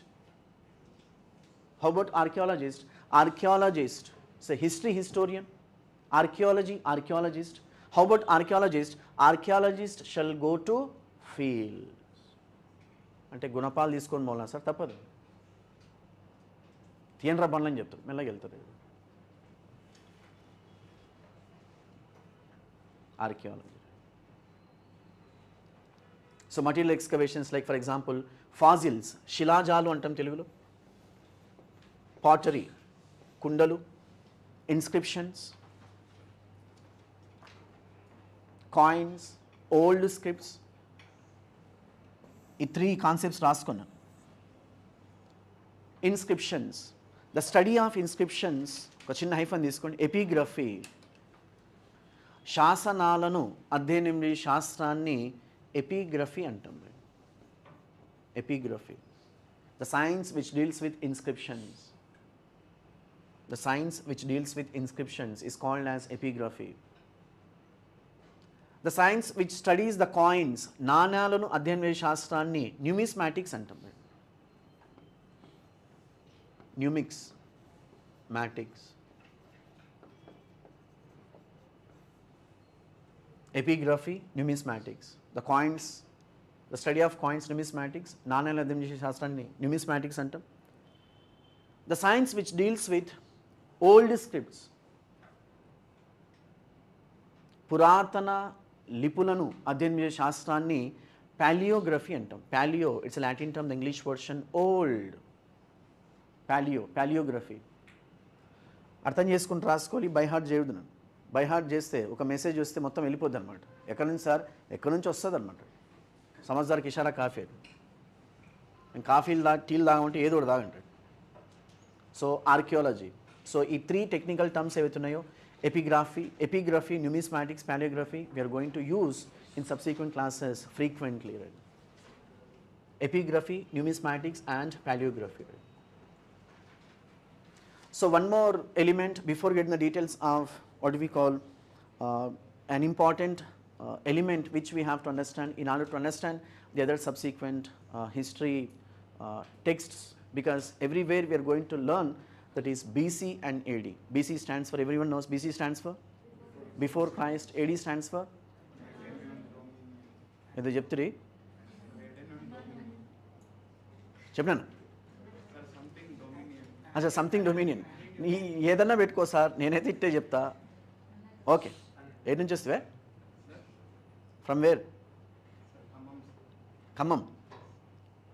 That Khammam మాకుండేది ఒకే ఒక Khammam sir. Okay, Ponguleti. That guy only sir. Okay okay, ఆ మాత్రం ఉండాలి. చలో, good, just kidding. So here is that is like AD and BC. Before going to that, ఇక్కడ ఒక చిన్న we have to spend a little bit time here because we found questions from this area. What does it mean by inscription? శాస్త్రం అంటే అదేదో సినిమాలో చెప్తుంది కదా sir, నా మాట ఇవి తగ్గించుకోమని చెప్పేది అనమాట. నాట్ దట్ టు మాట, ఆమె మాట చెప్తుంది కదా, నా మాటే ఇది గుర్తుంటుంది అనమాట. చలో, keeping aside the stuff, what is the mean by inscription? శాస్త్రం అంటే చెప్పండి. Which is carved on stone, copper plates, hard surface. Good, hard surface. So now for friends, he says a script, you can write down this, a script which is being engraved on hard surface. Hard surface. A script which is being engraved on hard surface is called as inscription. కొండరాల మీద కానివ్వండి, బండరాల మీద కానివ్వండి, ఒక మనకు అంటే hard surface మీద మనం రాసే ఈ లిపిని శాసనము అంటాం. A script which is being engraved on hard surface, maybe like caves, maybe stones, maybe iron pillars, copper plates, whatever, right? So based on the nature of inscriptions, they were broadly divided into 3 categories. మనకు చాలా ఎగ్జామ్స్లో question అడిగారు, based on the nature of script, based on the nature of scripts, they were classified into three. They're classified into three. For Telugu medium students, శాసనాల ప్రాధాన్యతను ఆధారంగా వాటిని మూడు భాగాలుగా వర్గీకరించారు. మూడు భాగాలుగా వర్గీకరించారు. The first one,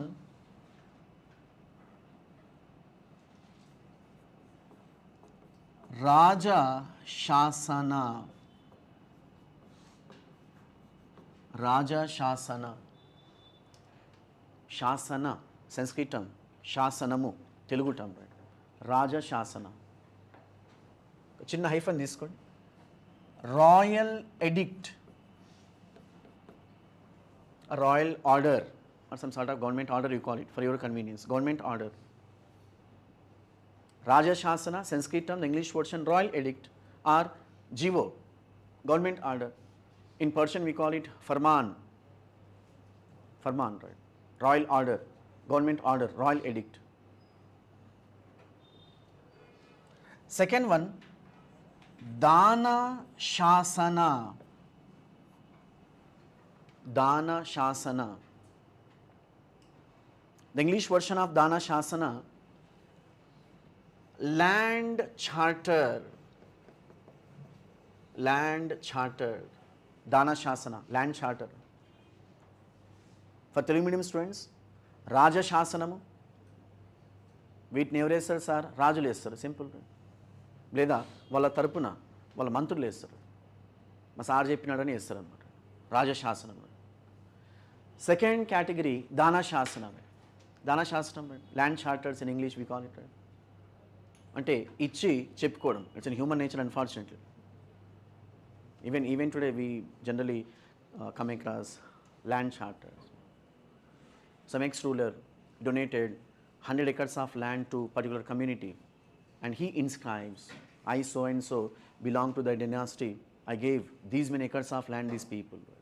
Some sort of personal advertisement you call it. Observe చేయాలి. Competitive exams are nothing but observation, social observation, economic observation, cultural observation. Whenever you happen to go to temples, right? Temples కానివ్వండి, mass కానివ్వండి, churches కానివ్వండి, అక్కడ దాతల పేర్లు అని రాసింటారు, ID పెట్టుకోండి. అంతేగాని ప్రసాదం పోయి నల్ల దగ్గర పోయి కడుక్కొని ఇంకోసారి పోతా అది ఉంటుందన్నమాట. దాతల పేర్లు అని ఉంటుంది. కొంతమంది ఫ్యాన్లను కూడా వదలన్నట్టు. నీకైతే తెలుసు సార్, జనరల్ నాలెడ్జ్ రైట్. అది ఫ్యాన్లు తిరుగుతుంటాయి కదా సార్, కరెంటు పోయినప్పుడు చూసినా నేను, ఇప్పుడు అవన్నీ అందుకు అవసరం. ఫ్యాన్ ఇచ్చి దాని మీద రాసింటారు, ఇంకా నేను ఆధార్ కార్డు పేరు రాయలేడు.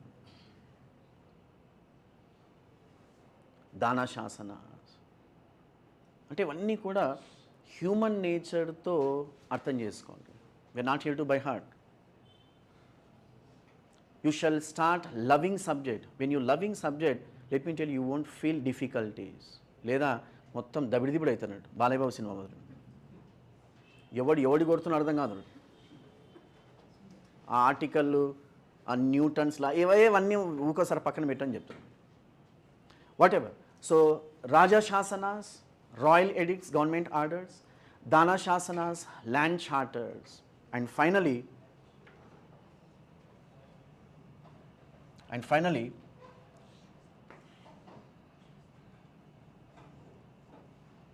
యూఆలజీ.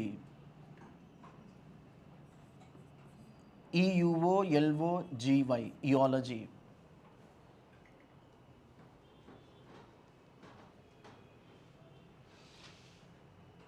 యూఆలజీ కింద ఒక చిన్న ఆరో మార్క్ తీసుకోండి. Praising the master or praising the king. Praising the master or praising the king. మనం దీన్ని సంస్కృతిలో ప్రశస్తి అంటాం, తెలుగులో కూడా ప్రశస్తి అంటాం. Prashasti is nothing but eulogising or praising. నువ్వు తోపు సార్, నువ్వు తురుం సార్, నీలాంటి ప్రపంచంలో ఈ వ్యాపారాలు ఉంటాయి. So generally prashastis are being inscribed by either ministers or scholars or senanis. అంటే సేనానులు కానివ్వండి, ఆ రాజు యొక్క సేనానులు, ఆ రాజు యొక్క చరిత్రకారులు కానివ్వండి, ఆస్థాన చరిత్రకారులు. టేక్ ఎన్ ఎగ్జాంపుల్ ఆఫ్ నమస్తే తెలంగాణ ప్లీజ్. ఇప్పుడు అది ఎందుకు వచ్చింది సార్? వచ్చింది అనమాట. Not even a single word you come across against car party. This is nothing but praising. And better not to talk about సాచి న్యూస్ పేపర్. పెద్ద ఆయన ఉందిగా, ఉన్నాడా లేడు? ఉన్నాడు సార్, ఉన్నాడు. These are nothing but like the pamphlets. We supposed to call them pamphlets. Unfortunately, we started calling them as newspapers. Except news, everything is come across. Right? Eulogy, praising, right? Prashasti antam. అంటే ఒకరిని praise చేస్తూ రాయడాన్ని ప్రశస్తి అంటాం. Eulogising, praising, స్తుతించడము, కీర్తించడము. Just give 1 or 2 examples under the tank called Prashasti. Nasik Prashasti అని రాసుకోండి. నాసిక్ ప్రశస్తి, నాసిక్ ప్రశస్తి. ఒక చిన్న హైఫన్ తీసుకోండి. Gautami Balasri, Gautami Balasri. So Nasik inscription, otherwise called as Nasik Prashasti, it was written by Gautami Balashri. ఈ నాసిక్ ప్రశస్తి కింద ఒక చిన్న ఆరో మార్క్ తీసుకోండి for your convenience. Happy to previous exam. It explains political victories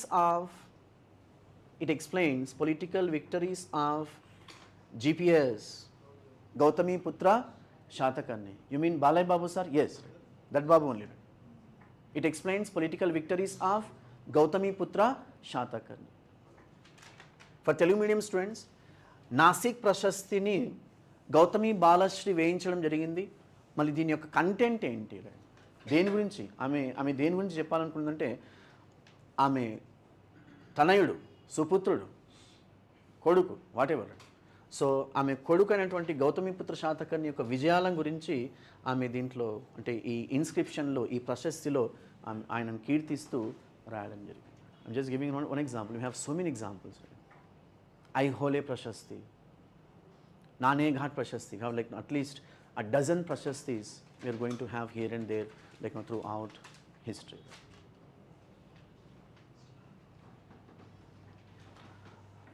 Right, it's all about inscriptions. The study of inscriptions called as epigraphy, the coins which studies numismatics, and paleography studies old scripts. So based on content, inscriptions further classified into 3 categories: Raja Shasanas, Dana Shasanas and Prashastis. Raja Shasanas, modern government order, GO. As I was telling, in Persian, once we enter into Muslim history, Delhi Sultanate, Mughal Sultanate and all, I'll be going to use frequently Farmans. F-I-R-M-A-N, Farman. Farman is a Persian term, the English version, GO, government order. Royal order, royal edict. Right. Next, another important element in order to understand subsequent terminologies, that is eras in history and raskund.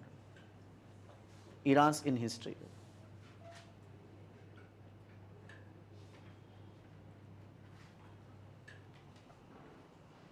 For Telugu medium students, యుగాలు అని రాసుకోండి. ఇరా, యుగము. We found a tradition in history. Historians, అర్థం చేసుకుంటూ రాసుకోవాలి. Historians started taking an important developments, or you call it landmark developments. Taking a landmark development as the base, they started classifying the history. They started counting the years, they started counting the important events. As far as European historians are concerned, European historians are concerned, For European historians, like Europe, otherwise called as Christianity, European continent, otherwise called as Christian continent, otherwise called as Christendom, because Europe dominated by Christianity. So European historians considered the birth of Jesus Christ as the landmark event. అర్థం చేసుకోవాలి, చాలా easy. European historians considered the birth of Jesus Christ as landmark event, and whatever the developments which took place before the birth of Jesus Christ, they were called it as BC. BC stands for before Christ. Whatever the developments which started taking place, the year in which, like Jesus, our Lord, was born, it is termed as AD. AD stands for Anno Domini. Anno Domini. Anno Domini is a Latin term. The English version of Latin term, the year in which Lord was born. Anno Domini is a Latin term. The English version, the year in which Lord was born. When I say Lord here, Jesus. So you come across whatever book, history book you study, you come across these two technical terms, that is BC and AD. So BC stands for before Christ, AD stands for Anno Domini. Now BC, when you observe, like when you're reading history books, BC starts from big number to small number. Big number to small number. So 10, 9, so 10th BC, 9th BC, 8th BC, 7th BC, 6th BC. Small, so big number to small number. Then how about AD? From small number to big number. 1, 2, 3, 4, 5, it went on. Right? For example, to make you understand, I'll be going to speak the first chapter of Indian history, that is Indus Valley civilization. Sindhu Narikata antam Telugulo, Harappa Narikata, we have different technical terms. The span of Indus Valley civilization flourished between 2500 BC to 1750 BC. అంటే క్రీస్తు పుట్టక ముందు, క్రీస్తు పూర్వము, క్రీస్తు పుట్టక ముందు భారతదేశంలో 2500 సంవత్సరాల కంటే క్రీస్తు పుట్టక ముందు మన భారతదేశంలో ఒక పెద్ద నాగరికత రావడం జరిగింది. So Indus valley civilization flourished between 2500 BC to 1750 BC. Vedic civilization from 1500 BC to 600 BC, right? Vedic civilization, Aryula Nagarikata, Vaidika Nagarikata. I'll be going to speak. You not to just listen to it. Then what is this AD? Anno Domini 1, 2, 3, say 1st century AD, 2nd century AD, 3rd century AD. Now at present we are in 21st century AD. 21వ శతాబ్దము వినింటారు. At present we are in 21st century AD. 2024. And let me tell you, we follow Christian era. We follow Christian era. We follow Christian calendar. Christian calendar, Christian era, otherwise called as Gregorian calendar or Gregorian era. అర్థం చేసుకుంటూ రాసుకోవాలి. Gregorian calendar, otherwise called as Gregorian era. Christian calendar,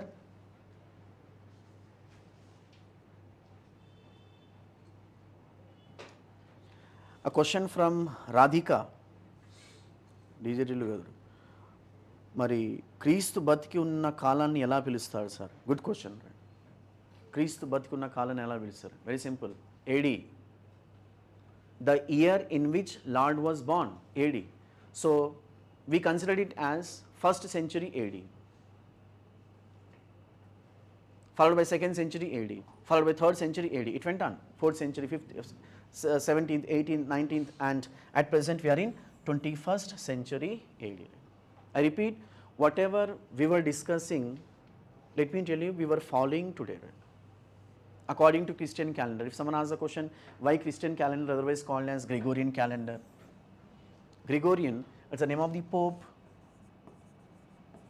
It's the name of the Pope. Any Christian friends? Who is Pope? అంటే Christian friends అనే కాదు, వేరే వాళ్ళు కూడా చెప్పొచ్చు అనమాట. Head of Christianity, the spiritual head of Christianity, you call it. What is Pope for Christians? Khalifa for Muslims. Simple. Concept అర్థం చేసుకోవాలి, బై హార్ట్ చేయొద్దు. పోప్ అంటే పోపు డబ్బా పోతుంది అనమాట. Pope spiritual head of Christianity, Khalifa spiritual head of Muslims, that's it. So it was Pope Gregory, Gregorian, Pope Gregory, who lived in 16th century AD. It was a gentleman modified Christian calendar. Pope Gregorian or Pope Gregory, at this point of time, the gentleman happened to be the Pope of, the head of Christianity. He modified the existing Christian calendar. Now these modifications even today we follow without changes. That is the reason the so-called Christian calendar is named after him, Gregorian calendar. And the moment you talk about Gregorian calendar, you come across 12 months. No doubt every calendar consists of 12 months, that is another story. What is the first month of Gregorian calendar? January, February, March, April, went on. So at present, we follow Gregorian calendar, otherwise called as Christian calendar. According to Gregorian calendar, otherwise called as Christian calendar, we are in 2024. Now you can pose me the question, why the hell we shall follow Christian calendar? We are not Christians, right? When I say we, Indians, majoritarians happen to be Hindus. So why we shall follow Christian calendar, which was framed by Christian scholars or Christian historians? Very simple logic. I'll be going to speak as part of modern Indian history. British Empire where sun never sets. మన తెలుగులో Ravi అస్తమించని British సామ్రాజ్యం ఉంటుంది. అంటే ఏంటి sir? Simple. A country from Europe by name England ruled across the globe, right? Across the globe. A small country, not even Hyderabad, right? A small country, island country from European continent called England conquered so many countries of the colonies of the globe. So one among them was India. So British Empire where sun never sets. Britain had so many colonies, one among them was India.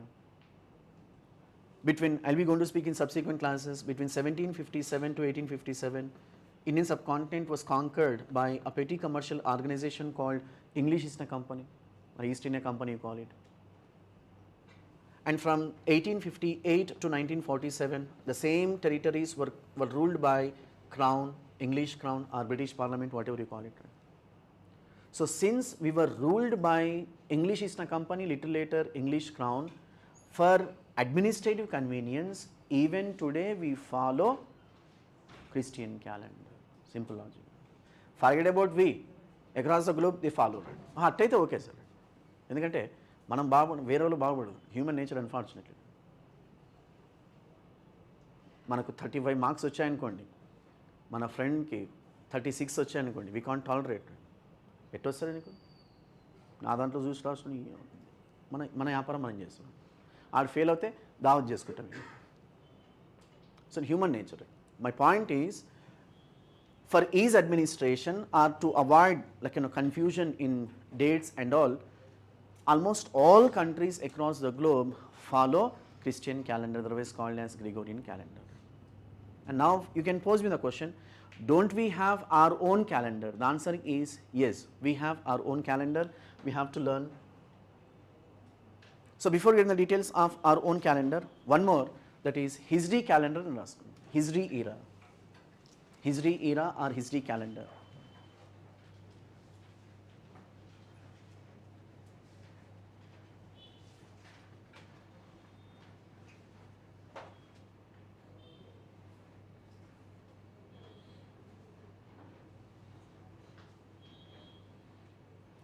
A question from Vicky Gaud. When did BC turn AD and who was there at this point of time? Announcement, man. Believe in the principle, less luggage, more comfort. ఈ ఉన్న లగేజ్తోనే దాటడం కష్టం అనమాట. Let us not get in to details of European history. అంటే మనం ఎందుకు ఈ background మొత్తం చదివామంటే because whatever textbook you read you come across at least in a page at least 2 to 3 times BCAD. Unless you have what is this BCAD, like it becomes clumsy, right? So BC stands for before Christ, AD stands for Anno Domini. Keep aside. Next, Hijri era, otherwise called as Hijri calendar, right? Hijri calendar. For your convenience, you can write Muslim calendar. Nothing is wrong. Muslim calendar. Now, European historians considered the birth of Jesus Christ as the landmark event, and based on that event they started calculating the years, and whatever the events which took place before the birth of Jesus termed as BC, and his birth and after his birth, like AD, then what is the criteria for Muslims? So Muslim historians made migration of Prophet Muhammad from Mecca to Medina. అర్థం చేసుకుంటూ రాసుకోవాలి. From Mecca to Medina. Right? Migration of Prophet Muhammad. I'll be going to speak once we start Muslim history, Arab invasions, Turkish invasions and all. So brief elements of Islam, fundamental principles, who started Islam, what are the fundamental principles, in which circumstances Islam divided into two halves, that is Sunnis and Shias, entire stuff we'll be going to have. Right? So it was in the year 622 AD. క్రీస్తు శకము 622లో. It was in 622 AD. Prophet Muhammad, the historical founder of Islam, according to history, not according to Islam, keep aside. So Prophet Muhammad got migrated from Mecca to Medina. So this particular event, which took place in the year 622, considered as landmark event by Muslim historians, and they started calculating the years in Islamic history as Hijri. Like this migration అంటే వలస వెళ్ళడం అంటాం తెలుగు, ఒక ప్రదేశం నుంచి ఇంకొక ప్రదేశానికి. అంటే క్రీస్తు శకం 622లో ముహమ్మద్ ప్రవక్త మక్కా నుంచి మదీనాకు ఆయన అనుచరులతో వలస వెళ్ళాడు అంటాం. ఎందుకు వెళ్ళాడో మనం డిస్కస్ చేస్తాం. మళ్ళీ ఈ వలస వెళ్ళే ప్రక్రియను ఇస్లామిక్ హిస్టరీలో, ఎస్పెషలీ అరబిక్ టెర్మినాలజీలో హిజ్రీ అంటాం. Hijri is an Arabic term, the English version migration. Migration of what? Migration of whom?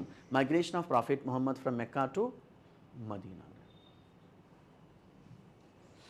Now, in order to get in which year Muslims are according to their calendar, according to Hijri calendar or Hijri era, very simple, deduct 622 from Gregorian calendar. You'll get some number, right? Deduct 622, that is Hijri calendar from Gregorian calendar 2024. చెప్పండి. 1400, 1402, sure? వాళ్ళు నాకు maths రాదనుకుంటారు, అందుకని history తీసుకున్నారు sir. Okay, general చెప్పండి. 1402, sure? But according to Hijri calendar, Muslims are in 1445. నువ్వు నీ logic ప్రకారమే కదా సార్ ఆన్సర్ చెప్పినది. వస్తాను, అక్కడికి వస్తాను.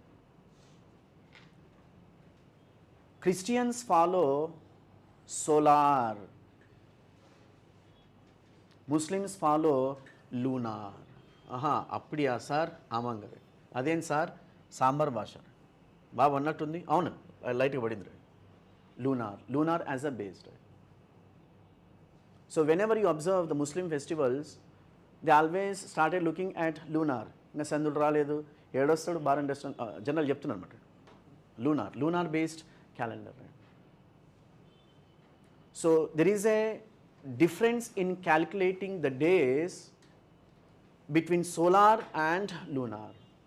Thereby we have like we have so called మనకు లూనార్లో మనకు ఒక ఇయర్లో 2 days నుంచి 3.5 days మనకు ఎక్కువగా ఉంటుంది. ఎక్కడ?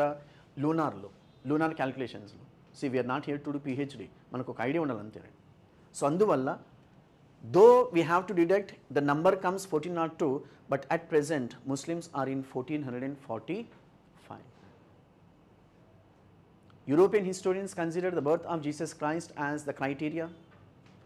Muslim historians consider the migration of Prophet Muhammad from Mecca to Medina. So Hijri calendar. So whenever you get wedding cards from your Muslim friends and all, when you observe, you come across Hijri and all. Right. So these are the months of Hijri calendar. ఎలాగైతే మనకు Christian క్యాలెండర్లో జనవరి, ఫిబ్రవరి, March ఎలాగైతే ఉంటాయో మనకు హిజ్రీ క్యాలెండర్లో కూడా Muharram, suffer, రబ్బీ అల్ అవ్వల్, రబ్బీ అల్ Thani ఇవన్నీ కూడా. సో ముహర్రం ఎవ్రీవన్ నోస్, పీర్ల పండుగనా సార్? అవును, పీర్ల పండుగ. హాలిడేస్ ఇస్తారా సార్? ఇస్తారు. So Muharram and one of the like the month of Islamic calendar, that is Ramadan or Ramzan. ఒక ఐడియా పెట్టుకోండి. Strictly speaking Muharram is the first month of Hijri calendar. సరే, దాంట్లో మనం దబిడి చేస్తాం, that is another story. I'll be going to speak in subsequent classes. Keep aside. Now Indian calendar మొత్తానికైతే లాస్ట్లో పెట్టావు సార్, తప్పదు నాకు. ఇది చెప్తే అది వినరు అనమాట. నువ్వు నీ వేషాలు జనరల్ చెప్తున్నాను అనమాట. So Indian calendar oblique Shaka calendar అని రాసుకోండి. Shaka calendar.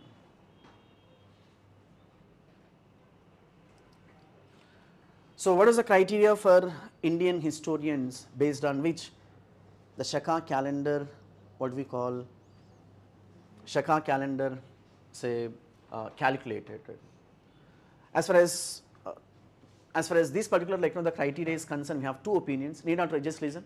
Two opinions. Whenever I say two opinions, don't write please. మళ్ళీ ఏం చేయాలి sir?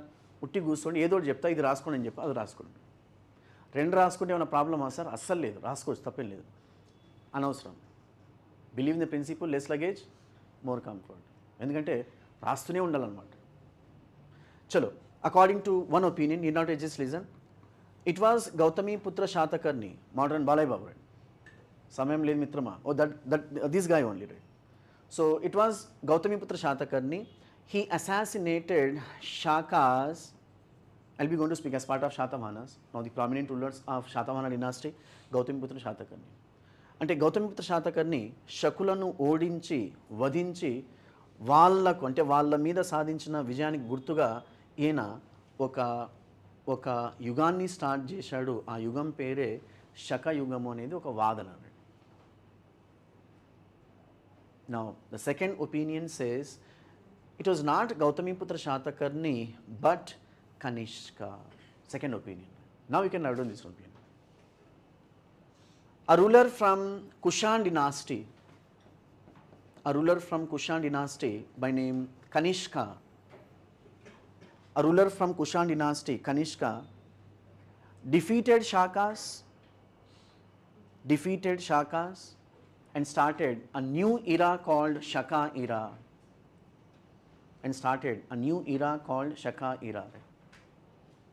A ruler from Kushan dynasty defeated Shakas and started a new era called Shaka era.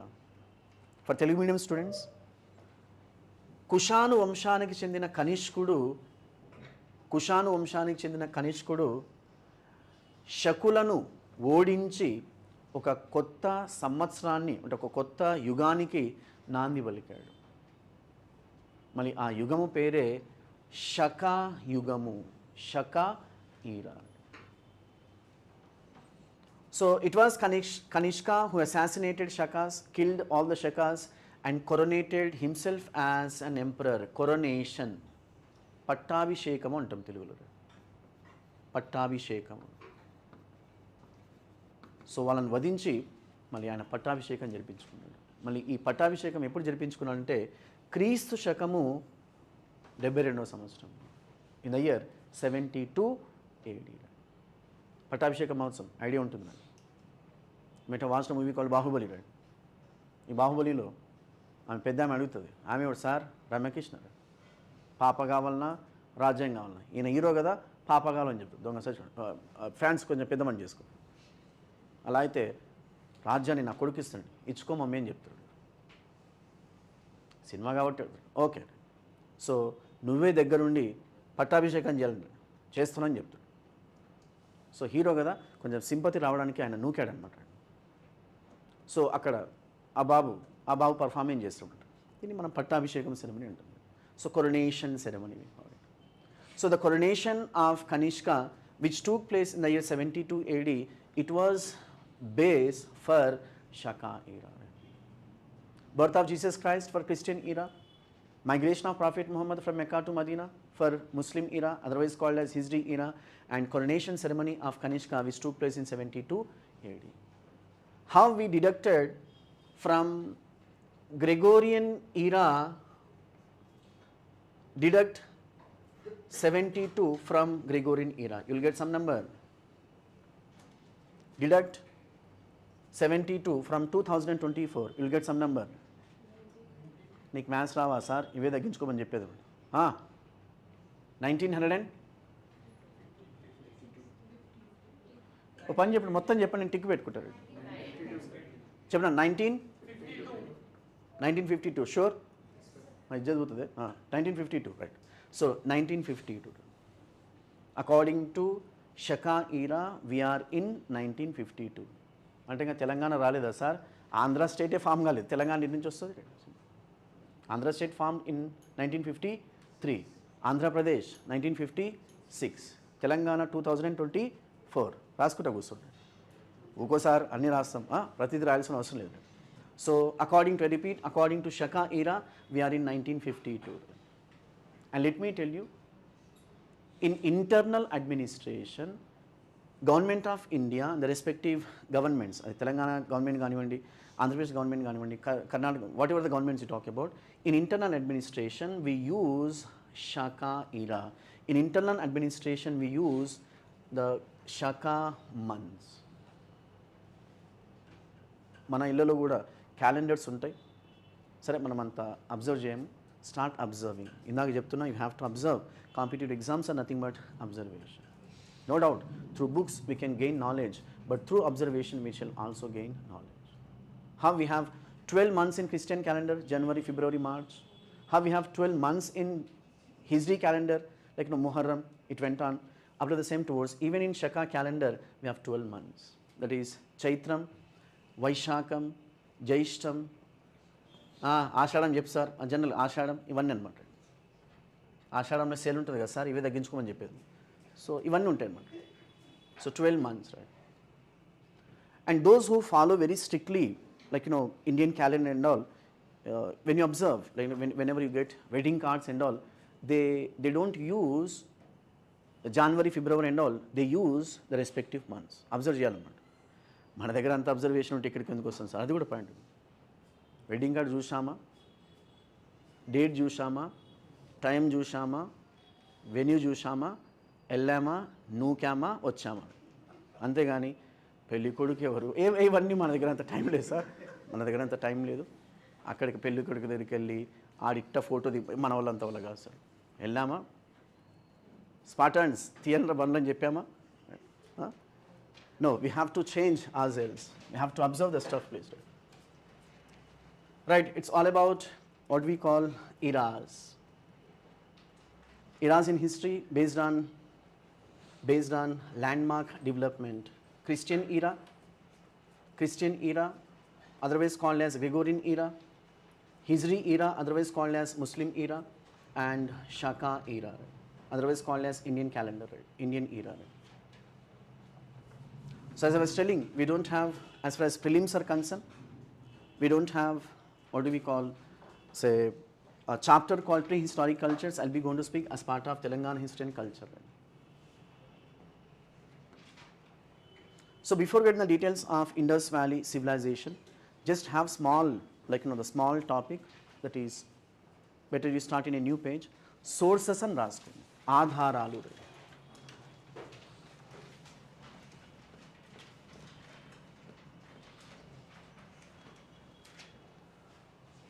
sources.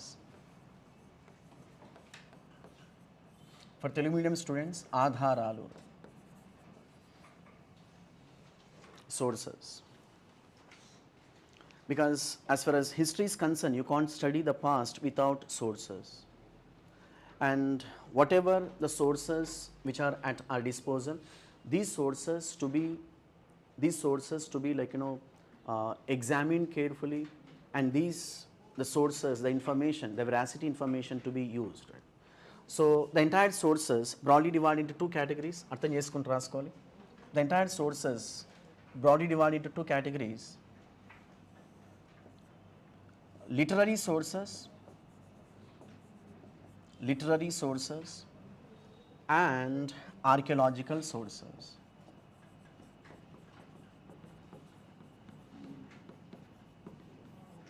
For Telugu medium students, లిఖిత ఆధారాలు, పురావస్తు ఆధారాలు.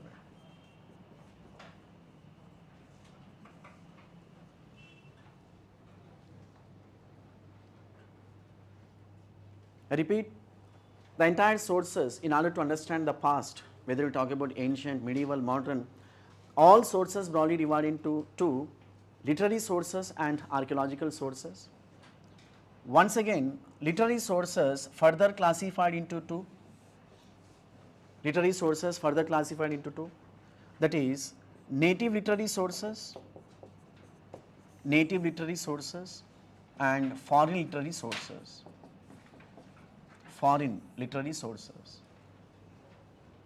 Native literary sources, foreign literary sources. For Telugu medium students, దేశీయ ఆధారాలు, విదేశీ ఆధారాలు. చాలా ఈజీనే, విదేశీ ఆధారాలు.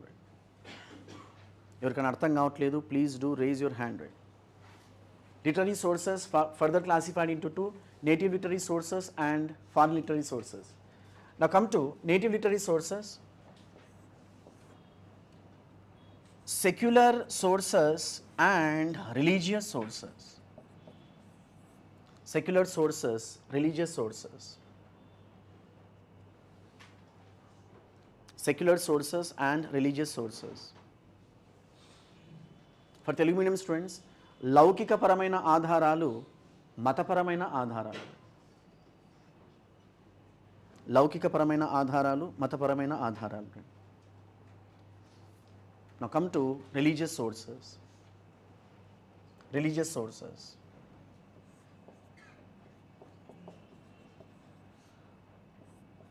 Hindu sources, otherwise called as Brahmanical sources. Hindu religion, Hindu sources, otherwise called as Brahmanical sources. Buddhist sources,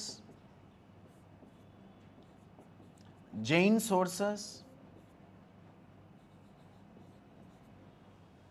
Muslim sources. Jain sources, Muslim sources.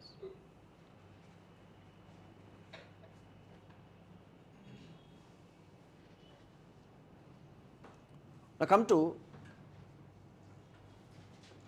foreign literary sources. Greek sources. Greek రచనలు అంటాం తెలుగులో. Latin sources.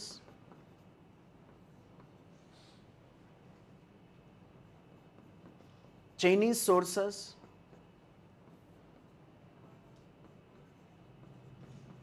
Persian sources and Arabic sources. చాలా easy, అర్థం చేసుకుంటూ రాసుకోవాలి. లిఖిత ఆధారాలను మనం రెండు భాగాలు విభజించాము: దేశీయ లిఖిత ఆధారాలు, విదేశీ లిఖిత ఆధారాలు. మళ్ళీ దేశీయ లిఖిత ఆధారాల్లో లౌకికము, మతపరము. మళ్ళీ మతపరమైన ఆధారాల్లో టు బీ స్పెసిఫిక్ హైందవము, బౌద్ధము, జైనము, ఇస్లాం. Now come to foreign literary sources. As far as foreign literary sources are concerned, we have Greek, Latin, followed by Chinese, followed by Persian and Arabic.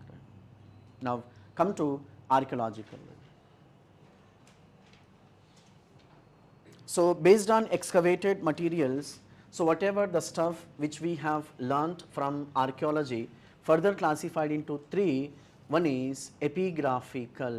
మనం ఇందాక రెఫర్ చేశాం. Epigraphical sources, numismatical sources, and monuments. For Telugu medium students, శాసన పరమైన ఆధారాలు, నాణ్యాలు, numismatics నాణ్యము, coins, monuments కట్టడాలు, monuments కట్టడాలు. So epigraphy, the science which deals with epigraphy, the science which deals with inscriptions, numismatics, coins. And when it comes to monuments, we have both secular monuments and religious monuments. Secular monuments, maybe palaces, maybe tombs, and sir, samadhulu. Tombs come under what we call secular monuments. Best example, Taj Mahal. దాని సమాధానం మాకు sir మళ్ళీ ఏమనాలి చెప్పు sir, Taj Mahal ఏమనాలి సమాధానాలు ఇవి. మళ్ళీ ఆ రోజు మేము పోయి ఇట్టా వీఆర్ ఇది తాజ్మహల్, అందరు నువ్వనే కాదు అందరు పోతారు వీఆర్ ఇది తాజ్మహల్ రీల్ చేయడము, ఈ బ్యాచ్ జనరల్ చెప్తున్నాడు. Taj Mahal is a tome of whom, tome of the family of Mughals. అదేంటి సార్ షాజహాన్ వాళ్ళ ఆవిడ కోసం కట్టించాడు, కింద అలా మనవళ్ళు ముని మనవళ్ళు చిన్న చిన్న దయ్యాలు ఇవన్నీ వీళ్ళందరూ ఉన్నారన్నమాట. నీకేంటి తెలుసు sir general knowledge. So whenever you happen to go to UP Uttar Pradesh, whenever you visit Agra, if you visit Agra Taj Mahal on Friday, you'll be allowed inside the Taj Mahal. మేము పోయించినాం సార్, అది కాదు ఉట్టి పోయి పాలరాతి చాలా బాగుంది షాజహాన్ కొంచెం పొగిడి అది కాదన్నమాట. ఇన్సైడ్ అంటే గ్రౌండ్ ఫ్లోర్లో అంటే నాకు సెల్లార్లో అన్నట్టు, సమ్ సార్ట్ ఆఫ్ సెల్లార్లోకి వెళ్తే అక్కడ కొన్ని at least dozens and dozens of tombs you come across. So we had been to like inside because we were students of history, department of history, టూరిజంలో భాగంగా like we had an opportunity to go. Tombs, best example, secular monuments. When it comes to religious monuments, take an example of Chaityas. I'll be going to speak. Chaityas are nothing but the Buddhist temples, Basadis, the Jain temples. When it comes to temples, obviously Hindu temples, right? And we have mosques, Muslim temples, churches, Christian temples and all. So we found both secular monuments at the same time, religious monuments. What I'm trying to tell you, we are going to learn ఇది skeleton అన్నట్టు. అంటే మీరు ఏ chapter తీసుకున్నా మౌర్యుల గురించి discuss చేస్తున్నాం అనుకోండి, ఈ మౌర్యుల గురించి ఏ ఏ ఆధారాలు అవుతున్నాయో వీటిని మనం ఇక్కడ ఫిట్ చేసుకుంటూ వెళ్తాం అనమాట. Assume this is skeleton, we are going to add flesh. మన వెజిటేరియన్ ఏం చేయాలి సార్, ఏదో ఒకటి నూకండి మెల్లగా. So native literary sources you come across some XYZ books, foreign literary sources, religious sources you come across the stuff, right? Very easy, right? So this is the skeleton of sources. As we referred, history studies the past through literature. Archaeology studies the past through material excavations. So there are two branches. Their goal was same, but the way they adopt different. The methods adopted by history is completely different than that of archaeology. So literary sources and archaeological sources. And one more thing you shall keep in mind, whenever you read sources or whenever you read a book, you call it, right? Because when you go through previous question papers, at least in any exam, at least like you come across 2 to 4 questions on literature. Artham chesukovali, 2 to 4 questions on literature. And let me tell you, sources are nothing but literature. This is one way of understanding sources. And one more, I'll be going to speak culture. Culture consists of 3 components: literature, religion, art and architecture. And one of the components of culture, literature. మీరు ఏ chapter కింద అయినా sources చదువుతున్నప్పుడు 4 ఎలిమెంట్స్ని గుర్తుపెట్టుకోవాలి. Keep in mind. ఏమేం చదవాలి అర్థం చేసుకోవాలి, ఏమేం చదవాలి, ఎలా చదవాలి, ఎంతవరకు చదవాలి. We are not here to do PhD in a topic called sources. बहुत लंबा सफ़र है, ప్రిలిమ్స్ లోపల కంప్లీట్ చేసి చేద్దాం. So less luggage more comfort. అంటే ఒక టాపిక్ని ఎలా చదవాలి, ఏ అంశాలను ఎక్కువగా ఫోకస్ చేయాలి. We are not here like to read, to write each and every point. No, ఒక ఎసెన్స్ని అర్థం చేసుకోవాలి. So repeat, whenever you read a topic called sources, 4 elements you shall keep in mind. 4 elements you shall keep in mind. The first element, name of the book. The first element, name of the book. The first element, name of the book. The second element, name of the author. The third element, language. And the fourth element, content. That's it. That's it. A chapter called sources or a topic called sources would be completed. Whether you're reading Vedic literature, Vedas, 4 Vedas, 7 Brahmanas, 7 Aranyakas, 108 Upanishads.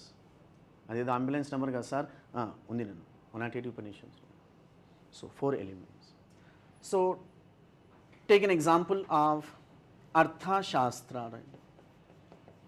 Artha Shastra. Can anyone? Who wrote Artha Shastra? Chabanan. Kautilya, otherwise called as Chanakya, otherwise called as Vishnu Gupta. So name of the book, Artha Shastra. It was written by Kautilya, otherwise called as Chanakya, otherwise called as Vishnu Gupta. In which language Artha Shastra was written? Sanskrit language. Right? And what is the content of Arthashastra? Very good. It's an content of Arthashastra. It deals with politico-administration of Mauryan. That's it. We're not here to do PhD in a book called Arthashastra. We're not here to do PhD in a gentleman called Kautilya. What is what kind of? This is nothing but general studies. మరి ఒక బుక్లో చాలా points ఉన్నాయి కదా sir, అలా ఉంటేనే కదా sir మీరు బుక్కులు తీసుకునేది. we're not here to do PhD, right? Questions observe చేయాలి. క్వశ్చన్స్ అబ్జర్వ్ చేస్తే మీకు ఆ హెడేక్ అనేది తగ్గిపోతుంది. Because when you read some XYZ books you will get lot of content. The flood of content let me tell extremely and important. ఏమేం చదవాలి, ఎంత చదవాలి అనే దాని మీద ఎక్కువగా ఫోకస్ చేయండి. ఎలా చదవాలి నేను చెప్పను, ఎందుకంటే మీకు తెలుస్తుంది. I repeat, whenever you read any book, అది ఏన్షియంట్లో కానివ్వండి, మిడివల్లో కానివ్వండి, తెలంగాణ హిస్టరీ కల్చర్ కానివ్వండి, మీరు ఏ బుక్ చదివినా ఈ 4 ఎలిమెంట్స్ మీద వెతుక్కోవాలన్నమాట. ఓకే, ఈ బుక్ పేరు చెప్పాడు, ఈ బుక్ ఇది, okay author, yes author, content, this is the content, language, అయిపోయిందన్నమాట. That's it, not more than that. So start working on this line. Besides, yes, you have to concentrate on few occasions some sort of translations. అనువాదాలు, ఎందుకంటే మనకు అనువాదాల గురించి కూడా మనకు 1-2 questions అక్కడిక్కడ వచ్చాయి. అవి మనము కంటెక్స్ట్లో మనం డిస్కస్ చేస్తాం. Right, it's all about sources.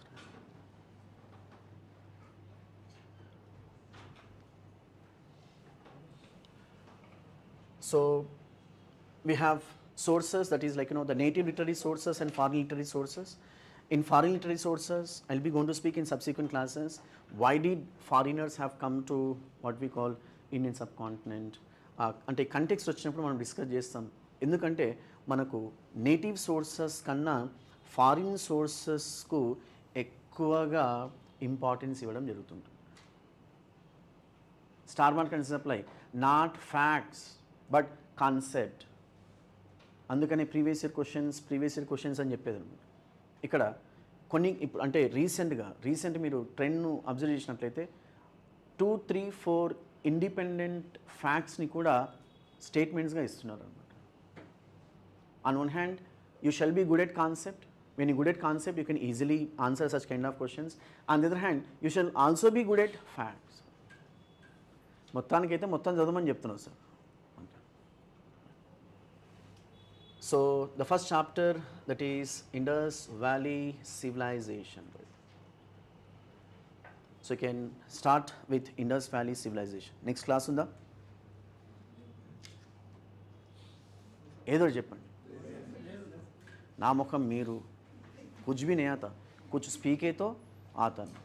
चलो, so we'll have a pause today, and I request, I instruct you people, follow these instructions, not only for history, for all the other subjects. Read the topic. మీరు breakfast చేస్తారో, lunch చేస్తారో, లేకుంటే ఇంకోటి ఏదోటి చేస్తారో, ఏదైనా చేయండి. Read the topic. Take an example of polity sir చెప్పింటారు. సో రేపు మనం ఈ టాపిక్ డిస్కస్ చేస్తాం. సో చదవండి ఒకసారి. Will get some idea, right? Will get some doubts. So these doubts to be clarified. And keep in mind, a session should be in two way traffic. Let me tell you, it must be reciprocal, two way traffic. అంతేగాని హైవేలో పోయినట్టు ఒకే ఉండవద్దు అన్నట్టు. Discussions రావాలి. ఆ doubts అడిగితే ఆ session యొక్క అంటే మజా వేరుంటుంది అన్నమాట. లేదంటే నేనేం చెప్తే అదే వేదం అయిపోతుంది. రాసుకోండి, భారతదేశానికి స్వాతంత్రం మొన్న ఇచ్చారు. ఆపి తావొచ్చినావా, మొన్న ఏడిచ్చినా 1947. ఎప్పుడు తెలుస్తుంది? నువ్వు చదివింటే తెలుస్తుంది. లేకపోతే శతకోలింగాల్లో బోల్లింగం. ఆయన ఎవడు సార్? ఒక ఆయన పోయినాడు కదా, ఏదో పులి గిలి అని చెప్తున్నాడు. వచ్చిందా పులి బయటికి? ఓకే ఓకే ఓకే, ఇప్పుడు అవన్నీ ఎందుకు లేదు సార్? ఓకే చలో, will have a pass, will continue the next class. Thank you.